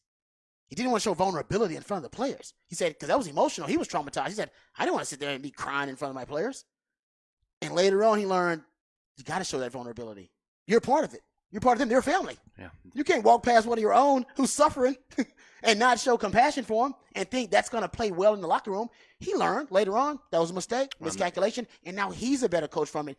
Evolution, growth, transformation. These are things that can only happen from failed experiences, failure, disappointment, that become learning experiences for you. And when you take advantage of those learning experiences and you do grow from them, you can become the GOAT. You can. Those are the guys that rise to the top in all industry, by the way, because there are a lot of folks who get stuck in their ways and never really evolve.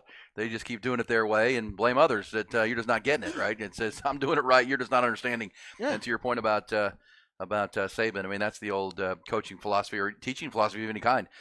Nobody cares how much you know until they know how much you care.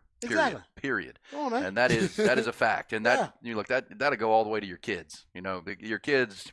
You know, they look for you for everything, but they first and foremost want to know that you care about them.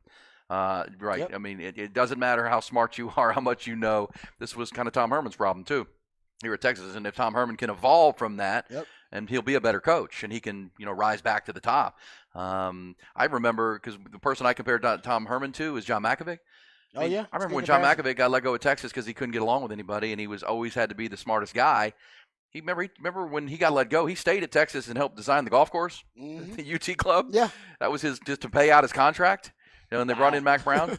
But then he came back and he went to Arizona. But guess what? He was the same ass as he was here. So it didn't work. Like through all of that, he didn't learn anything. Yeah, exactly. He never evolved. He never grew. And he could have been a great coach. Great coach. Great coach. No one knew more football than John McAfee. Just ask him, by the way. But at the same time, Exactly. he was an offensive genius. He was an offensive mind. He helped put Texas back.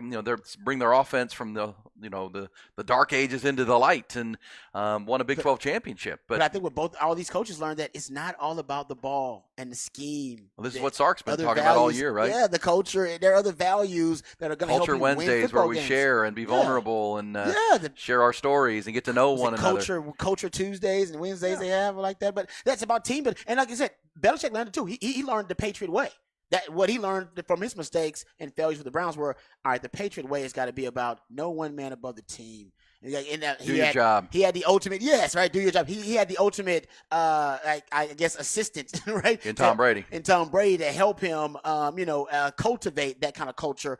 But man, I think Pete Carroll learned it too. It's like, nah, man, it's actually about more than just the X's and O's and the ball. And Nick Saban, there were Zach Thomas and Dante Culpepper on the record saying they were going to fight Nick Saban. There were several times where they were going to get into a physical altercation and confrontation with Nick Saban there as their head coach. He was that bad. Well, and this He was is what that unrelatable. we saw this. We just saw this happen with Urban Meyer, right? Urban Meyer went to Jacksonville, Yes. and these coaches who boss around young kids all the time is kind of their profession. You get to the NFL and you realize these are adults. These are grown people with families and kids of their own. They're adults. You have to treat them like adults. You can't treat them like 18-year-old kids out of high school who are moldable like that, and you can boss them around. That's just not the NFL. Speaking of, we bring this full circle. I heard a great interview with Steve Kerr this recently, because he was talking about players that want to play, right? They aren't getting enough playing time on his roster that he's dealing with. And he said, I played for 15 years in the NBA, and I always wanted to play more. I mean, I always was upset about my playing time. Y'all, that's the key to this.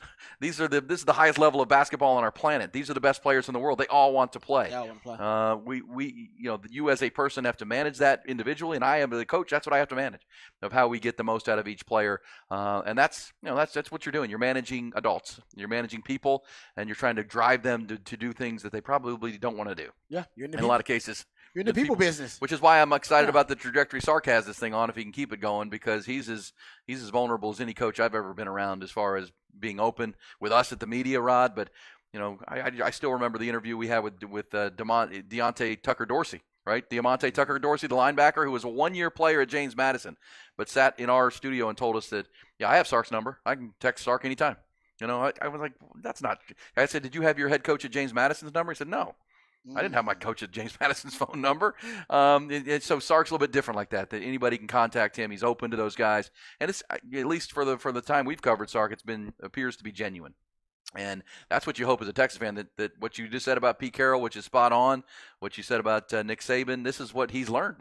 He's learned at the foot of both of these guys. Yeah. And he put out a real nice tweet yesterday. It was a nice picture of Saban and Carroll talking in an football office somewhere, and said the two GOATs. Wouldn't be where I'm at without these two guys.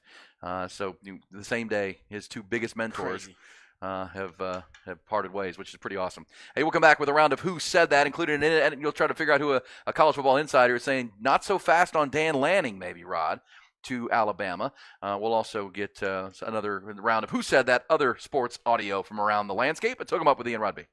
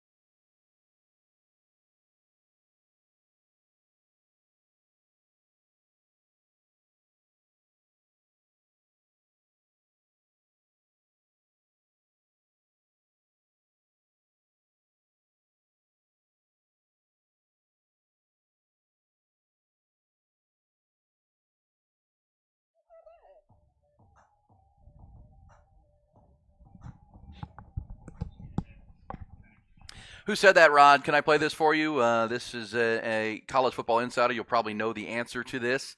But who said this, Rod? And he's actually being interviewed on a podcast. And so who said these conversations? Because, of course, right now Dan Lanning is the odds favorite to replace Nick Saban at Alabama. But this college football insider may be tapping the brakes on that a little bit. Here we go. Who said this, Rod? Dan Lanning, done a really good job in 2 years at Oregon. He was a GA under Nick Saban, has coached in the SEC, also at Georgia. You know, he's got a huge buyout with Oregon, but it's way more than from what I'm told, way more than the $20 million that's actually just on the contract with Oregon. There's more to it. All right, so just to repeat that, because that's flying around all day today that it's $20 million. You believe it's way beyond that? Yeah, from what I'm told by some place that kicked the tires on Dan Lanning as a possible coach, that it's actually more than that, considerably more than that. And also, my conversation with Dan Lanning have been, you know, he's got a relatively young family. I think they really like it there. He's also kind of treated like the king of Oregon in Eugene. He has a great connection to Phil Knight, and they've got NIL figured out. They have a real good chance to come in and win the Big Ten in their debut season, make a run at a national title. But at the same time, now you go into the SEC, you are following the GOAT. And also, you have a family that's going to be in that fishbowl. Is that really the better situation? All right, there you go. Who said that, Rod? Ooh, is that Pete Thamel? That's Bruce Feldman. Bruce Feldman. That's one of the best. Guys. That's pretty revealing, too, right? I mean, there's a lot to like about Oregon right now if you're Dan Lanning headed into the Big Ten with, you know, Dylan Gabriel coming in to replace Bo Nix and kid from USC transferring up there as well, the 5-star quarterback. So, and I thought that was interesting from Bruce Feldman that they feel like they have a chance to win the Big Ten in year one. Not backing down. Why would you? With a lot of talent returning and you got your quarterback in place. Man, yeah, it'd be crazy if Dan Lanning goes to Bama, brings. What if he ends up bringing Dylan Gabriel with him? The NCAA wouldn't stop it, would they? They wouldn't. They don't care anymore. The guy transfers. What does they? We got Jalen Milroe there. Did you? Oh, that's right. You got Milroe there. I forget about that. Yeah, that's true. Oh, does he like Milroe though? Yeah. Well. Does Milroe fit the offense? That's another thing too. I don't even give a damn about this. Like he's going to bring in his own offense. His offense does not look like an offense that fits Jalen Milroe, but maybe it will. Maybe they'll tailor it. Yeah, that becomes the question. Yeah, you have to do something in the immediate, but you're right about that. Alabama's kind of built to win now. As far as that goes with Milroe and a lot of returning players. Isaiah Bond, the receiver. By the way, one piece of breaking news, I just saw that the wide receiver at Ohio State, Emeka Egbuka, coming back for his senior year. Really? At Ohio State, yeah. That's a little surprising because he was seen as a guy's going to be drafted in the first round. Yeah, well, that's benefit to A.D. Mitchell and X-Man. Wow. I'm a little surprised by that. That just came down from the Ohio State side of things. Okay. Ty, I sent you a bunch of clips so you can just play whichever one you want to. Who said that? It's really easy to handle right now. We're locked in on Cleveland. We're full speed ahead, kind of keeping our head down in the dark. That's, all that stuff. I'm very grateful. I'm thankful to the Lord for giving me this opportunity. I'm thankful to Nick and D'Amico and the Texans organization for putting me in this position. But right now I'm a Houston Texan. I'm part of this organization and do everything I can to help us win Cleveland. And like everyone's energy right now in this organization is devoted to how do we play one more game? How do we keep just playing one more game? We really have what I believe is a special group of individuals. I know, like, offensively, there's guys in that room that I just can't imagine having to do this without right now, and to really, as much as we can, just find a way to get 4 more games out of this. That's really all of us are devoted to. Dude, that's my man Bobby Slowick right there. Who just got another request for an interview with the Titans. Ooh. So we got Panthers, and I told y'all yesterday that was coming. Titans are the one to watch. I told y'all yesterday that was coming because Rand Carthen and Bobby Slowick go back to their time together with the 49ers. And if Rand Carthen's hiring a coach, he wants the coach to run the Shanahan system. And what does Dan Orlovsky calls it, the McShanahan franchise of coaches. Everybody wants one of those Shanahan disciples. And Bobby Slowick, even though 1 year, what he's done with Brock Purdy before that, and then now what he's doing with C.J. Stroud as the first time play caller in his career, got turning a lot of hits. That would be similar to Shane Steichen, who had Justin Herbert and then had Jalen Hurts and had his best year. Yep. And the regression this year with Hurts is interesting. So Bobby Slowick, and that would be in the same division, and they would tap him to come in and help develop Will Levis as the future there in that division, which would be very interesting. Hearing something that I don't like, too, in regards to the Alabama vacancy. D'Amico Ryans. Yeah. Hearing that D'Amico Ryans could be an option, which makes sense, but I don't think D'Amico's going to go back to – I don't think he's going to college. I don't think he's going to college. He's an NFL guy. Going to college. Now, when your alma mater calls, there is a certain allure there, of course, but I think that he's an NFL guy. Man, coaching in college, we got to add recruiting to everything you got to do. Transfer portal, NIL. The NFL is just simpler. It seems like it, right? It's all ball. It's all ball, man. It's even more simple when you have C.J. Stroud as a rookie and you know he's going to be your quarterback. Then you can move forward with him. You got to find you make the playoffs and win a division in your first year. That's your dream job. It's your dream. Why would you leave that? Yeah, I don't know. Like I said, if he didn't have such a great first year, I think he'd be interested. But he's kind of like Sark to me. This is a dream job for him, and he's ahead of schedule, and he's got a quarterback. Yeah. Quarterback's not an issue for him. Usually, that's one of the reasons you lack success. That's the reason why you underachieve. Man, you got a quarterback. That's half the battle. All right, Rod, who said this? This is from a different sport completely, but who said this last night? What Rory did, she made it look too easy. I think I've said that a million times. Just me trying to not really just try to fill her shoes because nobody can fill Rory's shoes on the court right now. Just me trying to take control of this vet team. A big transition. Every day I'm learning. That's who she is. That's why she's great. All right, there you go. Who said that, Rod? I think I recognize Vic Schaefer's voice. Yes. But I don't recognize the young lady's voice. That was Madison Booker. Okay. That was Madison Booker, which is becoming the story of the Texas women's basketball team this week or last 2 weeks. Since Rory Harmon got hurt, of course, Rory was the engine and the heartbeat of that team.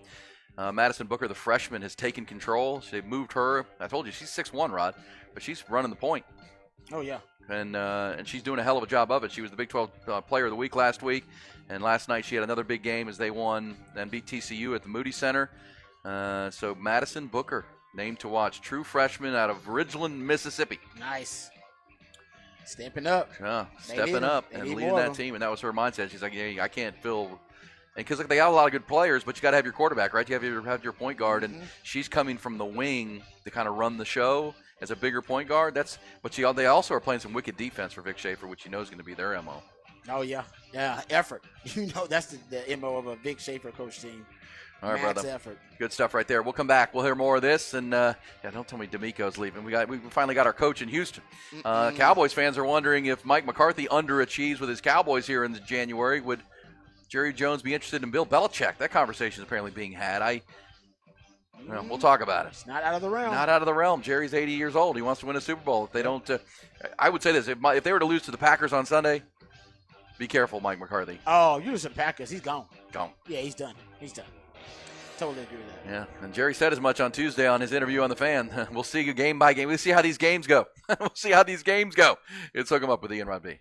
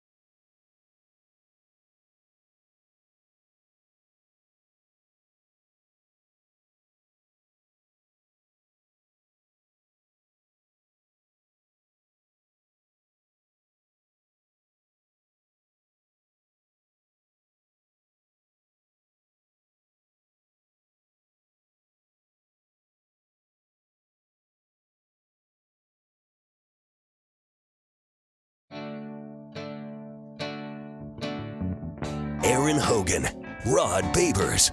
Hook 'em up. 1019 AM 1260. The Horn.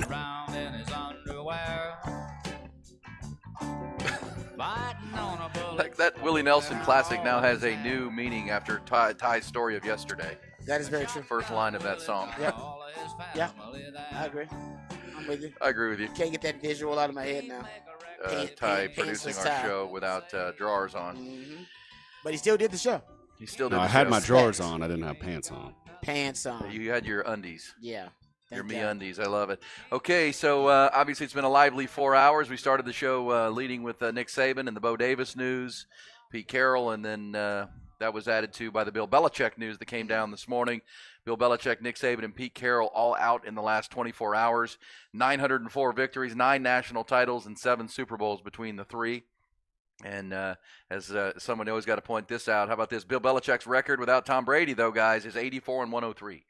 84-103. That has to be added to the conversation. So yeah, it does. It has to be added to the conversation. I totally agree with that. And now, Pete Carroll's legacy, right? I mean, you were talking about it, what could have been with Pete Carroll, right? So the same thing kind of can be said of Bill Belichick. We know now Tom Brady would have won a Super Bowl without Bill Belichick, right? With the Tampa Bay Bucks. So it's clear his legacy is solidified as the GOAT. This is what Bill Belichick's I guess his next reinvention will be all about, right? The next phase of his career. I think he does want his legacy to be still cemented without Tom Brady. I think he understands that the narrative right now is, the Patriot way is all Tom Brady. That's what the Patriot way is about. I think Bill Belichick wants to, and not that he's going to obviously use the Patriot way as his moniker, but I think he wants to go somewhere else and show that he can have success and even prove it to himself. yeah, rebuild a little bit. That he can have success without Tom Brady. You'll know this, and I'm just because Tom did it without him. Well, how many head coaches in the NFL have won multiple Super Bowls with different quarterbacks? Because Bill Walsh only won with Joe Montana. The only coaches, and I brought this up. Actually, I had Raj rant about this. I remember. I'm trying to remember who you said that. The best coaches, in my opinion, the most underrated coaches, because they did it without Hall of Fame quarterbacks. You got to give Bill Parcells some credit. You got to give Joe Gibbs a lot of credit. Joe Gibbs won it with multiple quarterbacks. Multiple quarterbacks without a Super Bowl. I don't think any of them were Super Bowl. Any of them were Hall of Fame quarterbacks that won that Super Bowl. You got to give those coaches more credit, in my opinion. Tony Dungy's first. Did it. Tony Dungy's the Bucks. first. Well, he was a coach of the Bucks when they won with Brad Johnson, right? Brad Johnson. Yeah, you give him credit for that because and Tony Dungy won it with Peyton Manning. It's hard to win. It's just Did hard he not? Was Dungy there when Manning won it? Yeah, he was. Yeah, so my point to that is it's hard to win without. I'm not going to defend Bill Belichick, but I mean the Hall of Fame quarterback means a lot. They all basically 95% of all your Hall of Fame coaches are paired up with a Hall of Fame quarterback. Yeah, Andy Reid couldn't win the Super Bowl until he got Patrick Mahomes. Yeah, I mean right? They're all paired up with him. It's one of those. Yeah. The chicken and egg thing. Yeah, there are a few outliers, but come on, guys. Even Nick Saban said the number one reason he failed in the NFL because he didn't get Drew Brees. Yeah. And he said when he didn't get Drew Brees, he knew, all right, I need to go to college. I need to go somewhere else because I got no shot in this league without a quarterback. Got to have it. And that's so, yes. And so for Bill Belichick, but look, it's gone ugly in New England. It will be interesting to see where he lands. I mean, I'm now fascinated where everybody's going. I mean, I keep presenting places where Jim Harbaugh could go. I mean, Seattle, Washington, because of his proximity to his brother and, the ability to have the second pick in the draft and take a quarterback. Everybody's talking about the Vegas Raiders, but Vegas, they don't have a quarterback. Mm-hmm. And they don't have really an opportunity to take a quarterback right now. And they just, invested in Jimmy Garoppolo, who they're going to have to get rid of. I mean, that's a mess, that whole thing. I don't know. I just then what's Belichick going to do? I mean, this becomes a really fascinating conversation. And I know Cowboy fans are not wanting to hear this. I just know it's being talked about, that if they underachieve and they don't get over a hump here in January, that Jerry Jones with a coach like Bill Belichick available could look into it. Is that an upgrade from Mike? Mike McCarthy's gone 36 or 37 and won 37 games in 3 years, but we know it's about January, Rod. Is Belichick an upgrade over Mike McCarthy? I'd say right now, yes. Yeah. I'd say right now, yes. But this is a big but. With Dak Mike in place. McCarthy has Mike McCarthy with the new Texas Coast offense, right? And this reinvented, transformed Dak Prescott within this new offense with Mike McCarthy calling the plays. He has basically brought the best out in Dak. He's brought the best version of Dak Yes, he that has. we've seen. Big Dak energy. Which was his job. Yeah, Big Dak energy is now tied to Mike McCarthy. You get rid of Mike McCarthy, that's fine. You can let Belichick take over Dan Quinn's defense, and that'd be great. I think he can handle that. I think that'd be a seamless transition. But who takes over the offensive play calling to get you that Big Dak energy you need? Because Mike McCarthy brought it out. Yeah, and this year's been great. But again, those two are tied at the hip, so it's their success in this month, in the next 3 weeks, is tied together. If Dak goes out and plays a clunker, that's going to be tied to, I mean, because again, let's go back to last January, the last 2 Januaries. It all starts now for them. Nothing else. I don't want to say nothing that they've done matters, because they've had some all-pro performances, and Dak's had a great year. But none of it will matter if they lose to the Packers or the Lions and don't get to the NFC Championship game. Even if they do get to the NFC Championship game and have to go to San Francisco and lose that game, there's going to be people who are Cowboys fans who are going to be disappointed. And that's just where it's at right now. And they've won this number of games each of the last 2 seasons and then have lost in mid-January to the San Francisco 49ers, once at home, once on the road last year. This becomes the challenge for them because you know how narratives swing, Rod. The narrative right now is things are good. The narrative will change dramatically if they lose in the next 2 weeks. Yes. Dramatically. No one will care that they just went 12-5, won the division. Dak had his best year ever. Deron Bland set a record for pick sixes. I mean, those don't go out of the record book, but for the fans and for Jerry Jones, it's not about that. No, you got to get to the NFC title game. It's NFC title game or bust. You get there.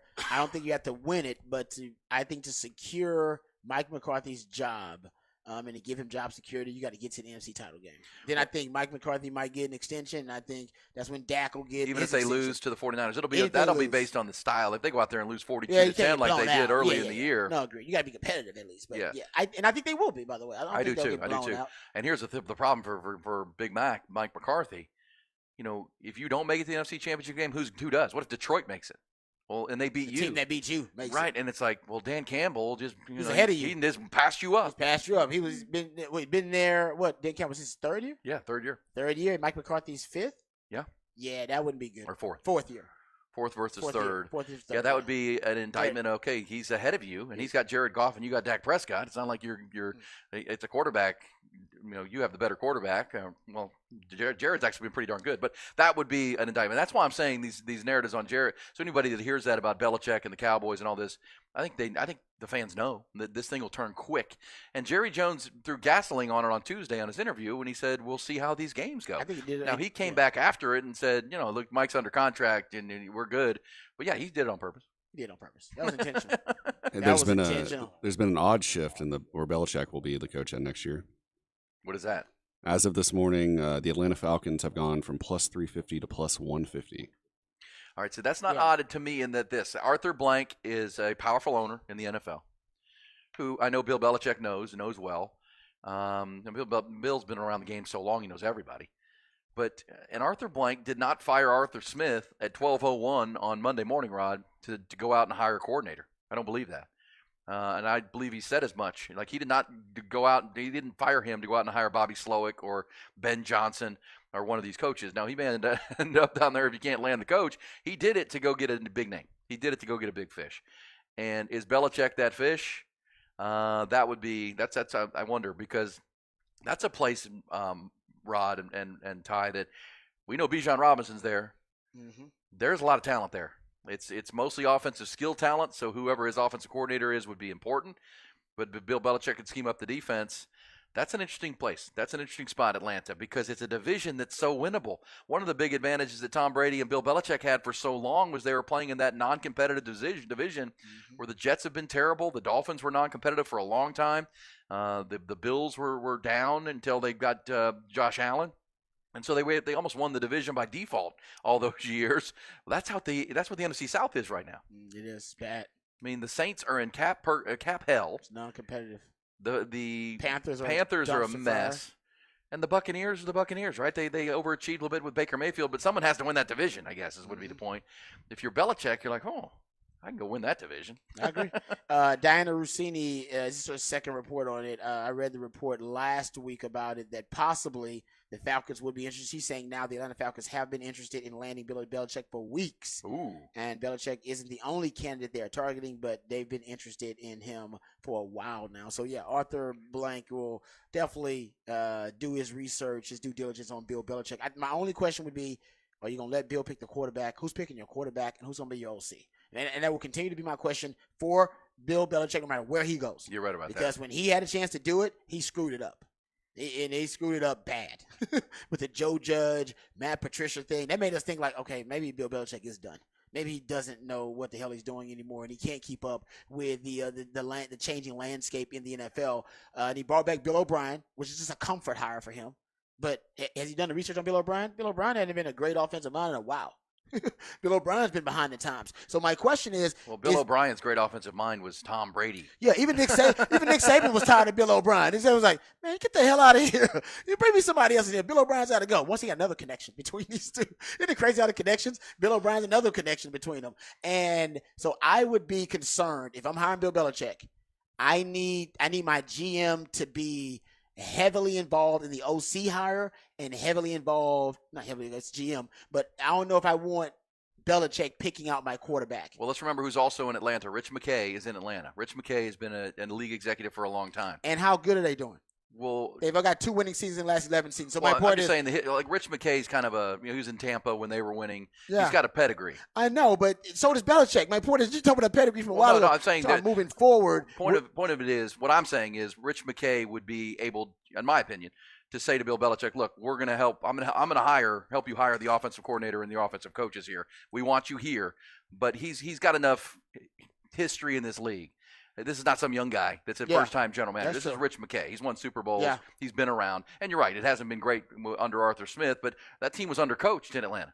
That team was undercoached and some of them overcoached. With That's true. Not getting the best weapons to the ball. But the only point of Rich McKay, of course, his father, John, I mean, this is the McKay family. They've been in NFL for a long time. This is why I say Belichick and his history of the game, he knows.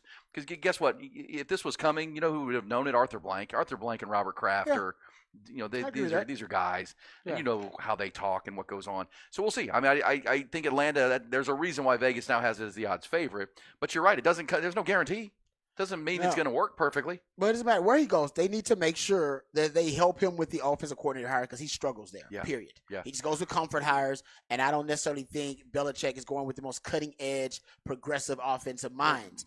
And I would have been, I don't want him picking the quarterback. I like for the GM and him to make that a collaborative effort. That's 100% true. Yeah, and that's the point of that is, in New England, much like Bill O'Brien got in Houston, I think he had too much control. Yes. Where he didn't have someone who will step in and say, Bill.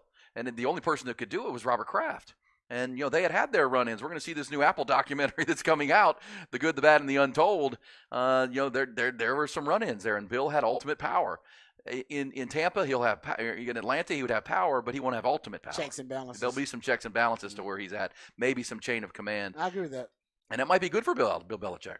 It might be a great thing for him. I'm totally with you. I think he would enjoy it, actually, being able to focus on, just some of the more macro elements of the team and just coaching defense or coaching up the coaches who coach defense rather than having to, I think, get outside of his comfort zone ultimately, which was trying to designate and delegate on the offensive side of the ball. He needs that. It did not go well for him. It did not go well. Yeah. When he lost Josh McDaniels. Josh McDaniels was also, I think, it was a crutch for him because he trusted, and I think rightfully so, trusted Josh McDaniels to handle the offense, and he would. And when he lost Josh McDaniels on top of losing Tom Brady, he had no idea what he was doing on that side of the ball. Yeah, Rich McKay is the current Falcons president, CEO, and CEO. So they do have a GM, but there needs to be more. Who's the GM? Is it Terry Fontenot?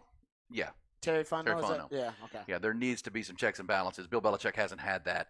And look, there aren't really checks and balances in Dallas either, by the way, with the Cowboys. I mean, that's Jerry Jones' team. Yeah, it is, but Jerry Jones, and you're right. It's a family business. But Jerry Jones has been a little more open and flexible to compromise lately. Sure, 100%. To the betterment of the organization. Yes, Stephen Jones helps him with that a little bit. I mean, gosh, you could have Johnny Manziel in there. And Will McClay's influence, and he might end up getting poached too. But the influence of those, I think, Stephen Jones and Will McClay has really helped Jerry Jones become a little more flexible. That's why they've built that roster so well, because they built it organically through the draft, making sound draft picks, not, gut draft picks. I like me some Johnny. Or, if it was up to Jerry Jones, your quarterbacks would be, instead of having the Dak Prescott thing, your quarterbacks probably would have been Johnny Manziel at one point.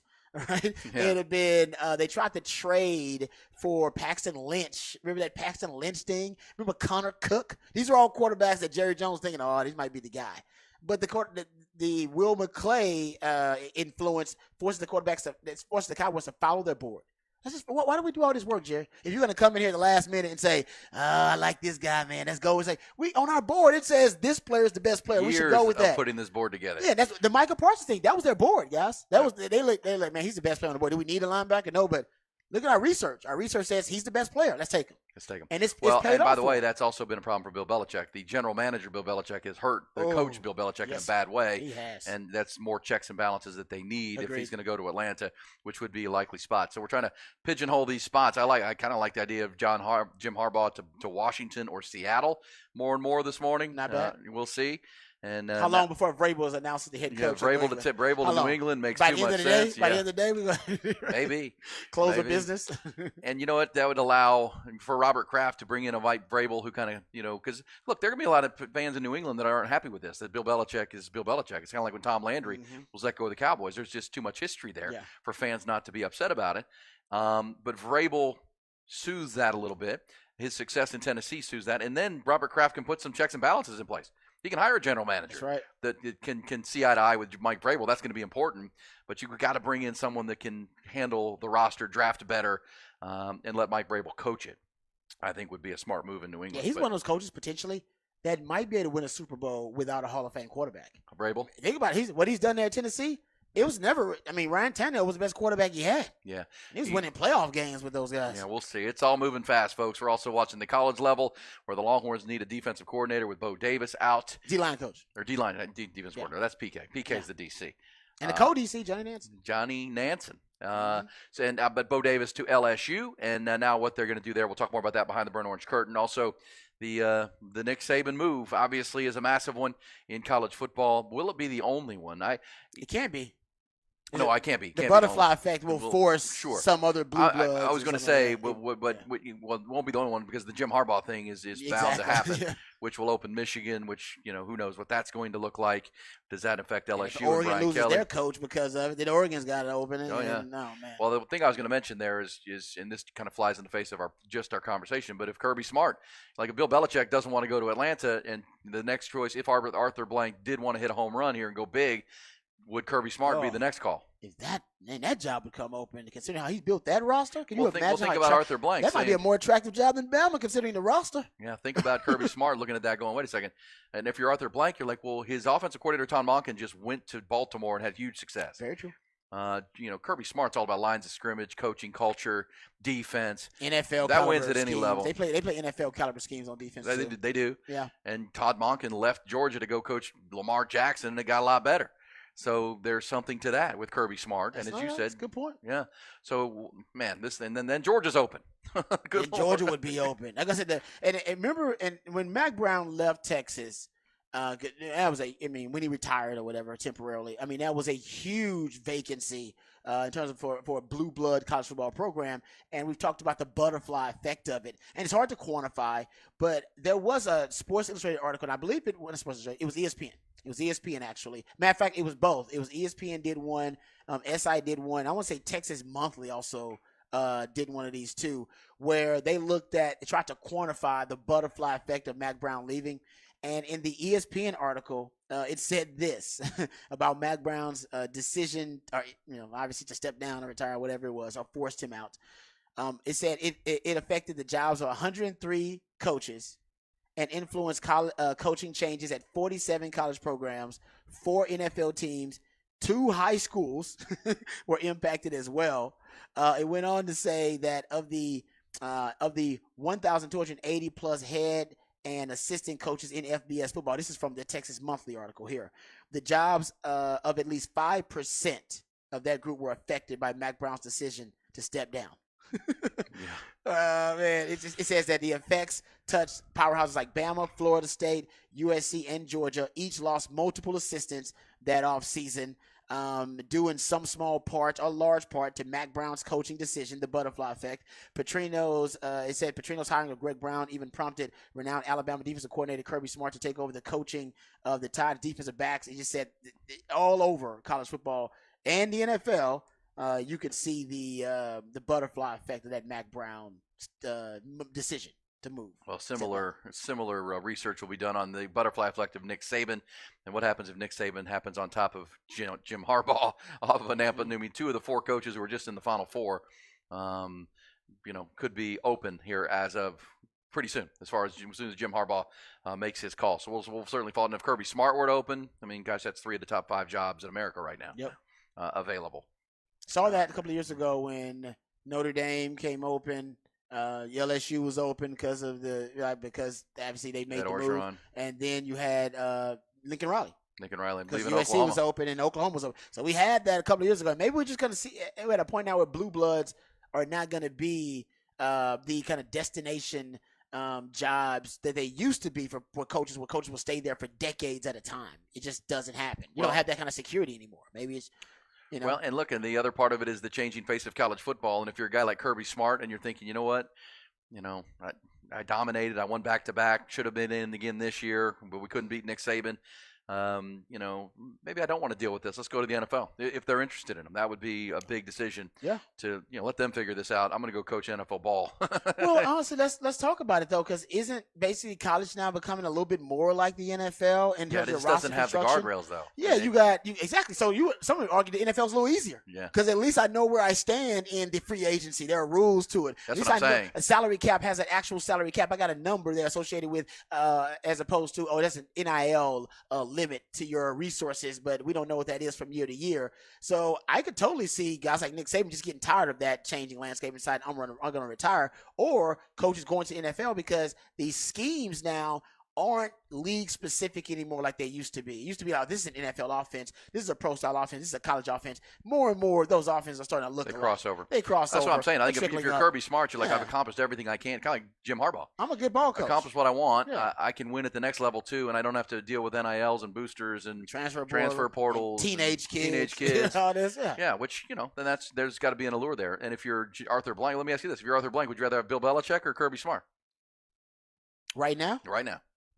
Damn, that's a good question. We'll answer it on the That other is a really good question right now. 71-year-old Bill Belichick or That's whatever a really the current good age of question. Kirby Smart is. It's And not the reason 71. the Kirby Smart thing would be smart, no pun intended, is because you can always come back to college and you're a made man. Yeah. It's almost like what you do in the NFL doesn't necessarily hurt your stock as a college Unless coach. it goes as bad as Urban Meyer. Yes. and by the way, a lot of people said Urban Meyer probably could have got a job too, that he doesn't really necessarily want a job. But yeah, I mean, look at Matt Rule. Didn't really affect him. Hell, look at even Nick Saban coming back. It doesn't affect you because they consider the NFL to be its own sport. It's a different sport altogether. Yeah. Pretty much. Well, and if you're Kirby Smart, can you guarantee your quarterback, though? That's what taking the Washington job would do if you're Jim Harbaugh, is you have the second pick. And now you can take a quarterback that is yours. And you're growing with, Seattle down there at 16, Atlanta's drafting 8, so you technically could get a quarterback at 8, but there are other issues. But look, Kirby Smart, in my mindset on him, is not a lot different than Jim Harbaugh. I mean, they both accomplished what they want. I mean, they're both at their alma mater. They both won championships at their alma mater. They both took their Michigan hadn't won a championship since the late 90s. And Jim Harbaugh took it back to the top. It was seen as a program that you can't win at. The Georgia couldn't get over the hump for many, many years. And now, both guys come back to their alma mater, take it to the top. It wouldn't surprise me to see Kirby Smart jump and say, I did what I needed to do. I'm going to test myself at the highest level. Yeah. Only thing about Kirby, he doesn't have an NFL background as Jim Harbaugh, who most people consider Jim Harbaugh to be an NFL guy. Yeah, he came from the college NFL back guy. to college. Yeah. Jim's been jumping back and forth for a while. Forever, yeah. So Kirby, I could see it though. I really could. See it. I really, especially in Atlanta, which would have the hometown ties Yeah. and immediate support, and then a lot of talent. And he's used to that at Georgia, having a lot of talent. And he'd have that advantage, like we said, a built-in advantage, like Jimmy Johnson described. He knows the talent that's coming out in the next 2 or 3 drafts because he coached against it and scouted against it, the best talent in the SEC, scouted against it, and he recruited a lot of those best players. So he's got deep evaluations on these guys. So that could give him a real advantage in stacking that roster for the first 2-3 years. And there has been some link with because again, I will say Arthur Blank's not hiring a coordinator; he's going to hire a big name in this cycle around. I can believe that. I'm with you. And Kirby Smart, by the way, 48 years old, only 48 years old. Young, that's really young. Really young, yeah. Damn. Yeah. I didn't realize he was that young. I thought he was at least in his early 50s. Yeah. We'll come back when we do more of this conversation because it goes round and round, and we're certainly answering it, talking about it as it happens in real time. There's a news conference coming up at 11 o'clock that will feature feature Bill Belichick and Robert Kraft saying goodbye. Ooh. That will be juicy. We'll have coverage of that, of course, as we move forward. But coming back, Rod will take us behind the burnt orange curtain one more time. Longhorns are losing one of their best coaches. When he got here, Steve Sarkisian called Bo Davis the best defensive line coach in America, and now he's headed to Baton Rouge. More on that coming back. Hook 'em up with Ian Rodby.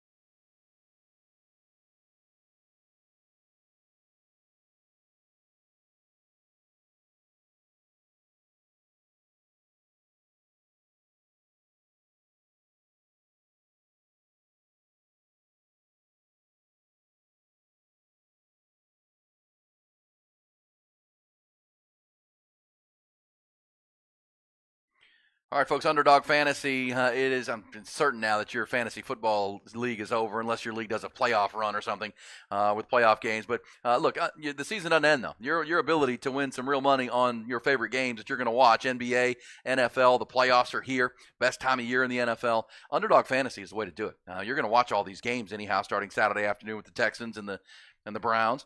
But when you have Underdog Fantasy, downloaded the app, downloaded your phone, ahead of these games, you just go in there, pick between 2 and 5 players you're going to watch anyhow, and you select whether they're going higher or lower on some of their in-game stats. And you pick it, right? And you have fun with it. You pick between 2 and 5. And during the NFL's playoffs, listen to this, folks. This is a big deal. Use that easy-to-use mobile app. And if you go 5 for 5, you could win up to 100 times your money with their playoff special and their playoff fun. It's 100. That's 100 times your money, folks. It's simple. It's fast. It's fun. You get 5 picks right, and you're going to be doing well. You get 2 for 2. You're making money as well. And again, you're picking them, you're watching them, and then you win them. That's the whole thing. You're putting a little on it right here to have some fun with it. Choose those hires or lowers, and all to do. If you haven't gotten signed up yet here into the new year, shame on you. It's so simple to do. You go to the website underdogfantasy.com or download that fantasy app. Even at the website, by the way, they have that little barcode where you can shine it on there and you be right to the app, and you download the app and you go. Use my promo code Hogan, Hogan, and they're going to double your first deposit up to $100, plus that special pick you'll get for first-time users of 0.5 or more to use on your first pick 'em entry. It's Underdog Fantasy. Promo code Hogan. Pick 'em. Watch 'em winning at Underdog Fantasy. Simple, fast, and fun. UnderdogFantasy.com. Promo code Hogan, Hogan. Must be 18 or plus and present in a state where Underdog Fantasy operates. Terms apply. Concern with your play. Call 1-800-GAMBLER or visit www.ncpgambling.org.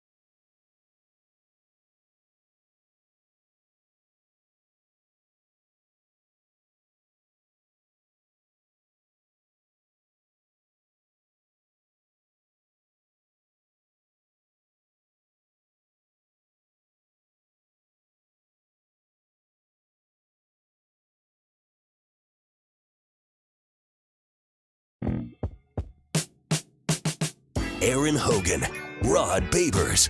Hook 'em up. 1019 AM 1260. The Horn. Lot of opinion, of course, on the text line, as we appreciate. A lot of folks weighing in. 512-447-3776 here on Hook 'em Up. Nick says, I think Kirby Smart is looking at a lot easier path to several SEC championships. Could be, with the Don out of the conference now. And, of course, Georgia rose above the Don, but the Don got the final word in the final year, Rod. Yep. Don Corleone, the Godfather, came back and got his and kept Georgia out this year. But, could be where if you're Kirby Smart, you're like, now Nick Saban's gone. That makes it a lot easier. But now Texas and Oklahoma are into the conference. This says ESPN will definitely hire Saban. They love him. We've talked about that this morning. If Nick Saban wants to stay involved in the game, he looks like a natural replacement for somebody like Lee Corso. Front Office Sports is already reporting. Oh, yeah? They're interested. Yeah, Front Office Sports reported this morning. Yeah, because, it's time to move on from Lee Corso. Coach has been great, but he's declined pretty tremendously, and sometimes it's even kind of sad to watch on College Game Day. But Nick Saban would be huge. Yeah, it says Michael McCarthy of Front Office Sports says ESPN has eyed legendary coach Nick Saban as Lee Corso's possible successor for a long time now. And it said Saban would be electric. So that's already, at least there's already conversations about it. Yeah, and he's already got a good relationship with Pat McAfee, obviously, who's on part of that show. And Kirk Herbstreit and he are real friendly. So that would be good. This says Alabama is about to hire their John Blake. Wow.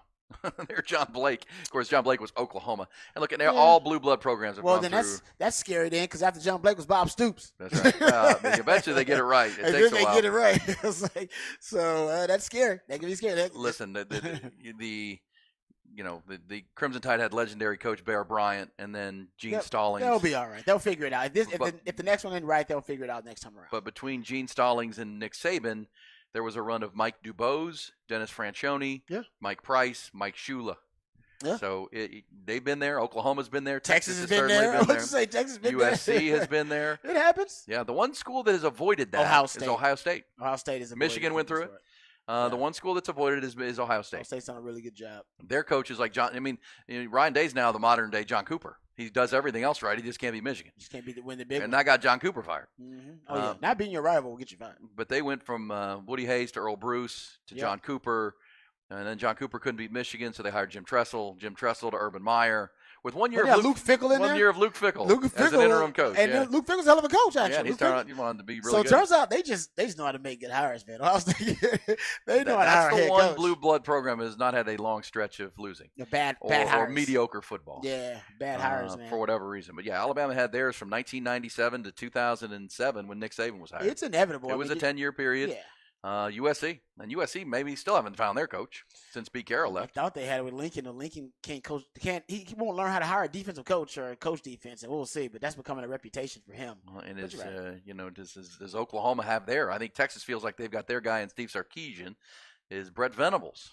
Did a good job in year two. He did. He still lost the bowl game, yeah. and now they come back into the SEC with no returning offensive linemen, and you got to replace all the first-year quarterback and two new coordinators. Yeah.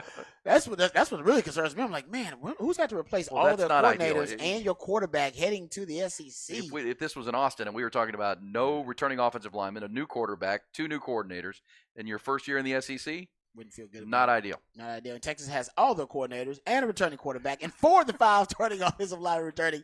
That's ideally where you want to be. That's exactly right. All right. Appreciate those conversations coming in and all good stuff with your opinions. This says Belichick to Atlanta with Cliff Kingsbury as his offensive coordinator. Ooh, now the reason that is interesting because he drafted Cliff Kingsbury. He did. He drafted Cliff Kingsbury, and he's on the record for talking highly, very highly, and complimentary about Cliff Kingsbury's offensive acumen, as he's on the record for saying that multiple times. So you know what? My big concerns would be who they hire as OC and who's going to help pick out the quarterback.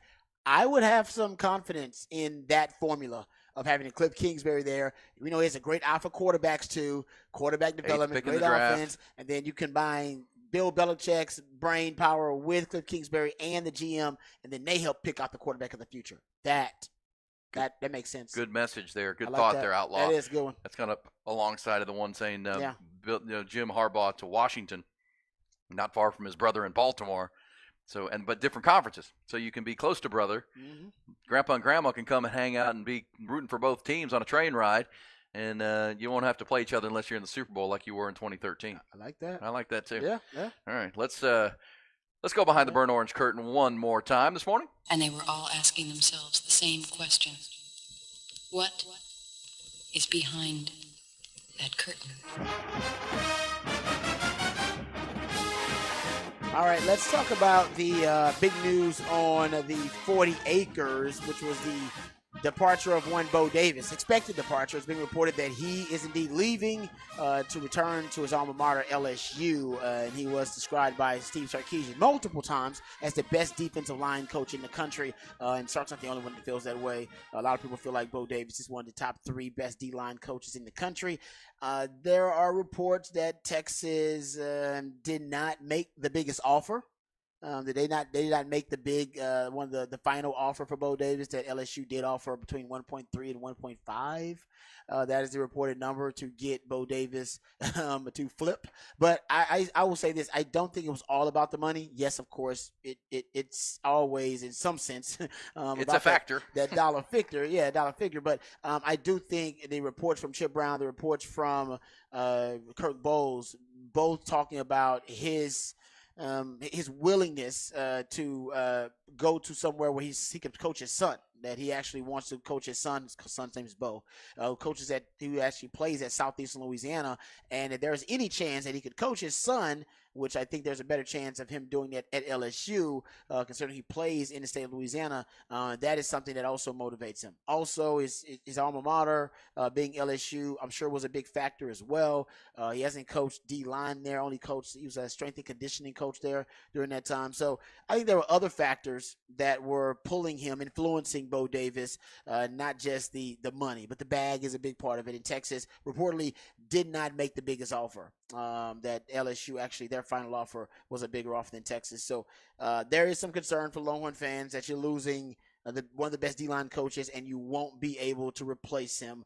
There are other good D-line coaches out there. Bo Davis, obviously brought his own resume and his own street cred to the Texas D-line room. But man, you go look at right now, Ed Orgeron's a guy that's available. I'm not saying you go after Ed Orgeron. That's a top candidate. I'm just listing candidates. But Ed Orgeron's a good D-line coach and a hell of a recruiter.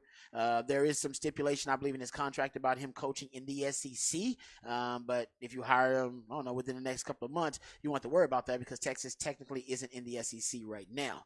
So that wouldn't be applicable. So Ed Orgeron is out there. Freddie Roach, I don't know if he's available. He's the D-line coach currently at Alabama, but without Nick Saban there, he may be influenced and motivated to leave. Oscar Giles is a lifetime Longhorn. Oscar Giles, who's been on the 40 acres multiple times.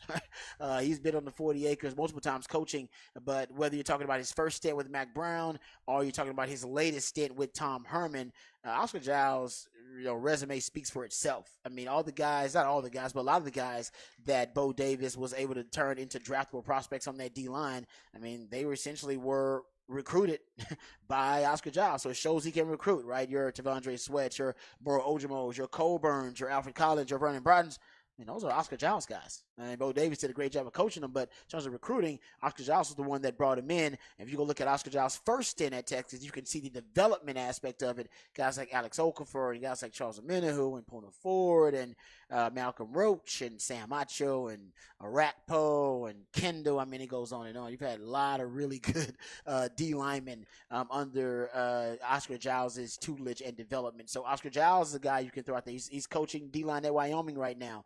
Rod Wright, who is a lifetime Longhorn. He's an assistant D-line coach with the Texans, first year in the NFL. He may be persuaded to come back to college to coach. He also used to coach at UTSA and Sam Houston, so he's got some ties recruiting and some history recruiting in the state of Texas. Frank Ocam, another lifetime Longhorn. He's coaching at Toledo now, has been in the college ranks. He's a young up-and-comer. So the two fast risers who have Texas connections there with Frank Ocam and Rod Wright. You'd also have Oscar Giles, who's more of a proven veteran who's been there and done that. He's got a longer, lengthier, more impressive resume if that's the way you want to go with more of a proven commodity. Freddie Roach is also in that category as a proven commodity. Ed Orgeron in there too, but he's a guy that got head coach experience. Sometimes that matters to coaches. Another coach who I think is a pretty good D-line coach, Randall Joyner. He is the D-line coach at Ole Miss. And he is a really, he's a decent, really good D-line coach. And I think he'd be a decent hire for Texas too. So there are a lot of good D-line coaches out there. Don't be upset, right? Don't be saddened by the loss of Bo Davis. Yeah, he was a really good D-line coach and had proven that over the short time that he was here. His second stint at Texas too. But Sark has shown that he has a good track record of hiring coaches. He's been really good at hiring coaches so far and even replacing coaches. I think he'll once again hit a home run with his D-line coach position, no matter who it is. Like I said, I think he's got a lot of different choices. It just depends on what he wants to prioritize. And what he wants to emphasize, what he wants out of the D-line coach position. Yeah, and, there's a lot of hay in the barn, as they say, Rod. A lot of good players on campus. Oh, yeah. They're not going anywhere. I don't think so, anyway. Absolutely. That's and Pete Kwiatkowski will have some say on who he wants and what style. Yes. And as we talk about him transforming this defense into probably what he was comfortable with at Washington, but needed some time to reconstruct the roster and the body types and the type of players he wants. He's on his way to doing that, so it'll be an ongoing thing. And again, frustrating, yes. A lot of Longhorn fans were bumming.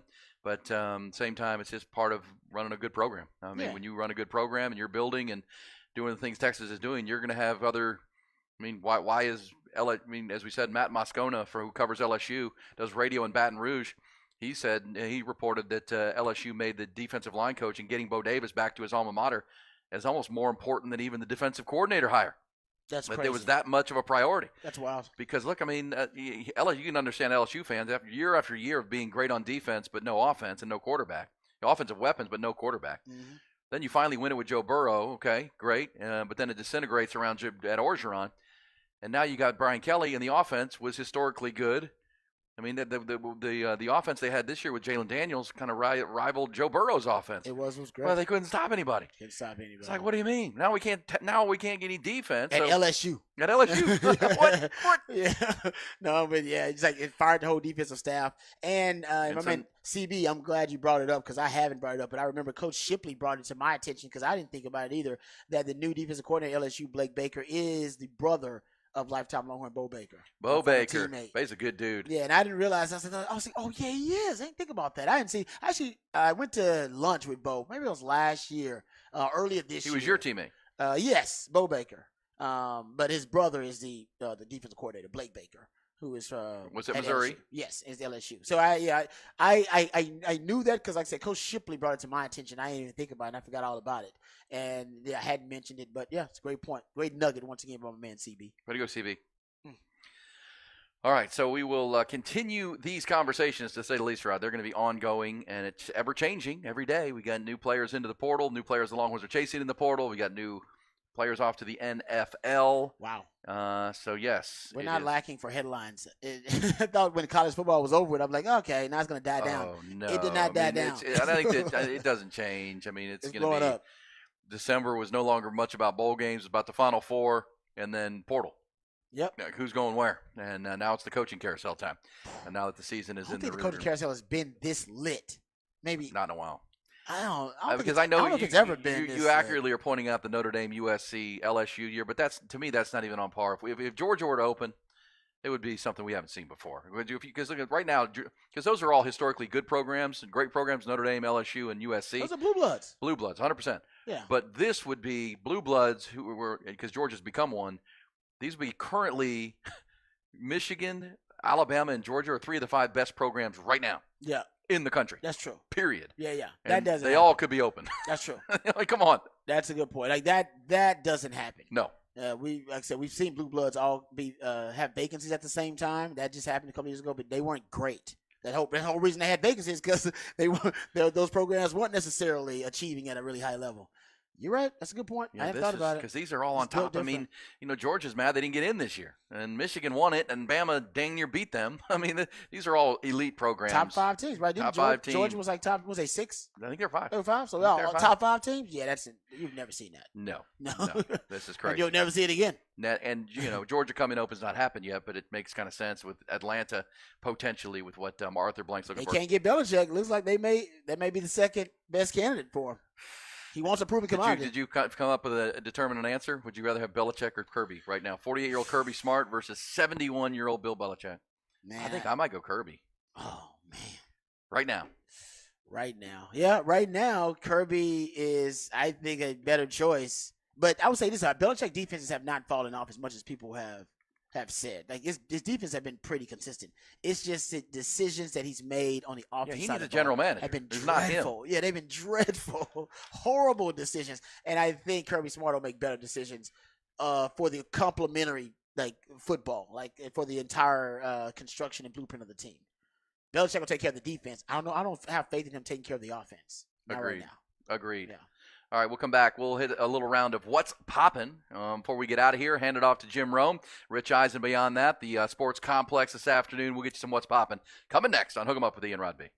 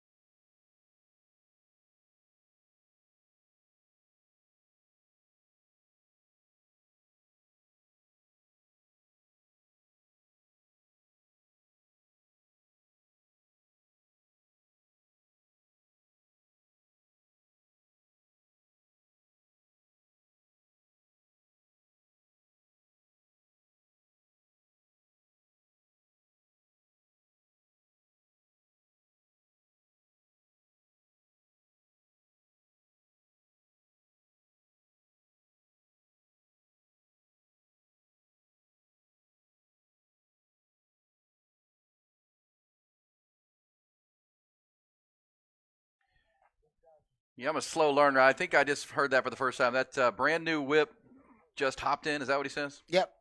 Because he got a new car and he just jumped in it. I guess. Yeah, there you go. I'm learning. Learning something new every day. Thank you, Jack Harlow. Thank you, Jack Harlow. Who's you guys say is an overrated. Yeah, I just think he's rapper, hip hopper. They're trying to create him. He's kind of like an industry plant kind of thing. Yeah. Yeah, industry plant. They've been promoting him, and it's like, well, he's okay, but considering how much we see him and how much he's promoted, I don't know if he's that good. But I like Jack Harlow. Just don't love him. I like Jack Harlow. Yeah. Hey, we've told and kind of honored these coaches. Nick Saban. We talked about how he really and Steve Sarkisian's been open about this. Nick Saban saved Steve Sarkisian's not just his coaching career but his life, his actual being here, with his policy of coaches getting rigorous physicals annually if they're going to work for him. It was based on his father dying at a young age of a heart attack. that he was unaware of what was going on. And so he made it his focus to make sure his coaches were aware of what was going on inside their body.